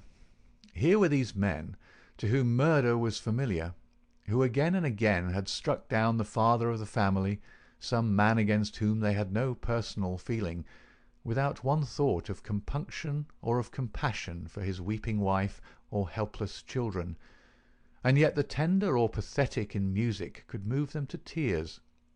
MacMurdo had a fine tenor voice, and if he had failed to gain the goodwill of the lodge before, it could no longer have been withheld after he had thrilled them with "I am sitting on the stile Mary" and "On the banks of Allan Water." In his very first night the new recruit had made himself one of the most popular of the brethren, marked already for advancement and high office. There were other qualities needed, however, besides those of good fellowship, to make a worthy freeman, and of these he was given an example before the evening was over. The whisky bottle had passed round many times, and the men were flushed and ripe for mischief when their Bodymaster rose once more to address them. "Boys," said he, "there's one man in this town that wants trimming up, and it's for you to see that he gets it. I'm speaking of James Stanger of the Herald. You've seen how he's been opening his mouth against us again?" There was a murmur of assent, with many a muttered oath. McGinty took a slip of paper from his waistcoat pocket. "Law and order," that's how he heads it. "Reign of terror in the coal and iron district. 12 years have now elapsed since the first assassinations which proved the existence of a criminal organization in our midst. From that day these outrages have never ceased, until now they have reached a pitch which makes us the opprobrium of the civilized world. Is it for such results as this that our great country welcomes to its bosom the alien who flies from the despotisms of Europe? Is it that they shall themselves become tyrants over the very men who have given them shelter, and that a state of terrorism and lawlessness should be established under the very shadow of the sacred folds of the starry flag of freedom, which would raise horror in our minds if we read of it as existing under the most effete monarchy of the East? The men are known. The organization is patent and public. How long are we to endure it? Can we forever live?" "Sure, I've read enough of the slush," cried the chairman, tossing the paper down upon the table. "That's what he says of us. The question I'm asking is, what shall we say to him?" "Kill him!" cried a dozen fierce voices. "I protest against that," said Brother Morris, the man of the good brow and shaved face. "I tell you, brethren, that our hand is too heavy in this valley, and that there will come a point where in self-defence every man will unite to crush us out. James Stanger is an old man. He is respected in the township and the district. His paper stands for all that is solid in the valley.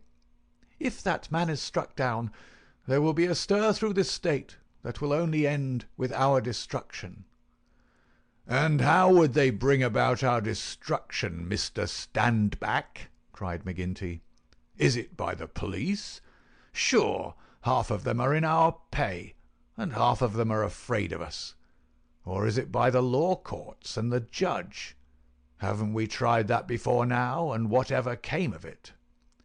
"There is a Judge Lynch that might try the case," said Brother Morris. A general shout of anger greeted the suggestion. "I have but to raise my finger," cried McGinty, "and I could put 200 men into this town that would clear it out from end to end." Then suddenly raising his voice and bending his huge black brows into a terrible frown, "See here, Brother Morris, I have my eye on you, and have had for some time. You've no heart yourself, and you try to take the heart out of others. It will be an ill day for you, Brother Morris, when your own name comes on our agenda paper, and I'm thinking that it's just there that I ought to place it." Morris had turned deadly pale, and his knees seemed to give way under him as he fell back into his chair. He raised his glass in his trembling hand, and drank before he could answer. "I apologize, eminent Bodymaster, to you and to every brother in this lodge, if I have said more than I should. I am a faithful member. You all know that. and it is my fear lest evil come to the lodge which makes me speak in anxious words. But I have greater trust in your judgment than in my own, eminent Bodymaster, and I promise you that I will not offend again." The Bodymaster's scowl relaxed as he listened to the humble words. "Very good, Brother Morris. It's myself that would be sorry if it were needful to give you a lesson. But so long as I am in this chair, we shall be a united lodge in word and in deed. And now, boys," he continued, looking round at the company, "I'll say this much, that if Stanger got his full deserts there would be more trouble than we need ask for. These editors hang together, and every journal in the state would be crying out for police and troops. But I guess you can give him a pretty severe warning. Will you fix it, Brother Baldwin?" "Sure," said the young man eagerly. "How many will you take?" "Half a dozen, and 2 to guard the door. You'll come, Gower, and you, Mansell, and you, Scanlon, and the 2 Willoughbys." "I promised the new brother he should go," said the chairman. Ted Baldwin looked at McMurdo with eyes which showed that he had not forgotten nor forgiven. "Well, he can come if he wants," he said in a surly voice. "That's enough. The sooner we get to work the better." The company broke up with shouts and yells and snatches of drunken song. The bar was still crowded with revellers, and many of the brethren remained there. The little band who had been told off for duty passed out into the street, proceeding in 2s and 3s along the sidewalk so as not to provoke attention. It was a bitterly cold night, with a half-moon shining brilliantly in a frosty, star-spangled sky. The men stopped and gathered in a yard which faced a high building. The words "Vermissa Herald" were printed in gold lettering between the brightly lit windows. From within came the clanking of the printing press. "Here you," said Baldwin to McMurdo. "You can stand below at the door and see that the road is kept open for us. Arthur Willoughby can stay with you. You others come with me. Have no fears, boys, for we have a dozen witnesses that we are in the Union Bar at this very moment." It was nearly midnight, and the street was deserted save for 1 or 2 revellers upon their way home. The party crossed the road, and, pushing open the door of the newspaper office, Baldwin and his men rushed in and up the stair which faced them. McMurdo and another remained below. From the room above came a shout, a cry for help, and then the sound of trampling feet and of falling chairs. An instant later a grey-haired man rushed out on the landing. He was seized before he could get farther, and his spectacles came tinkling down to McMurdo's feet. There was a thud and a groan. He was on his face, and 6 sticks were clattering together as they fell upon him. He writhed, and his long, thin limbs quivered under the blows. The others ceased at last, but Baldwin, his cruel face set in an infernal smile, was hacking at the man's head, which he vainly endeavoured to defend with his arms. His white hair was dabbled with patches of blood. Baldwin was still stooping over his victim, putting in a short, vicious blow whenever he could see a part exposed, when McMurdo dashed up the stair and pushed him back. "You'll kill the man," said he. "Drop it." Baldwin looked at him in amazement. "Curse you!" he cried. "Who are you to interfere? You that are new to the lodge. Stand back." He raised his stick, but McMurdo had whipped his pistol out of his pocket. "Stand back yourself," he cried. "I'll blow your face in if you lay a hand on me. As to the lodge, wasn't it the order of the Bodymaster that the man was not to be killed? And what are you doing but killing him?" "It's truth he says," remarked one of the men. "By gar, you'd best hurry yourselves," cried the man below. "The windows are all lighting up, and you'll have the whole town here inside of 5 minutes." There was indeed the sound of shouting in the street, and a little group of compositors and pressmen was forming in the hall below, and nerving itself to action. Leaving the limp and motionless body of the editor at the head of the stair, the criminals rushed down and made their way swiftly along the street. Having reached the Union House, some of them, mixed with the crowd in McGinty's saloon, whispering across the bar to the boss that the job had been well carried through. Others, and among them McMurdo, broke away into side streets, and so by devious paths to their own homes. End of Chapter 3.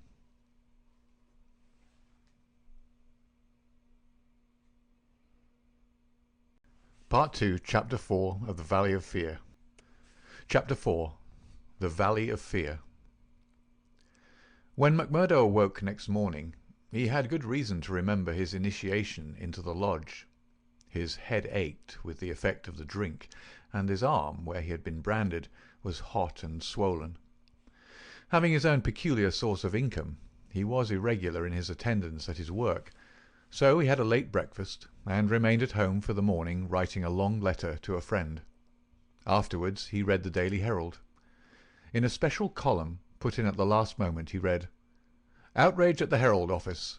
Editor seriously injured." It was a short account of the facts with which he was himself more familiar than the writer could have been. It ended with the statement, "The matter is now in the hands of the police, but it can hardly be hoped that their exertions will be attended by any better results than in the past. Some of the men were recognized, and there is hope that a conviction may be obtained. The source of the outrage was, it need hardly be said, that infamous society which has held this community in bondage for so long a period, and against which the Herald has taken so uncompromising a stand. Mr. Stanger's many friends will rejoice to hear that, though he has been cruelly and brutally beaten, and though he has sustained severe injuries about the head, there is no immediate danger to his life." Below it stated that a guard of police armed with Winchester rifles had been requisitioned for the defence of the office. McMurdo had laid down the paper and was lighting his pipe with a hand which was shaky from the excesses of the previous evening, when there was a knock outside, and his landlady brought to him a note which had just been handed in by a lad. It was unsigned, and ran thus: "I should wish to speak to you, but would rather not do so in your house. You will find me beside the flagstaff upon Miller Hill. If you will come there now, I have something which is important for you to hear and for me to say." McMurdo read the note twice with the utmost surprise, for he could not imagine what it meant, or who was the author of it. Had it been in a feminine hand, he might have imagined that it was the beginning of one of those adventures which had been familiar enough in his past life, but it was the writing of a man, and of a well-educated one too. Finally, after some hesitation, he determined to see the matter through. Miller Hill is an ill-kept public park in the very centre of the town. In summer it is a favourite resort of the people, but in the winter it is desolate enough. From the top of it one has a view, not only of the whole straggling, grimy town, but of the winding valley beneath, with its scattered mines and factories blackening the snow on each side of it, and of the wooded and white-capped ranges flanking it. McMurdo strolled up the winding path, hedged in with evergreens, until he reached the deserted restaurant which forms the centre of summer gaiety. Beside it was a bare flagstaff, and underneath it a man, his hat drawn down and the collar of his overcoat turned up. When he turned his face, McMurdo saw that it was Brother Morris, he who had incurred the anger of the Bodymaster the night before. The lodge sign was given and exchanged as they met. "I want to have a word with you, Mr. McMurdo," said the older man, speaking with a hesitation which showed that he was on delicate ground. "It was kind enough of you to come." "Why did you not put your name to the note?" "One has to be cautious, mister. One never knows in times like these how a thing may come back to one. One never knows either who to trust or who not to trust." "Surely one may trust brothers of the lodge."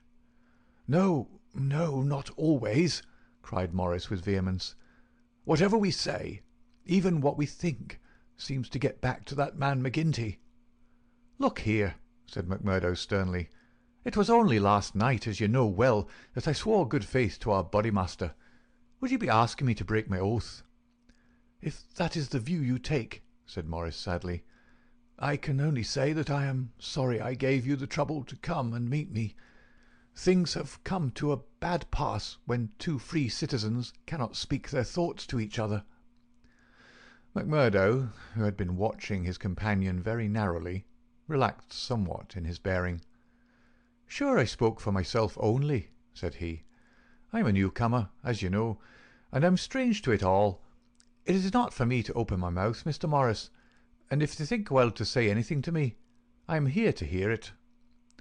"And to take it back to Boss McGinty?" said Morris bitterly.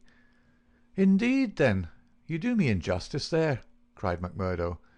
"For myself, I am loyal to the lodge, and so I tell you straight, but I would be a poor creature if I were to repeat to any other what you might say to me in confidence. It'll go no further than me, though I warn you that you may get neither help nor sympathy." "I have given up looking for either the one or the other," said Morris.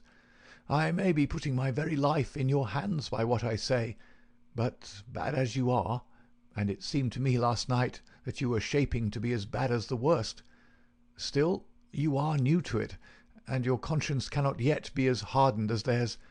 That was why I thought to speak with you." "Well, what have you to say?"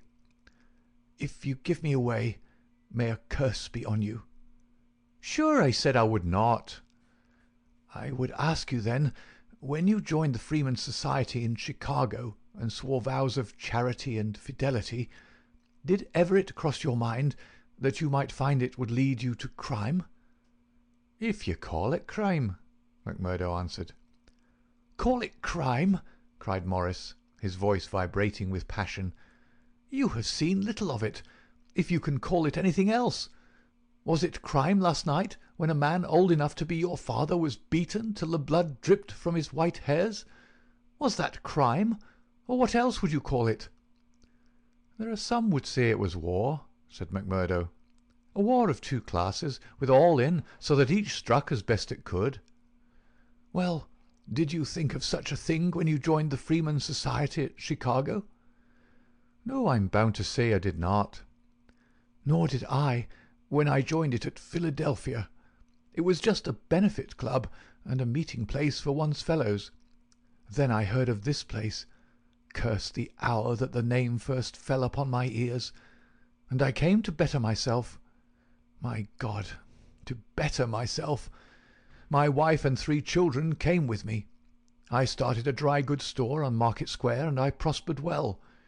The word had gone round that I was a freeman, and I was forced to join the local lodge, same as you did last night. I've the badge of shame on my forearm, and something worse branded on my heart. I found that I was under the orders of a black villain, and caught in a meshwork of crime. What could I do? Every word I said to make things better was taken as treason, same as it was last night. I can't get away, for all I have in the world is in my store. If I leave the society, I know well that it means murder to me, and God knows what to my wife and children. Oh, man, it is awful, awful!" He put his hands to his face, and his body shook with convulsive sobs. MacMurdo shrugged his shoulders. "You are too soft for the job," said he. "You're the wrong sort for such work." "I had a conscience and a religion, but they made me a criminal among them. I was chosen for a job. If I backed down, I knew well what would come to me. Maybe I'm a coward. Maybe it's the thought of my poor little woman and the children that makes me one. Anyway, I went. I guess it will haunt me forever. It was a lonely house, 20 miles from here, over the range yonder. I was told off for the door, same as you were last night. They could not trust me with the job. The others went in. When they came out, their hands were crimson to the wrists. As we turned away, a child was screaming out of the house behind us. It was a boy of 5 who had seen his father murdered.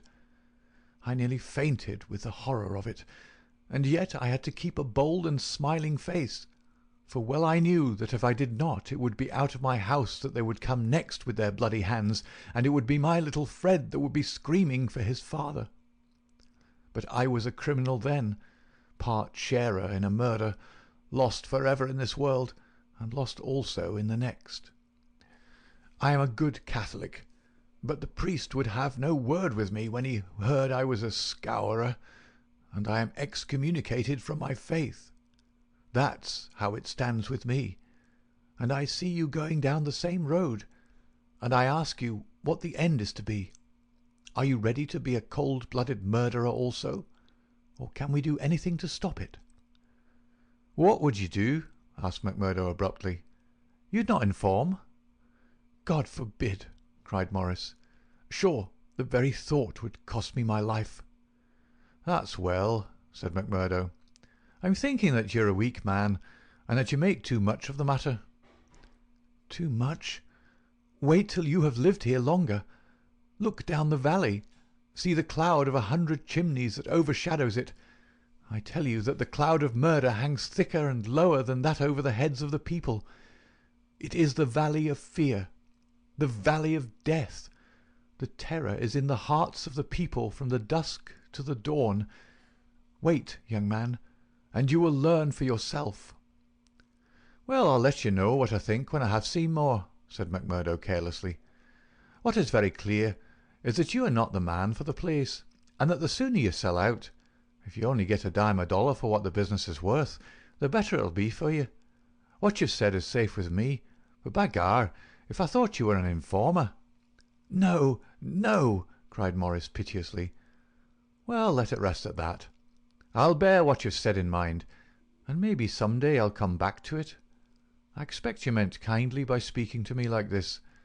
Now I'll be getting home." "One word before you go," said Morris. "We may have been seen together. They may want to know what we have spoken about." "Ah, that's well thought of." "I offer you a clerkship in my store." "And I refuse it. That's our business. Well, so long, Brother Morris, and may you find things go better with you in the future." That same afternoon, as McMurdo sat smoking, lost in thought beside the stove of his sitting-room, the door swung open and its framework was filled with the huge figure of Boss McGinty. He passed the sign, and then, seating himself opposite to the young man, he looked at him steadily for some time, a look which was as steadily returned. "I'm not much of a visitor, Brother McMurdo," he said at last. "I guess I'm too busy over the folk that visit me. But I thought I'd stretch a point and drop down to see you in your own house." "I'm proud to see you here, Councillor," McMurdo answered heartily, bringing his whisky bottle out of the cupboard. "It's an honour that I had not expected." "How's the arm?" asked the boss. McMurdo made a wry face. "Well, I'm not forgetting it," he said, "but it's worth it." "Yes, it's worth it," the other answered, "to those that are loyal and go through with it and are a help to the lodge. What were you speaking to Brother Morris about on the Miller Hill this morning?" The question came so suddenly that it was well that he had his answer prepared. He burst into a hearty laugh. "Morris didn't know I could earn a living here at home. He shan't know either, for he's got too much conscience for the likes of me. But he's a good-hearted old chap. It was his idea that I was at a loose end and that he would do me a good turn by offering me a clerkship in a dry goods store." "Oh, that was it?" "Yes, that was it." "And you refused it?" "Sure. Couldn't I earn 10 times as much in my own bedroom with 4 hours' work?" "That's so. But I wouldn't get about too much with Morris." "Why not?" "Well, I guess because I tell you not. That's enough for most folk in these parts." "It may be enough for most folk, but it ain't enough for me, Councillor," said McMurdo boldly. "If you're a judge of men, you'll know that." The swarthy giant glared at him, and his hairy paw closed for an instant round the glass as though he would hurl it at the head of his companion. Then he laughed in his loud, boisterous, insincere fashion. "Ha! You're a queer card for sure," said he. "Well, if you want more reasons, I'll give them. Did Morris say nothing to you against the lodge?" "No." "Nor against me?" No. Well, that's because he don't trust you. But in his heart he's not a loyal brother. We know that well. So we watch him, and we wait for the time to admonish him. I'm thinking that the time is drawing near. There's no room for scabby sheep in our pen. But if you keep company with a disloyal man, we might think that you were disloyal too, see?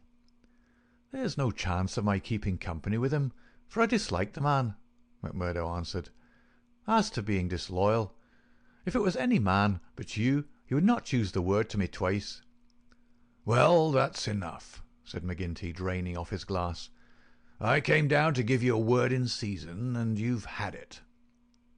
I'd like to know, said McMurdo, how you ever came to learn that I had spoken with Morris at all. McGinty laughed.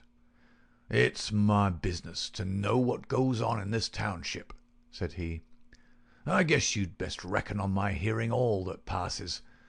Well, time's up, and I'll just say— But his leave-taking was cut short in a very unexpected fashion. With a sudden crash, the door flew open, and 3 frowning, intent faces glared in at them from under the peaks of police caps. McMurdo sprang to his feet and half drew his revolver, but his arm stopped midway as he became conscious that 2 Winchester rifles were levelled at his head. A man in uniform advanced into the room, a 6-shooter in his hand. It was Captain Marvin, one of Chicago and now of the Mine Constabulary. He shook his head with a half-smile at McMurdo. "I thought you'd be getting into trouble, Mr. Crooked McMurdo of Chicago," said he. "Can't keep out of it, can you? Take your hat and come along with us." "I guess you'll pay for this, Captain Marvin," said McGinty. "Who are you, I'd like to know, to break into a house in this fashion and molest honest, law-abiding men?" "You're standing out in this deal, Councillor McGinty," said the police captain. "We're not out after you, but after this man McMurdo. It is for you to help, not to hinder us in our duty." "He is a friend of mine, and I'll answer for his conduct," said the boss. "By all accounts, Mr. McGinty, you may have to answer for your own conduct some of these days," the captain answered. "This man McMurdo was a crook before ever he came here, and he's a crook still. Cover him, patrolman, while I disarm him." "There's my pistol," said McMurdo coolly. "Maybe, Captain Marvin, if you and I were alone and face to face, you would not take me so easily." "Where's your warrant?" asked McGinty. "By gar, a man might as well live in Russia as in Vermissa while folk like you are running the police. It's a capitalist outrage, and you'll hear more of it, I reckon." "You do what you think is your duty the best way you can, Councillor. We'll look after ours." "What am I accused of?" asked McMurdo. "Of being concerned in the beating of old Editor Stanger at the Herald office. It wasn't your fault that it isn't a murder charge." "Well, if that's all you have against him," cried McGinty with a laugh, "you can save yourself a deal of trouble by dropping it right now. This man was with me in my saloon playing poker up to midnight, and I can bring a dozen to prove it." "That's your affair, and I guess you can settle it in court tomorrow. Meanwhile, come on, McMurdo, and come quietly if you don't want a gun across your head. You stand wide, Mr. McGinty, for I warn you, I'll stand no resistance when I'm on duty." So determined was the appearance of the captain that both McMurdo and his boss were forced to accept the situation. The latter managed to have a few whispered words with the prisoner before they parted. "What about—" He jerked his thumb upward to signify the coining plant. "All right," whispered McMurdo, who had devised a safe hiding-place under the floor. "I'll bid you good-bye," said the boss, shaking hands. "I'll see Riley, the lawyer, and take the defence upon myself. Take my word for it that they won't be able to hold you." "I wouldn't bet on that. Guard the prisoner, you two, and shoot him if he tries any games. I'll search the house before I leave." He did so, but apparently found no trace of the concealed plant. When he descended, he and his men escorted McMurdo to headquarters. Darkness had fallen, and a keen blizzard was blowing so that the streets were nearly deserted, but a few loiterers followed the group, and, emboldened by invisibility, shouted imprecations at the prisoner. "Lynch the cursed scourer!" they cried. "Lynch him!" They laughed and jeered as he was pushed into the police station. After a short formal examination from the inspector in charge, he was put into the common cell. Here he found Baldwin and 3 other criminals of the night before, all arrested that afternoon and waiting their trial next morning. But even within this inner fortress of the law, the long arm of the freemen was able to extend. Late at night there came a jailer with a straw bundle for their bedding, out of which he extracted 2 bottles of whisky, some glasses, and a pack of cards. They spent a hilarious night without an anxious thought as to the ordeal of the morning. Nor had they cause, as the result was to show. The magistrate could not possibly on the evidence have held them for a higher court.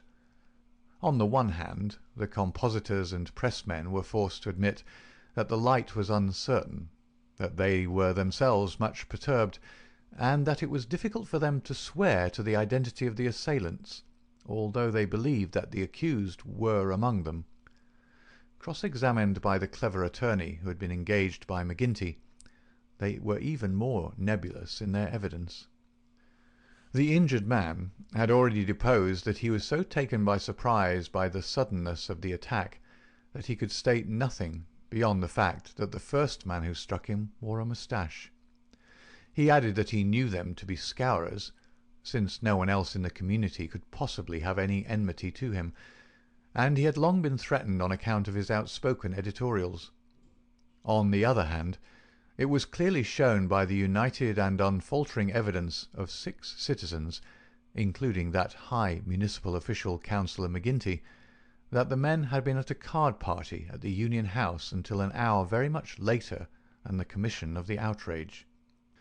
Needless to say that they were discharged with something very near to an apology from the bench for the inconvenience to which they had been put, together with an implied censure of Captain Marvin and the police for their officious zeal.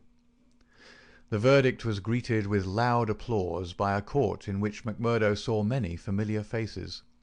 Brothers of the lodge smiled and waved, but there were others who sat with compressed lips and brooding eyes as the men filed out of the dock. One of them, a little dark-bearded, resolute fellow, put the thoughts of himself and comrades into words as the ex-prisoners passed him. "You damned murderers," he said, "we'll fix you yet." End of chapter 4.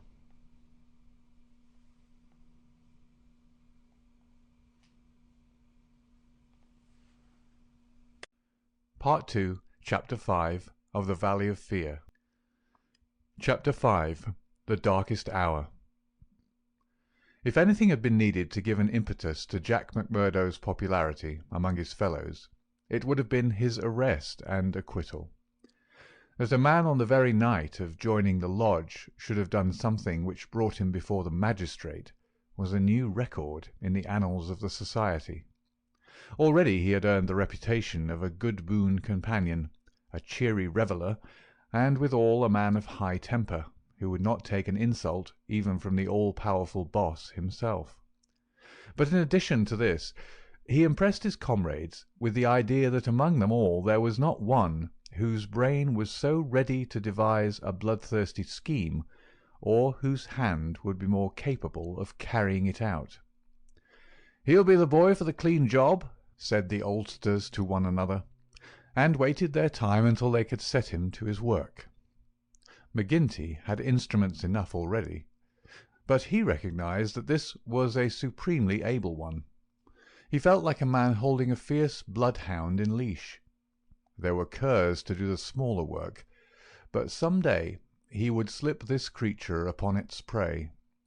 A few members of the lodge, Ted Baldwin among them, resented the rapid rise of the stranger, and hated him for it, but they kept clear of him, for he was as ready to fight as to laugh. But if he gained favour with his fellows, there was another quarter, one which had become even more vital to him, in which he lost it. Etty Shafter's father would have nothing more to do with him, nor would he allow him to enter the house. Etty herself was too deeply in love to give him up altogether, and yet her own good sense warned her of what would come from a marriage with a man who was regarded as a criminal. One morning, after a sleepless night, she determined to see him, possibly for the last time, and made one strong endeavour to draw him from those evil influences which were sucking him down. She went to his house, as he had often begged her to do, and made her way into the room which he used as his sitting-room. He was seated at a table, with his back turned and a letter in front of him. A sudden spirit of girlish mischief came over her. She was still only 19. He had not heard her when she pushed open the door. Now she tiptoed forward and laid her hand lightly upon his bended shoulders. If she had expected to startle him, she certainly succeeded, but only in turn to be startled herself. With a tiger spring he turned on her, and his right hand was feeling for her throat. At the same instant, with the other hand, he crumpled up the paper that lay before him. For an instant he stood glaring. Then astonishment and joy took the place of the ferocity which had convulsed his features, a ferocity which had sent her shrinking back in horror as from something which had never before intruded into her gentle life. "It's you," said he, mopping his brow. "And to think that you should come to me, heart of my heart, and I should find nothing better to do than want to strangle you. Come then, darling," and he held out his arms. "Let me make it up to you." But she had not recovered from that sudden glimpse of guilty fear which she had read in the man's face. All her woman's instinct told her that it was not the mere fright of a man who is startled. Guilt. That was it. Guilt and fear. "What's come over you, Jack?" she cried. "Why are you so scared of me? Oh, Jack, if your conscience was at ease, you would not have looked at me like that." "Sure, I was thinking of other things, when you came tripping so lightly on those fairy feet of yours." "No, no, it was more than that, Jack." Then a sudden suspicion seized her. "Let me see that letter you were writing." "Ah, Etty, I couldn't do that." Her suspicions became certainties. "It's to another woman," she cried. "I know it. Why else should you hold it from me? Was it to your wife that you were writing? How am I to know that you are not a married man, you a stranger that nobody knows?" "I am not married, Etty. See now, I swear it. You're the only one woman on earth to me. By the cross of Christ, I swear it." He was so white with passionate earnestness that she could not but believe him. "Well then," she cried. "Well then," she cried, "why will you not show me the letter?" "I'll tell you, acushla," said he. "I'm under oath not to show it, and just as I wouldn't break my word to you, so I would keep it to those who hold my promise. It's the business of the lodge, and even to you it's a secret, and if I was scared when a hand fell on me, can't you understand it when it might have been the hand of a detective?" She felt that he was telling the truth. He gathered her into his arms and kissed away her fears and doubts. "Sit by me, then. It's a queer throne for such a queen, but it's the best your poor lover can find. He'll do better for you some of these days, I'm thinking. Now your mind is easy once again, is it not?" "How can it ever be at ease, Jack, when I know that you are a criminal among criminals, when I never know the day that I may hear you're in court for murder? McMurdo the Scourer, that's what one of the boarders called you yesterday. It went through my heart like a knife." "Sure, hard words break no bones." "But they were true." "Well, dear, it's not so bad as you think. We are but poor men that are trying in our own way to get our rights." Etty threw her arms around her lover's neck. "Give it up, Jack. For my sake, for God's sake, give it up.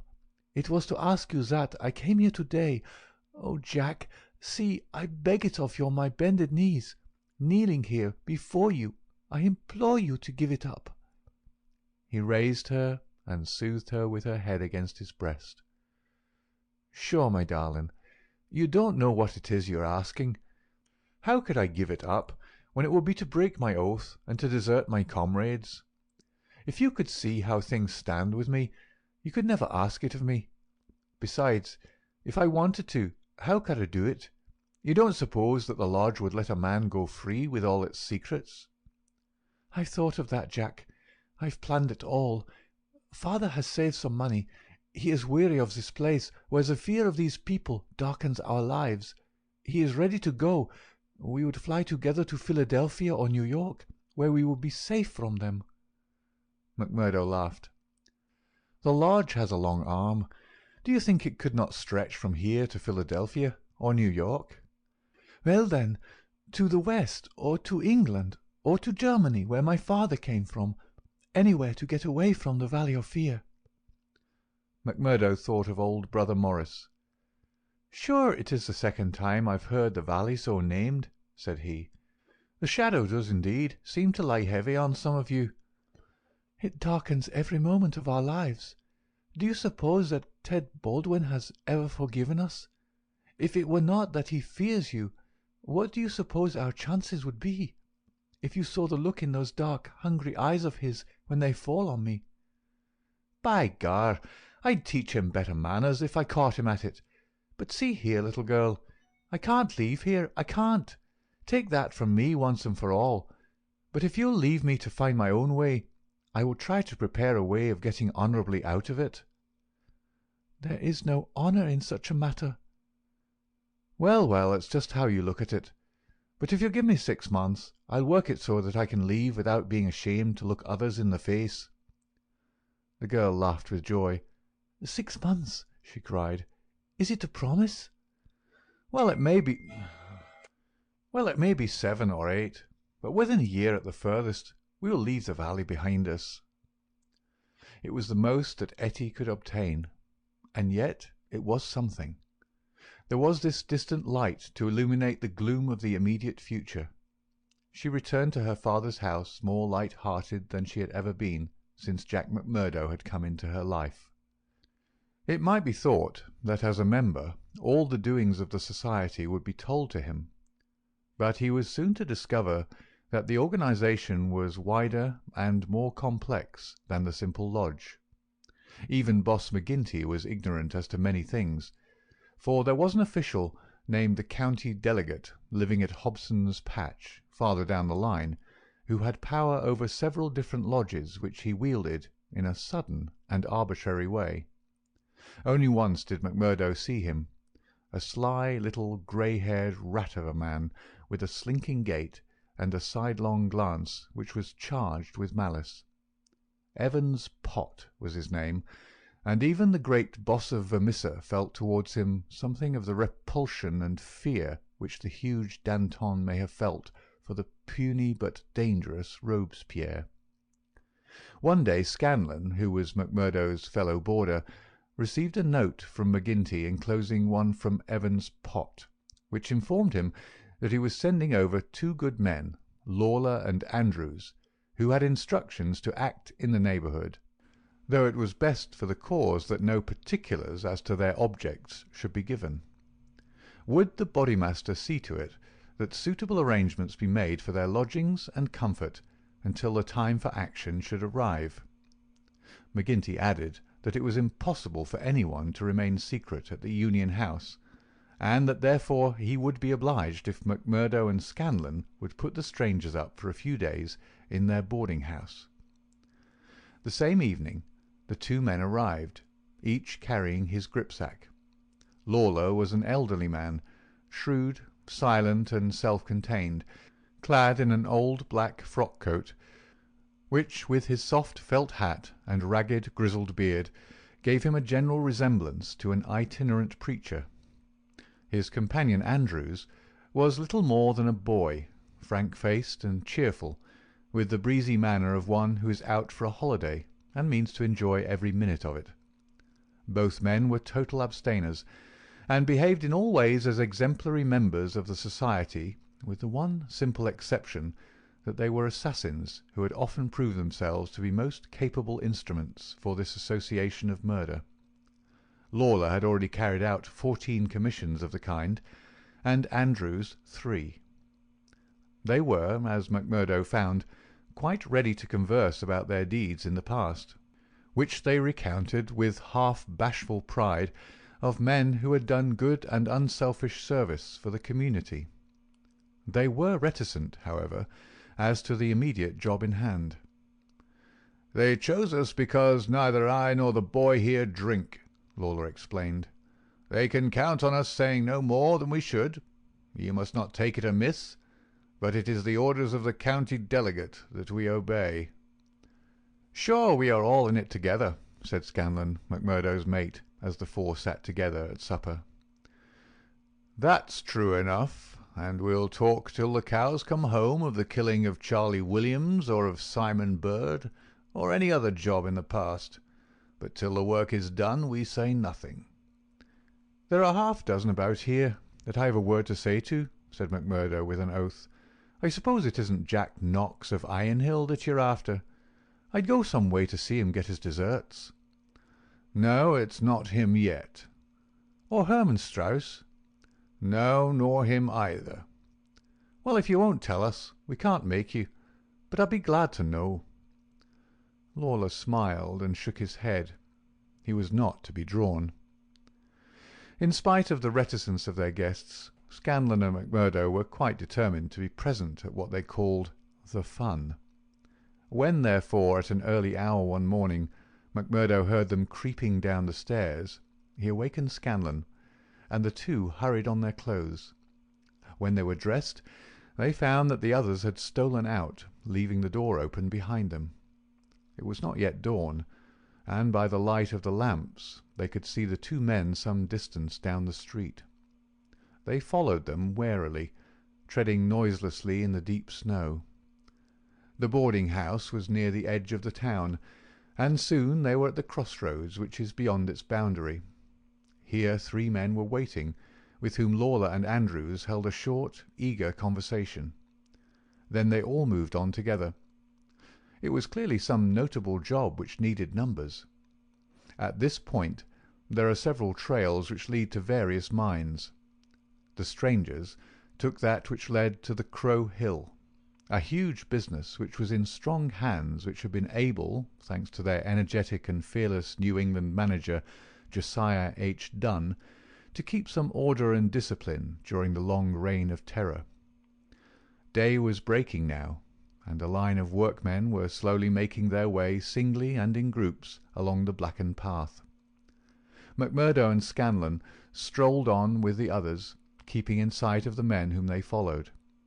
A thick mist lay over them, and from the heart of it there came the sudden scream of a steam whistle. It was the 10-minute signal before the cages descended and the day's labour began. When they reached the open space round the mine shaft, there were 100 miners waiting, stamping their feet and blowing on their fingers, for it was bitterly cold. The strangers stood in a little group under the shadow of the engine-house.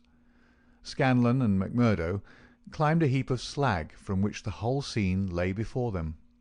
They saw the mine engineer, a great bearded Scotchman named Menzies, come out of the engine-house and blow his whistle for the cages to be lowered. At the same instant a tall, loose-framed young man with a clean-shaved, earnest face advanced eagerly towards the pit-head. As he came forward, his eyes fell upon the group, silent and motionless under the engine-house. The men had drawn down their hats and turned up their collars to screen their faces. For a moment the presentiment of death laid its cold hand upon the manager's heart. At the next he had shaken it off, and saw only his duty towards intrusive strangers. "Who are you?" he asked as he advanced. "What are you loitering there for?" There was no answer, but the lad Andrews stepped forward and shot him in the stomach. The 100 waiting miners stood as motionless and helpless as if they were paralyzed. The manager clapped his 2 hands to the wound and doubled himself up. Then he staggered away, but another of the assassins fired, and he went down sideways, kicking and clawing among a heap of clinkers. Menzies, the Scotchman, gave a roar of rage at the sight, and rushed with an iron spanner at the murderers, but was met by 2 balls in the face which dropped him dead at their very feet. There was a surge forward of some of the miners, and an inarticulate cry of pity and of anger, but a couple of the strangers emptied their 6-shooters over the heads of the crowd, and they broke and scattered, some of them rushing wildly back to their homes in Vermissa. When a few of the bravest had rallied, and there was a return to the mine, the murderous gang had vanished in the mists of the morning, without a single witness being able to swear to the identity of these men, who in front of 100 spectators had wrought this double crime. Scanlon and McMurdo made their way back, Scanlon somewhat subdued, for it was the first murder job that he had seen with his own eyes, and it appeared less funny than he had been led to believe. The horrible screams of the dead manager's wife pursued them as they hurried to the town. McMurdo was absorbed and silent, but he showed no sympathy for the weakening of his companion. "Sure it is like a war," he repeated.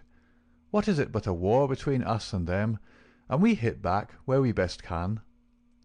There was high revel in the lodge room at the Union House that night, not only over the killing of the manager and engineer of the Crow Hill mine, which would bring this organization into line with the other blackmailed and terror-stricken companies of the district, but also over a distant triumph which had been wrought by the hands of the lodge itself. It would appear that when the county delegate had sent over 5 good men to strike a blow in Vermissa, he had demanded that in return 3 Vermissa men should be secretly selected and sent across to kill William Hales of Stake Royal, one of the best known and most popular mine owners in the Gilmerton district, a man who was believed not to have an enemy in the world, for he was in all ways a model employer. He had insisted, however, upon efficiency in the work, and had therefore paid off certain drunken and idle employees who were members of the all-powerful society. Coffin notices hung outside his door had not weakened his resolution, and so in a free, civilized country he found himself condemned to death. The execution had now been duly carried out. Ted Baldwin, who sprawled now in the seat of honour beside the Bodymaster, had been chief of the party. His flushed face and glazed, bloodshot eyes told of the sleeplessness and drink. He and his 2 comrades had spent the night before among the mountains. They were unkempt and weather-stained. But no heroes, returning from a forlorn hope, could have had a warmer welcome from their comrades. The story was told and retold amid cries of delight and shouts of laughter. They had waited for their man as he drove home at nightfall, taking their station at the top of a steep hill, where his horse must be at a walk. He was so furred to keep out the cold that he could not lay his hand on his pistol. They had pulled him out and shot him again and again. He had screamed for mercy. The screams were repeated for the amusement of the lodge. "Let's hear again how he squealed," they cried. None of them knew the man, but there is eternal drama in a killing, and they had shown the scourers of Gilmerton that the Vermissa men were to be relied upon. There had been one contretemps, for a man and his wife had driven up while they were still emptying their revolvers into the silent body. It had been suggested that they should shoot them both, but they were harmless folk who were not connected with the mines, so they were sternly bidden to drive on and keep silent, lest a worse thing befall them. And so the blood-mottled figure had been left as a warning to all such hard-hearted employers, and the 3 noble avengers had hurried off into the mountains, where unbroken nature comes down to the very edge of the furnaces and the slag-heaps. Here they were safe and sound, their work well done, and the plaudits of their companions in their ears. It had been a great day for the scourers. The shadow had fallen even darker over the valley. But as the wise general chooses the moment of victory in which to redouble his efforts, so that his foes may have no time to steady themselves after disaster, so Boss McGinty, looking out upon the scene of his operations with his brooding and malicious eyes, had devised a new attack upon those who opposed him. That very night, as the half-drunken company broke up, He touched McMurdo on the arm and led him aside into that inner room where they had their first interview. "See here, my lad," said he, "I've got a job that's worthy of you at last. You'll have the doing of it in your own hands." "Proud I am to hear it," McMurdo answered. "You can take 2 men with you, Manders and Riley. They have been warned for service. We'll never be right in this district until Chester Wilcox has been settled, and you'll have the thanks of every lodge in the coalfields if you can down him." "I'll do my best, anyhow. Who is he, and where shall I find him?" McGinty took his eternal, half-chewed, half-smoked cigar from the corner of his mouth, and proceeded to draw a rough diagram on a page torn from his notebook. "He's the chief foreman of the Iron Dyke Company. He's a hard citizen, an old colour sergeant of the war, all scars and gristle. We've had 2 tries at him, but had no luck, and Jim Carnaway lost his life over it. Now it's for you to take it over. That's the house, all alone at the Iron Dyke crossroad, same as you see here on the map, without another within earshot. It's no good by day. He's armed and shoots quick and straight, with no questions asked. But at night, well, here he is with his wife, 3 children and a hired help. You can't pick or choose, it's all or none. If you could get a bag of blasting powder at the front door with a slow match to it." "What's the man done?" "Didn't I tell you he shot Jim Carnaway?" "Why did he shoot him?" "What in thunder has that to do with you? Carnaway was about his house at night, and he shot him. That's enough for me and you. You've got to settle the thing right."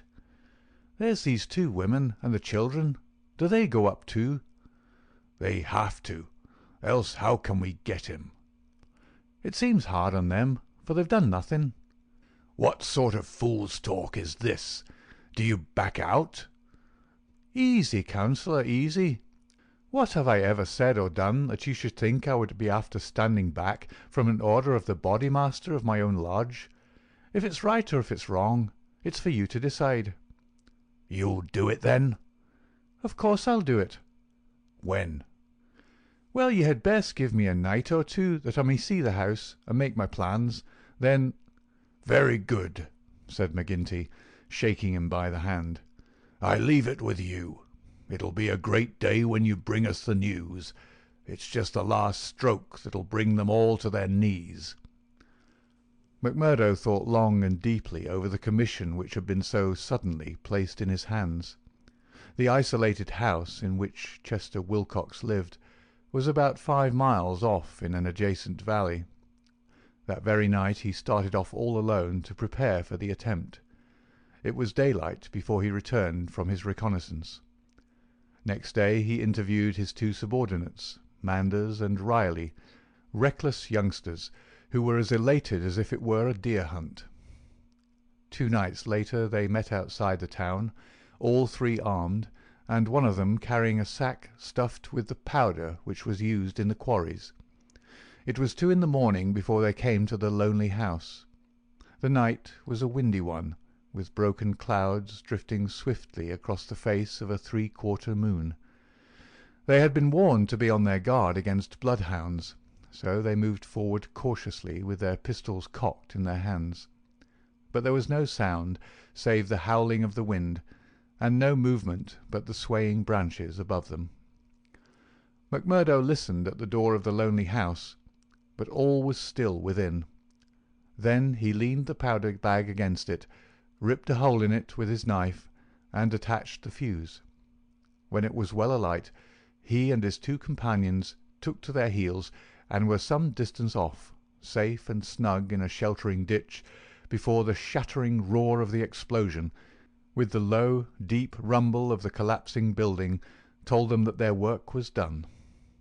No cleaner job had ever been carried out in the blood-stained annals of the society. But alas, that work so well organized and boldly carried out should all have gone for nothing. Warned by the fate of the various victims, and knowing that he was marked down for destruction, Chester Wilcox had moved himself and his family only the day before to some safer and less known quarters, where a guard of police should watch over them. It was an empty house which had been torn down by the gunpowder, and the grim old colour sergeant of the war was still teaching discipline to the miners of Iron Dyke. "Leave him to me," said McMurdo. "He's my man, and I'll get him, sure, if I have to wait a year for him." A vote of thanks and confidence was passed in full lodge, and so for the time the matter ended. When a few weeks later it was reported in the papers that Wilcox had been shot at from an ambuscade, it was an open secret that McMurdo was still at work upon his unfinished job. Such were the methods of the Society of Free Men, and such were the deeds of the Scourers by which they spread their rule of fear over the great and rich district which was for so long a period haunted by their terrible presence. Why should these pages be stained by further crimes? Have I not said enough to show the men and their methods? These deeds are written in history, and their records wherein one may read the details of them. There one may learn of the shooting of policemen Hunt and Evans because they had ventured to arrest 2 members of the society, a double outrage planned at the Vermissa lodge and carried out in cold blood upon 2 helpless and disarmed men. There also one may read of the shooting of Mrs. Larby when she was nursing her husband, who had been beaten almost to death by orders of Boss McGinty, the killing of the elder Jenkins, shortly followed by that of his brother, the mutilation of James Murdoch, the blowing up of the Staphouse family, and the murder of the Stendals, all followed hard upon one another in the same terrible winter. Darkly the shadow lay upon the valley of fear. The spring had come with running brooks and blossoming trees. There was hope for all nature bound so long in an iron grip. But nowhere was there any hope for the men and women who lived under the yoke of the terror. Never had the cloud above them been so dark and hopeless as in the early summer of the year 1875. End of chapter 5.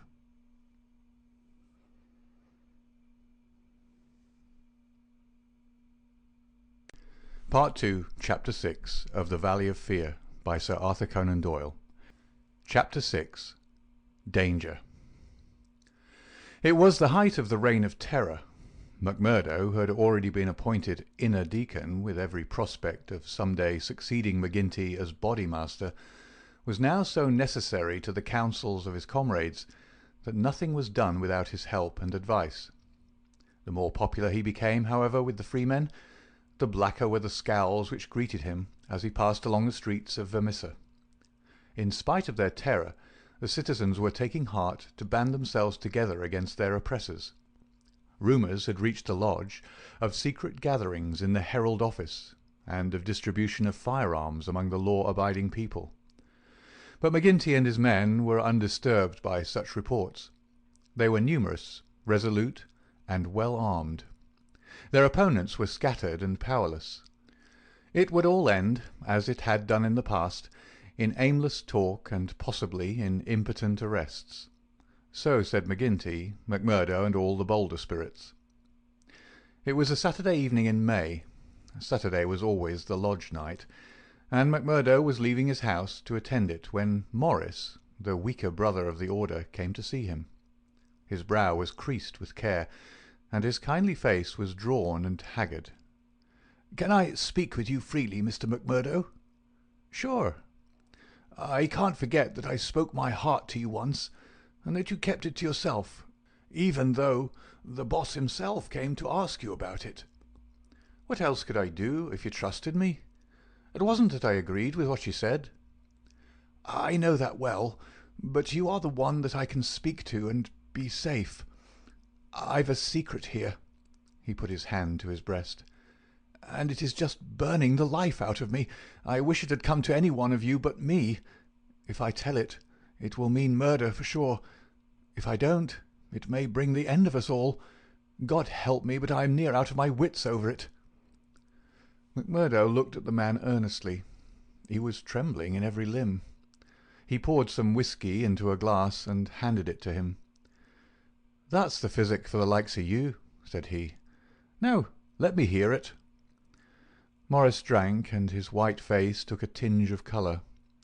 "I can tell it to you all in one sentence," said he. "There's a detective on our trail." McMurdo stared at him in astonishment. "Why, man, you're crazy," he said. "Isn't the place full of police and detectives, and what harm did they ever do us?" No, it's no man of the district. As you say, we know them, and it is little that they can do. But you've heard of Pinkertons?" "I've read some of folk of that name." "Well, you can take it from me you've no show when they are on your trail. It's not a take-it-or-miss-it government concern. It's a dead earnest business proposition that's out for results and keeps out till by hook or crook it gets them. If a Pinkerton man is deep in this business, we're all destroyed." "We must kill him." "Ah, it's the first thought that came to you, so it will be up at the lodge. Didn't I say to you that it would end in murder?" "Sure, what is murder? Isn't it common enough in these parts?" "It is indeed, but it's not for me to point out the man that is to be murdered. I'd never rest easy again. And yet it's our own necks that may be at stake. In God's name, what shall I do?" He rocked to and fro in his agony of indecision. But his words had moved McMurdo deeply. It was easy to see that he shared the other's opinion as to the danger and the need for meeting it. He gripped Morris's shoulders and shook him in his earnestness. "See here, man," he cried, and he almost screeched the words in his excitement. "You won't gain anything by sitting keening like an old wife at a wake. Let's have the facts. Who is the fellow? Where is he? How did you hear of him? Why did you come to me?" "I came to you, for you are the one man that would advise me. I told you that I had a store in the East before I came here. I left good friends behind me, and one of them is in the telegraph service. Here's a letter that I had from him yesterday. It's this part from the top of the page. You can read it yourself."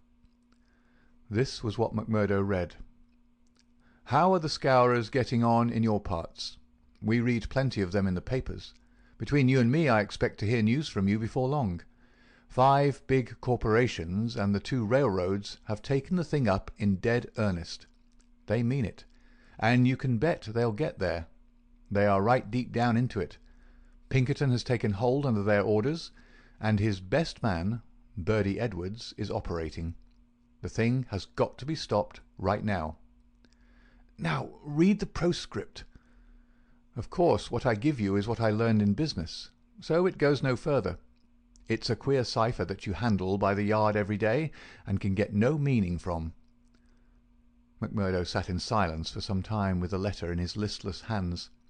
The mist had lifted for a moment, and there was the abyss before him. "Does anyone else know of this?" he asked. "I have told no one else."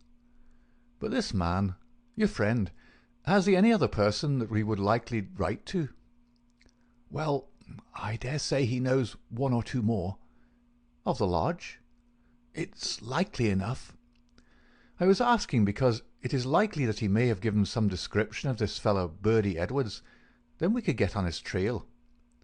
"Well, it's possible, but I shouldn't think he knew him. He's just telling me the news that came to him by way of business. How would he know this Pinkerton man?" McMurdo gave a violent start. "By gar!" he cried. "I've got him. What a fool I was not to know it. Lord, but we're in luck. We'll fix him before he can do any harm. See here, Morris, will you leave this thing in my hands?" "Sure, if you will only take it off mine." "I'll do that. You can stand right back and let me run it. Even your name need not be mentioned. I'll take it all on myself, as if it were to me that this letter has come. Will that content you?" "It's just what I would ask." "Then leave it at that, and keep your head shut. Now I'll get down to the lodge, and we'll soon make old man Pinkerton sorry for himself." "You wouldn't kill this man?" "The less you know, friend Morris, the easier your conscience, and the better you'll sleep. Ask no questions, and let these things settle themselves. I have hold of it now." Morris shook his head sadly as he left. "I feel that his blood is on my hands," he groaned. "Self-protection is no murder, anyhow," said McMurdo, smiling grimly. "It's him or us. I guess this man would destroy us all if we left him long in the valley. Why, Brother Morris, we'll have to elect you Bodymaster yet, for you've surely saved the lodge." And yet it was clear from his actions that he thought more seriously of this new intrusion than his words would show. It may have been his guilty conscience. It may have been the reputation of the Pinkerton organization. It may have been the knowledge that great, rich corporations had set themselves the task of clearing out the scourers. But whatever his reason, his actions were those of a man who is preparing for the worst. Every paper which would incriminate him was destroyed before he left the house. After that he gave a long sigh of satisfaction, for it seemed to him that he was safe. And yet the danger must still have pressed somewhat upon him, for on his way to the lodge he stopped at old man Shafter's.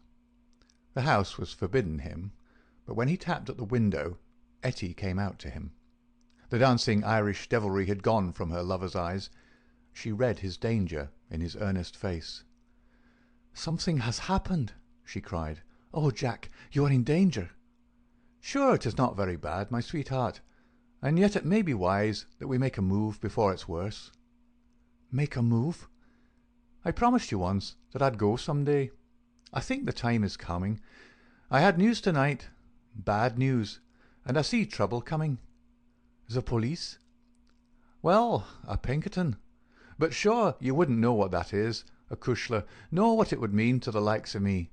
I'm too deep in this thing, and I may have to get out of it quick. You said you'd come with me if I went." "Oh, Jack, it would be the saving of you." "I'm an honest man in some things, Etty. I wouldn't hurt a hair of your bonny head for all the world can give, nor ever pull you down 1 inch from the golden throne above the clouds where I always see you. Would you trust me?" She put her hand in his without a word. "Well then, listen to what I say, and do as I order you, for indeed it's the only way for us. Things are going to happen in this valley.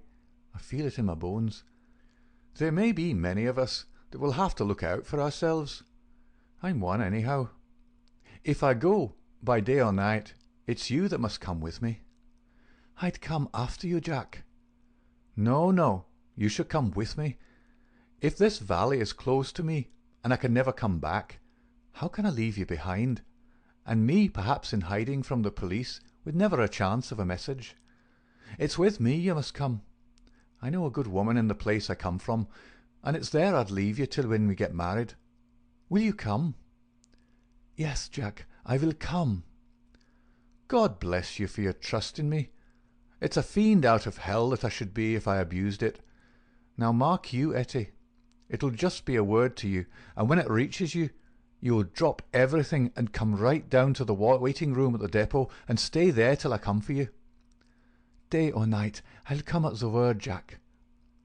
Somewhat eased in mind, now that his own preparations for escape had been begun, McMurdo went on to the lodge. It had already assembled, and only by complicated signs and countersigns could he pass through the outer guard and inner guard who close tiled it. A buzz of pleasure and welcome greeted him as he entered. The long room was crowded, and through the haze of tobacco smoke he saw the tangled black mane of the Bodymaster, the cruel, unfriendly features of Baldwin, the vulture face of Harroway, the secretary, and a dozen more who were among the leaders of the lodge. He rejoiced that they should all be there to take counsel over his news. "Indeed, it's glad we are to see you, brother," cried the chairman. "There's business here that wants a Solomon in judgment to set it right." "It's Lander and Egan," explained his neighbour as he took his seat. "They both claim the head money given by the lodge for the shooting of old man Crabbe over at Stylestown, and who's to say which fired the bullet?" McMurdo rose in his place and raised his hand. The expression of his face froze the attention of the audience. There was a dead hush of expectation. "Eminent Bodymaster," he said in a solemn voice, I claim urgency." "Brother McMurdo claims urgency," said McGinty. "It's a claim that by the rules of this lodge takes precedence. Now, brother, we attend you." McMurdo took the letter from his pocket. "Eminent Bodymaster and brethren," he said, "I am the bearer of ill news this day, but it is better that it should be known and discussed than that a blow should fall upon us without warning, which would destroy us all. I have information that the most powerful and richest organizations in this state have bound themselves together for our destruction, and that at this very moment there is a Pinkerton detective, one Birdy Edwards, at work in the valley, collecting the evidence which may put a rope around the necks of many of us and send every man in this room into a felon's cell. That is the situation for the discussion of which I have made a claim of urgency." There was a dead silence in the room. It was broken by the chairman. "What is your evidence for this, Brother McMurdo?" he asked. "It is in this letter which has come into my hands," said McMurdo. He read the passage aloud. "It is a matter of honour with me that I can give no further particulars about the letter, nor put it into your hands, but I assure you that there is nothing else in it which can affect the interests of the lodge.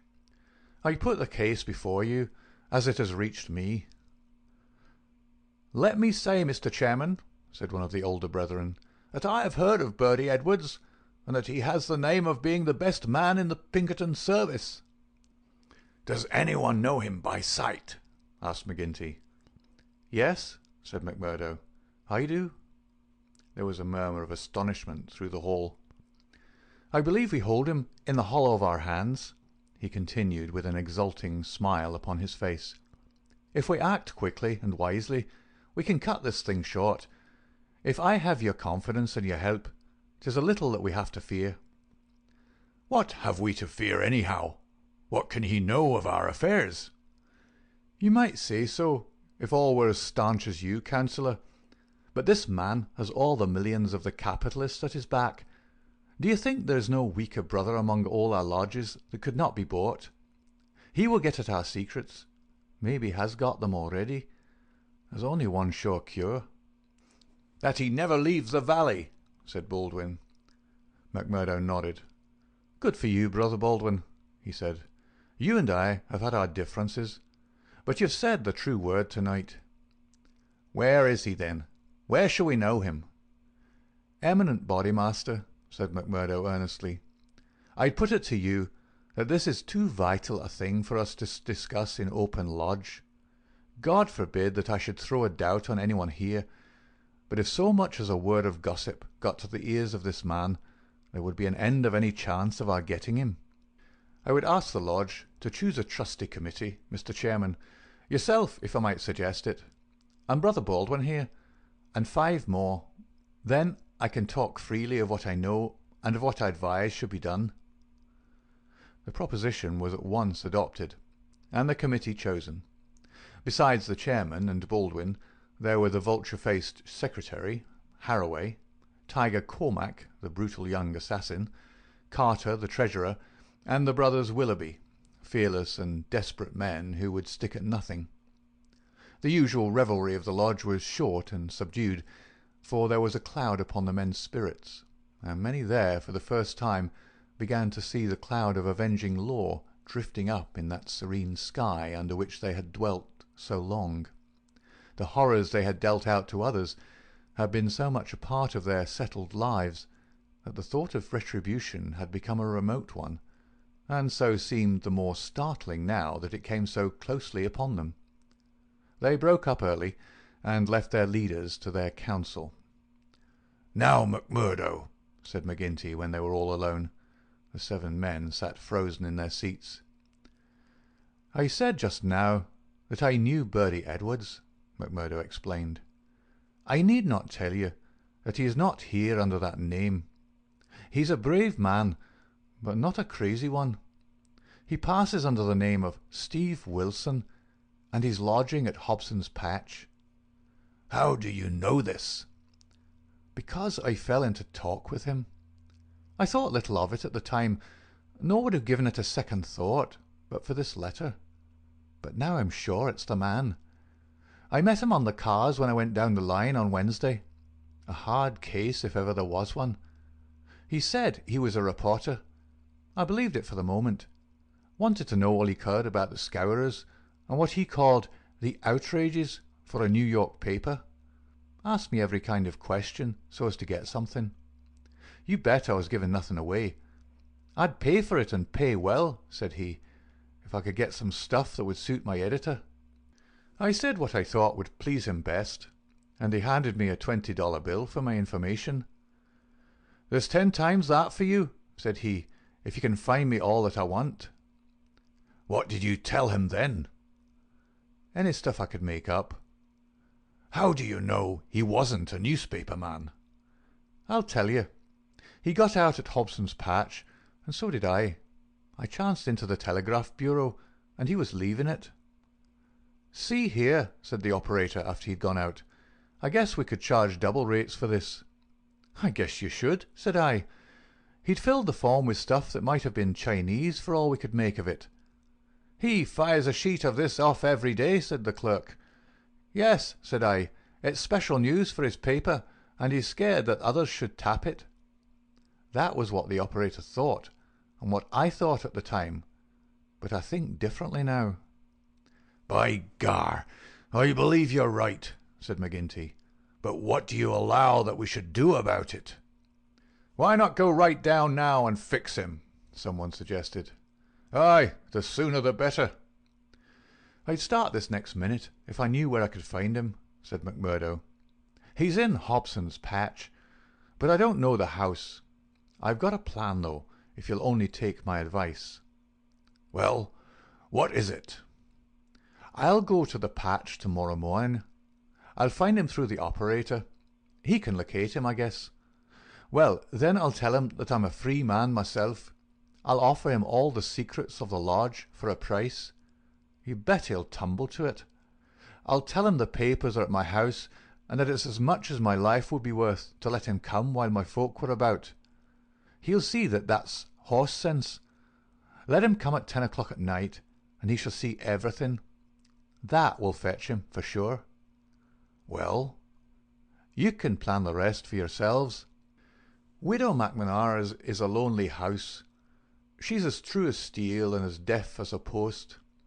There's only Scanlon and me in the house.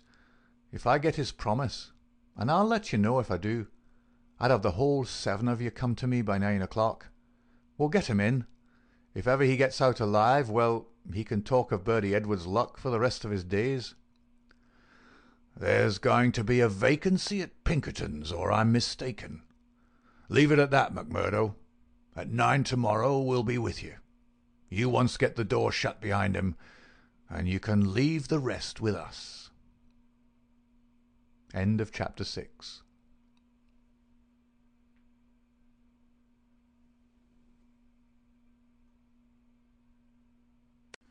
Part 2, Chapter 7 of The Valley of Fear. Chapter 7. The Trapping of Birdy Edwards. As McMurdo had said, the house in which he lived was a lonely one, and very well suited for such a crime as they had planned. It was on the extreme fringe of the town, and stood well back from the road. In any other case, the conspirators would have simply called out their man, as they had many times before, and emptied their pistols into his body. But in this instance it was very necessary to find out how much he knew, how he knew it, and what had been passed on to his employers. It was possible that they were already too late, and that the work had been done. If that was indeed so, they could at least have their revenge upon the man who had done it. But they were hopeful that nothing of great importance had yet come to the detective's knowledge, as otherwise, they argued, he would not have troubled to write down and forward such trivial information as McMurdo claimed to have given him. However, all this they would learn from his own lips. Once in their power, they would find a way to make him speak. It was not the first time that they had handled an unwilling witness. McMurdo went to Hobson's Patch as agreed. The police seemed to take particular interest in him that morning, and Captain Marvin, he who had claimed the old acquaintance with him at Chicago, actually addressed him as he waited at the station. McMurdo turned away and refused to speak with him.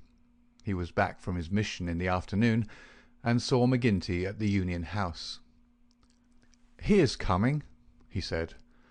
"Good," said McGinty. The giant was in his shirt-sleeves, with chains and seals gleaming athwart his ample waistcoat, and a diamond twinkling through the fringe of his bristling beard. Drink and politics had made the boss a very rich as well as powerful man. The more terrible, therefore, seemed that glimpse of the prison or the gallows which had risen before him the night before. "Do you reckon he knows much?" he asked anxiously. McMurdo shook his head gloomily. "He's been here some time, 6 weeks at least. I guess he didn't come into these parts to look at the prospect. If he's been working among us all that time with the railroad money at his back, I should expect that he's got results, and that he's passed them on." "There's not a weak man in the lodge," cried McGinty. "True as steel, every man of them. And yet, by the Lord, there is that skunk Morris. What about him? If any man gives us away, it would be he. I've a mind to send a couple of the boys round before evening to give him a beating up and see what they can get from him." "Well, there would be no harm in that," McMurdo answered. "I won't deny that I have a liking for Morris, and would be sorry to see him come to harm. He has spoken to me once or twice over lodge matters. I know he may not see them the same as you or I. He never seemed the sort that squeals. But still, it is not for me to stand between him and you." "I'll fix the old devil," said McGinty with an oath. "I've had my eye on him this year past." "Well, you know best about that," McMurdo answered. "But whatever you do must be tomorrow. For we must lie low until the Pinkerton affair is settled up. We can't afford to set the police buzzing today of all days." "True for you," said McGinty. "And we'll learn from Birdy Edwards himself where he got his news if we have to cut his heart out first. Did he seem to scent a trap?" McMurdo laughed. "I guess I took him on his weak point," he said. "If he could get on a good trail of the scourers, he's ready to follow it into hell. I took his money." McMurdo grinned as he produced a wad of dollar notes. "And there's much more when he's seen all my papers." "What papers?" "Well, there are no papers, but I filled him up about constitutions and books of rules and forms of membership. He expects to get right down to the end of everything before he leaves." "Faith, he's right there," said McGinty grimly. "Didn't he ask you why you didn't bring him the papers?" "As if I would carry such things, and me a suspected man, and Captain Marvin after speaking to me this very day at the depot." "Aye, I heard of that," said McGinty. "I guess the heavy end of this business is coming on to you. We could put him down an old shaft when we've done with him, but however we work it, we can't get past the man living at Hobston's Patch, and you being there today." McMurdo shrugged his shoulders. "If we handle it right, they can never prove the killing," said he. "No one can see him come to the house after dark, and I'll lay to it that no one will see him go. Now see here, counsellor, I'll show you my plan, and I'll ask you to fit the others into it. You'll all come in good time. Very well. He comes at 10.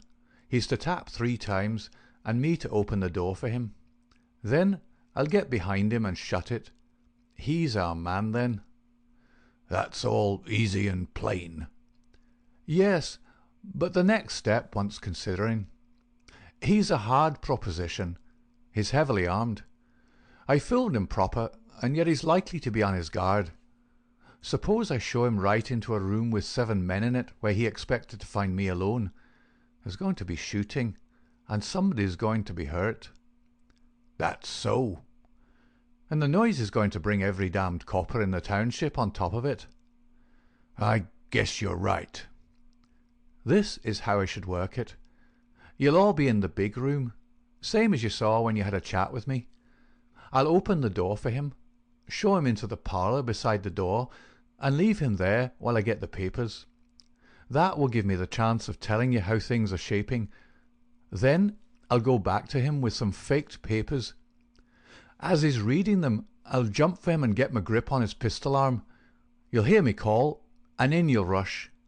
The quicker the better, for he's as strong a man as I, and I may have more than I can manage. But I allow that I can hold him till you come." "It's a good plan," said McGinty. "The lodge will owe you a debt for this. I guess when I move out of the chair I can put a name to the man that's coming after me." "Sure, councillor.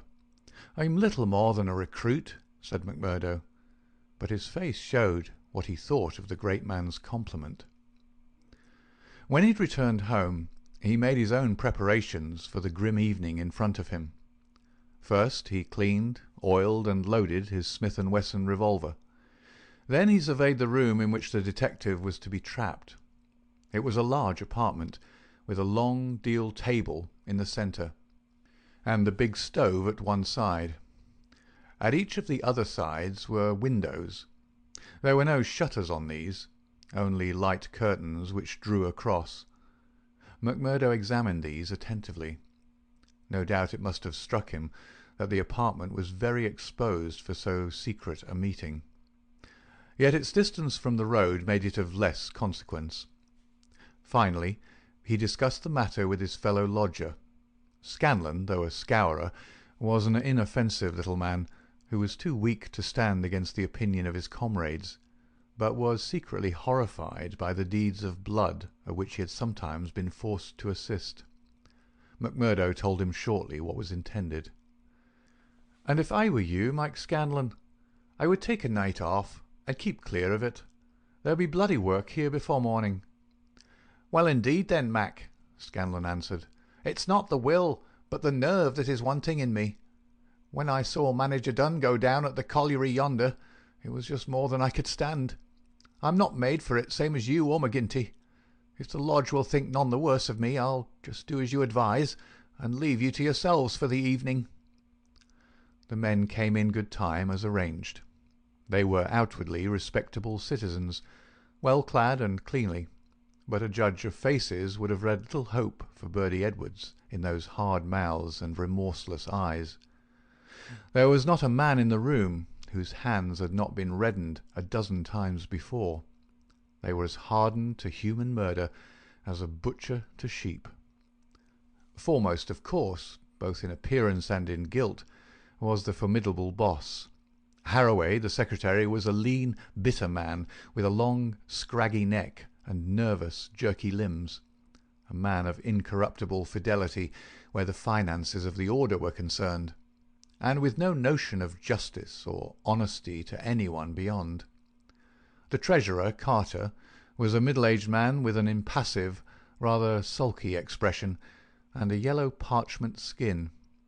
He was a capable organizer, and the actual details of nearly every outrage had sprung from his plotting brain. The two Willoughbys were men of action, tall, lithe young fellows with determined faces, while their companion, Tiger Cormac, a heavy, dark youth, was feared even by his own comrades for the ferocity of his disposition. These were the men who assembled that night under the roof of McMurdo for the killing of the Pinkerton detective. Their host had placed whisky upon the table, and they had hastened to prime themselves for the work before them. Baldwin and Cormac were already half drunk, and the liquor had brought out all their ferocity. Cormac placed his hands on the stove for an instant. It had been lighted, for the nights were still cold. "That will do," said he with an oath. "Aye," said Baldwin, catching his meaning. "If he is strapped to that, we'll have the truth out of him." "We'll have the truth out of him, never fear," said McMurdo. He had nerves of steel, this man, for though the whole weight of the affair was on him, his manner was as cool and unconcerned as ever. The others marked it and applauded. "You are the one to handle him," said the boss approvingly. "Not a warning will he get till your hand is on his throat. It's a pity there are no shutters to your windows." McMurdo went from one to the other and drew the curtains tighter. "Sure no one can spy upon us now. It's close upon the hour." "Maybe he won't come. Maybe he'll get a sniff of danger. said the secretary. "He'll come, never fear," McMurdo answered. "He is as eager to come as you can be to see him. Hark to that." They all sat like wax figures, some with their glasses arrested halfway to their lips. 3 loud knocks had sounded at the door. "Hush!" McMurdo raised his hand in caution. An exulting glance went round the circle, and hands were laid upon their weapons. "Not a sound, for your lives," McMurdo whispered as he went from the room, closing the door carefully behind him. With strained ears the murderers waited. They counted the steps of their comrade down the passage. Then they heard him open the outer door. There were a few words as of a greeting. Then they were aware of a strange step inside and of an unfamiliar voice. An instant later came the slam of the door and the turning of the key in the lock. Their prey was safe within the trap. Tiger Cormac laughed horribly, and Boss McGinty clapped his great hand across his mouth. "Be quiet, you fool," he whispered. "You'll be the undoing of us yet."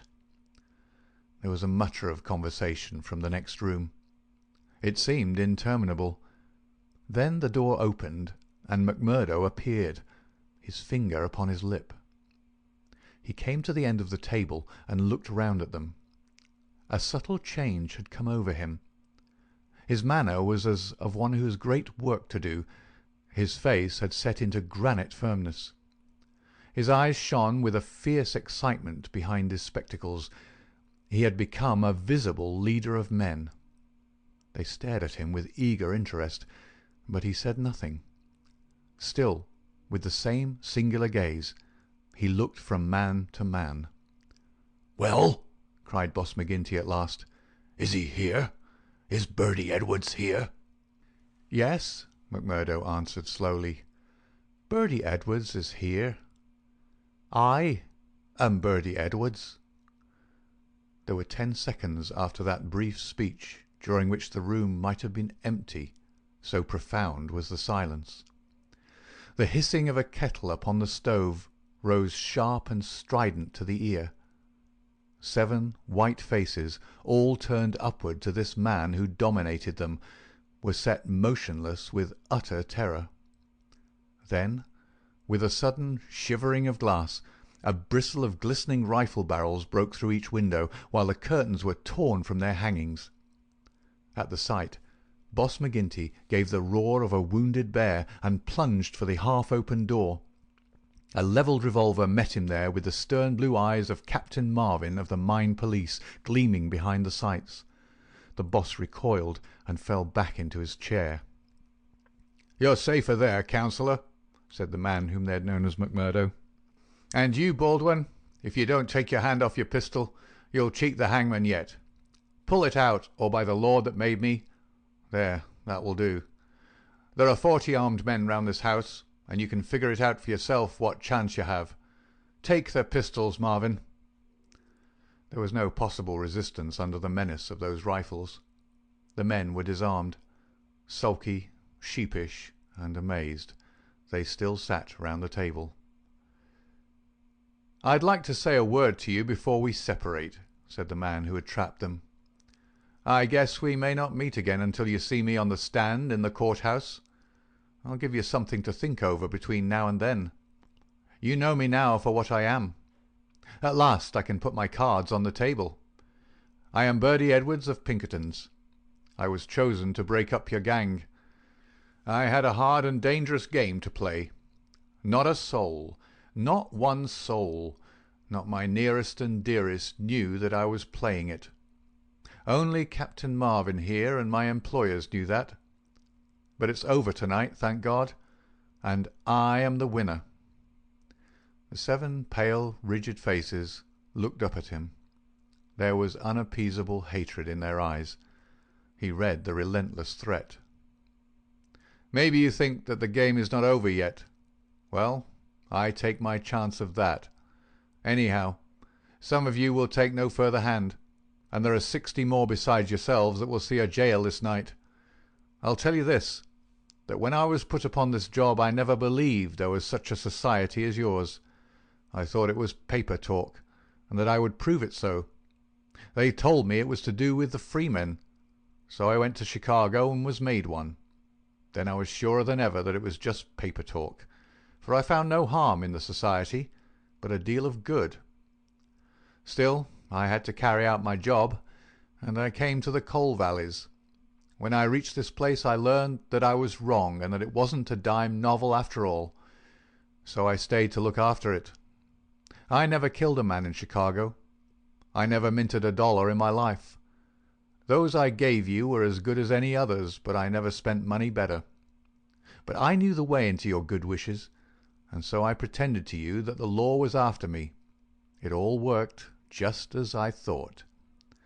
So I joined your infernal lodge, and I took my share in your councils. Maybe they will say that I was as bad as you. They can say what they like, so long as I get you. But what is the truth? The night I joined, you beat up old man Stanger. I could not warn him, for there was no time, but I held your hand, Baldwin, when you would have killed him. If ever I've suggested things, so as to keep my place among you, they were things which I knew I could prevent. I could not save Dunn and Menzies, for I did not know enough. But I will see that their murderers are hanged.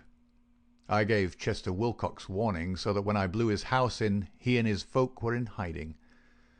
There was many a crime that I could not stop. But if you look back and think how often your man came home the other road, or was down in town when you went for him, or stayed indoors when you thought he would come out, you'll see my work." "You blasted traitor!" hissed McGinty through his closed teeth. "Aye, John McGinty, you may call me that if it eases your smart. You and your like have been the enemy of God and man in these parts. It took a man to get between you and the poor devils of men and women that you held under your grip. There was just one way of doing it, and I did it. You call me a traitor, but I guess there's many 1,000 will call me a deliverer that went down into hell to save them. I've had 3 months of it. I wouldn't have 3 such months again if they let me loose in the treasury of Washington for it. I had to stay till I had it all, every man and every secret, right here in this hand. I'd have waited a little longer if it hadn't come to my knowledge that my secret was coming out. A letter had come into the town that would have set you wise to it all. Then I had to act, and act quickly.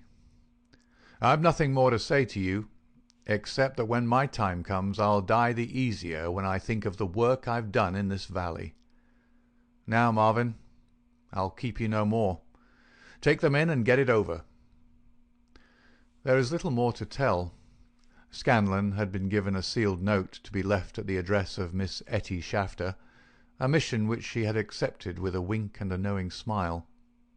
In the early hours of the morning, a beautiful woman and a much muffled man boarded a special train which had been sent by the railroad company, and made a swift, unbroken journey out of the land of danger.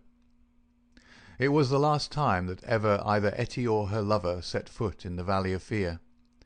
10 days later they were married in Chicago, with old Jacob Shafter as witness of the wedding. The trial of the Scourers was held far from the place where their adherents might have terrified the guardians of the law. In vain they struggled. In vain the money of the lodge, money squeezed by blackmail out of the whole countryside, was spent like water in the attempt to save them. That cold, clear, unimpassioned statement, from one who knew every detail of their lives, their organization, and their crimes, was unshaken by all the wiles of their defenders. At last, after so many years, they were broken and scattered. The cloud was lifted forever from the valley. McGinty met his fate upon the scaffold, cringing and whining when the last hour came. 8 of his chief followers shared his fate. 50-odd had various degrees of imprisonment. The work of Birdy Edwards was complete. And yet, as he had guessed, the game was not over yet. There was another hand to be played, and yet another and another. Ted Baldwin, for one, had escaped the scaffold. So had the Willoughbys. So had several others of the fiercest spirits of the gang. For 10 years they were out of the world, and then came a day when they were free once more. A day which Edwards, who knew his men, was very sure would be an end of his life of peace. They had sworn an oath on all that they thought holy, to have his blood as a vengeance for their comrades, and well they strove to keep their vow. From Chicago he was chased, after 2 attempts so near success that it was sure that the third would get him. From Chicago he went under a changed name to California, and it was there that the light went for a time out of his life when Etty Edwards died. Once again he was nearly killed, and once again, under the name of Douglas, he worked in a lonely canyon, where with an English partner named Barker he amassed a fortune. At last there came a warning to him that the bloodhounds were on his track once more, and he cleared, only just in time, for England, and thence came the John Douglas, who for a second time married a worthy mate, and lived for 5 years as a Sussex county gentleman, a life which ended with the strange happenings of which we have heard. End of Chapter 7. Epilogue. The police trial had passed, in which the case of John Douglas was referred to a higher court. So had the quarter sessions, at which he was acquitted as having acted in self-defence. "Get him out of England at any cost," wrote Holmes to the wife.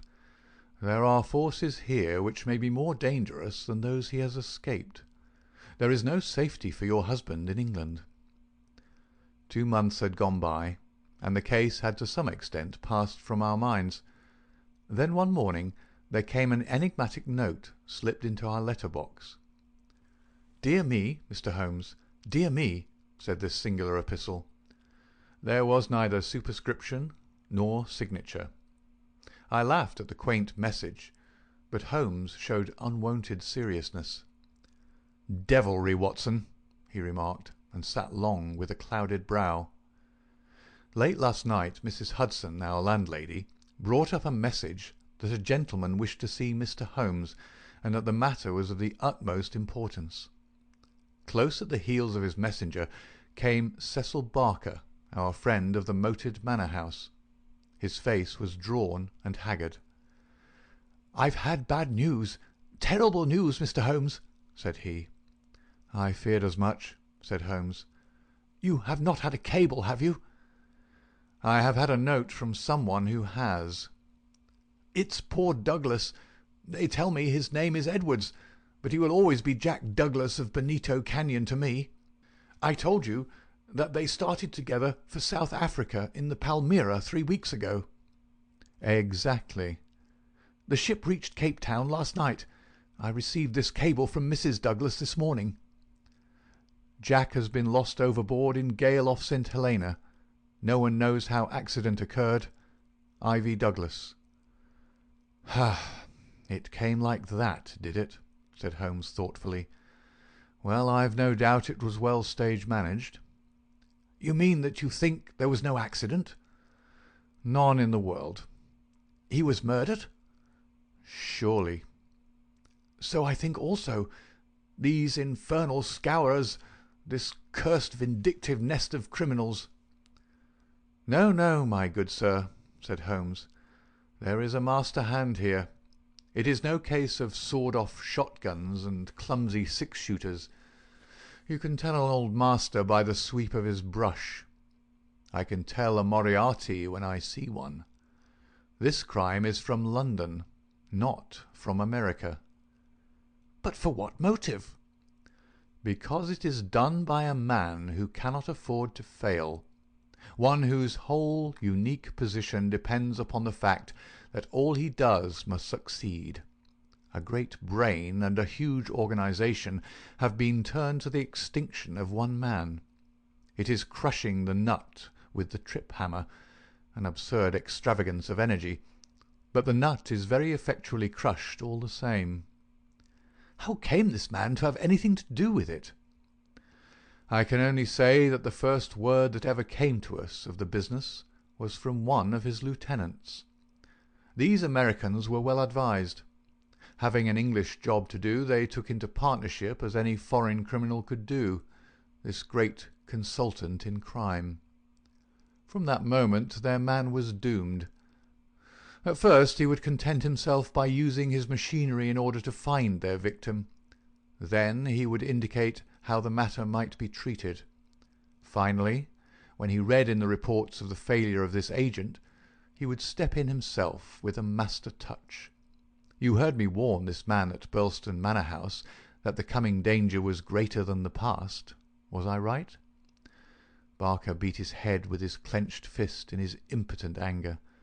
"Do not tell me that we have to sit down under this. Do you say that no one can ever get level with this king devil?" "No, I don't say that," said Holmes, and his eyes seemed to be looking far into the future. "I don't say that he can't be beat. But you must give me time. You must give me time."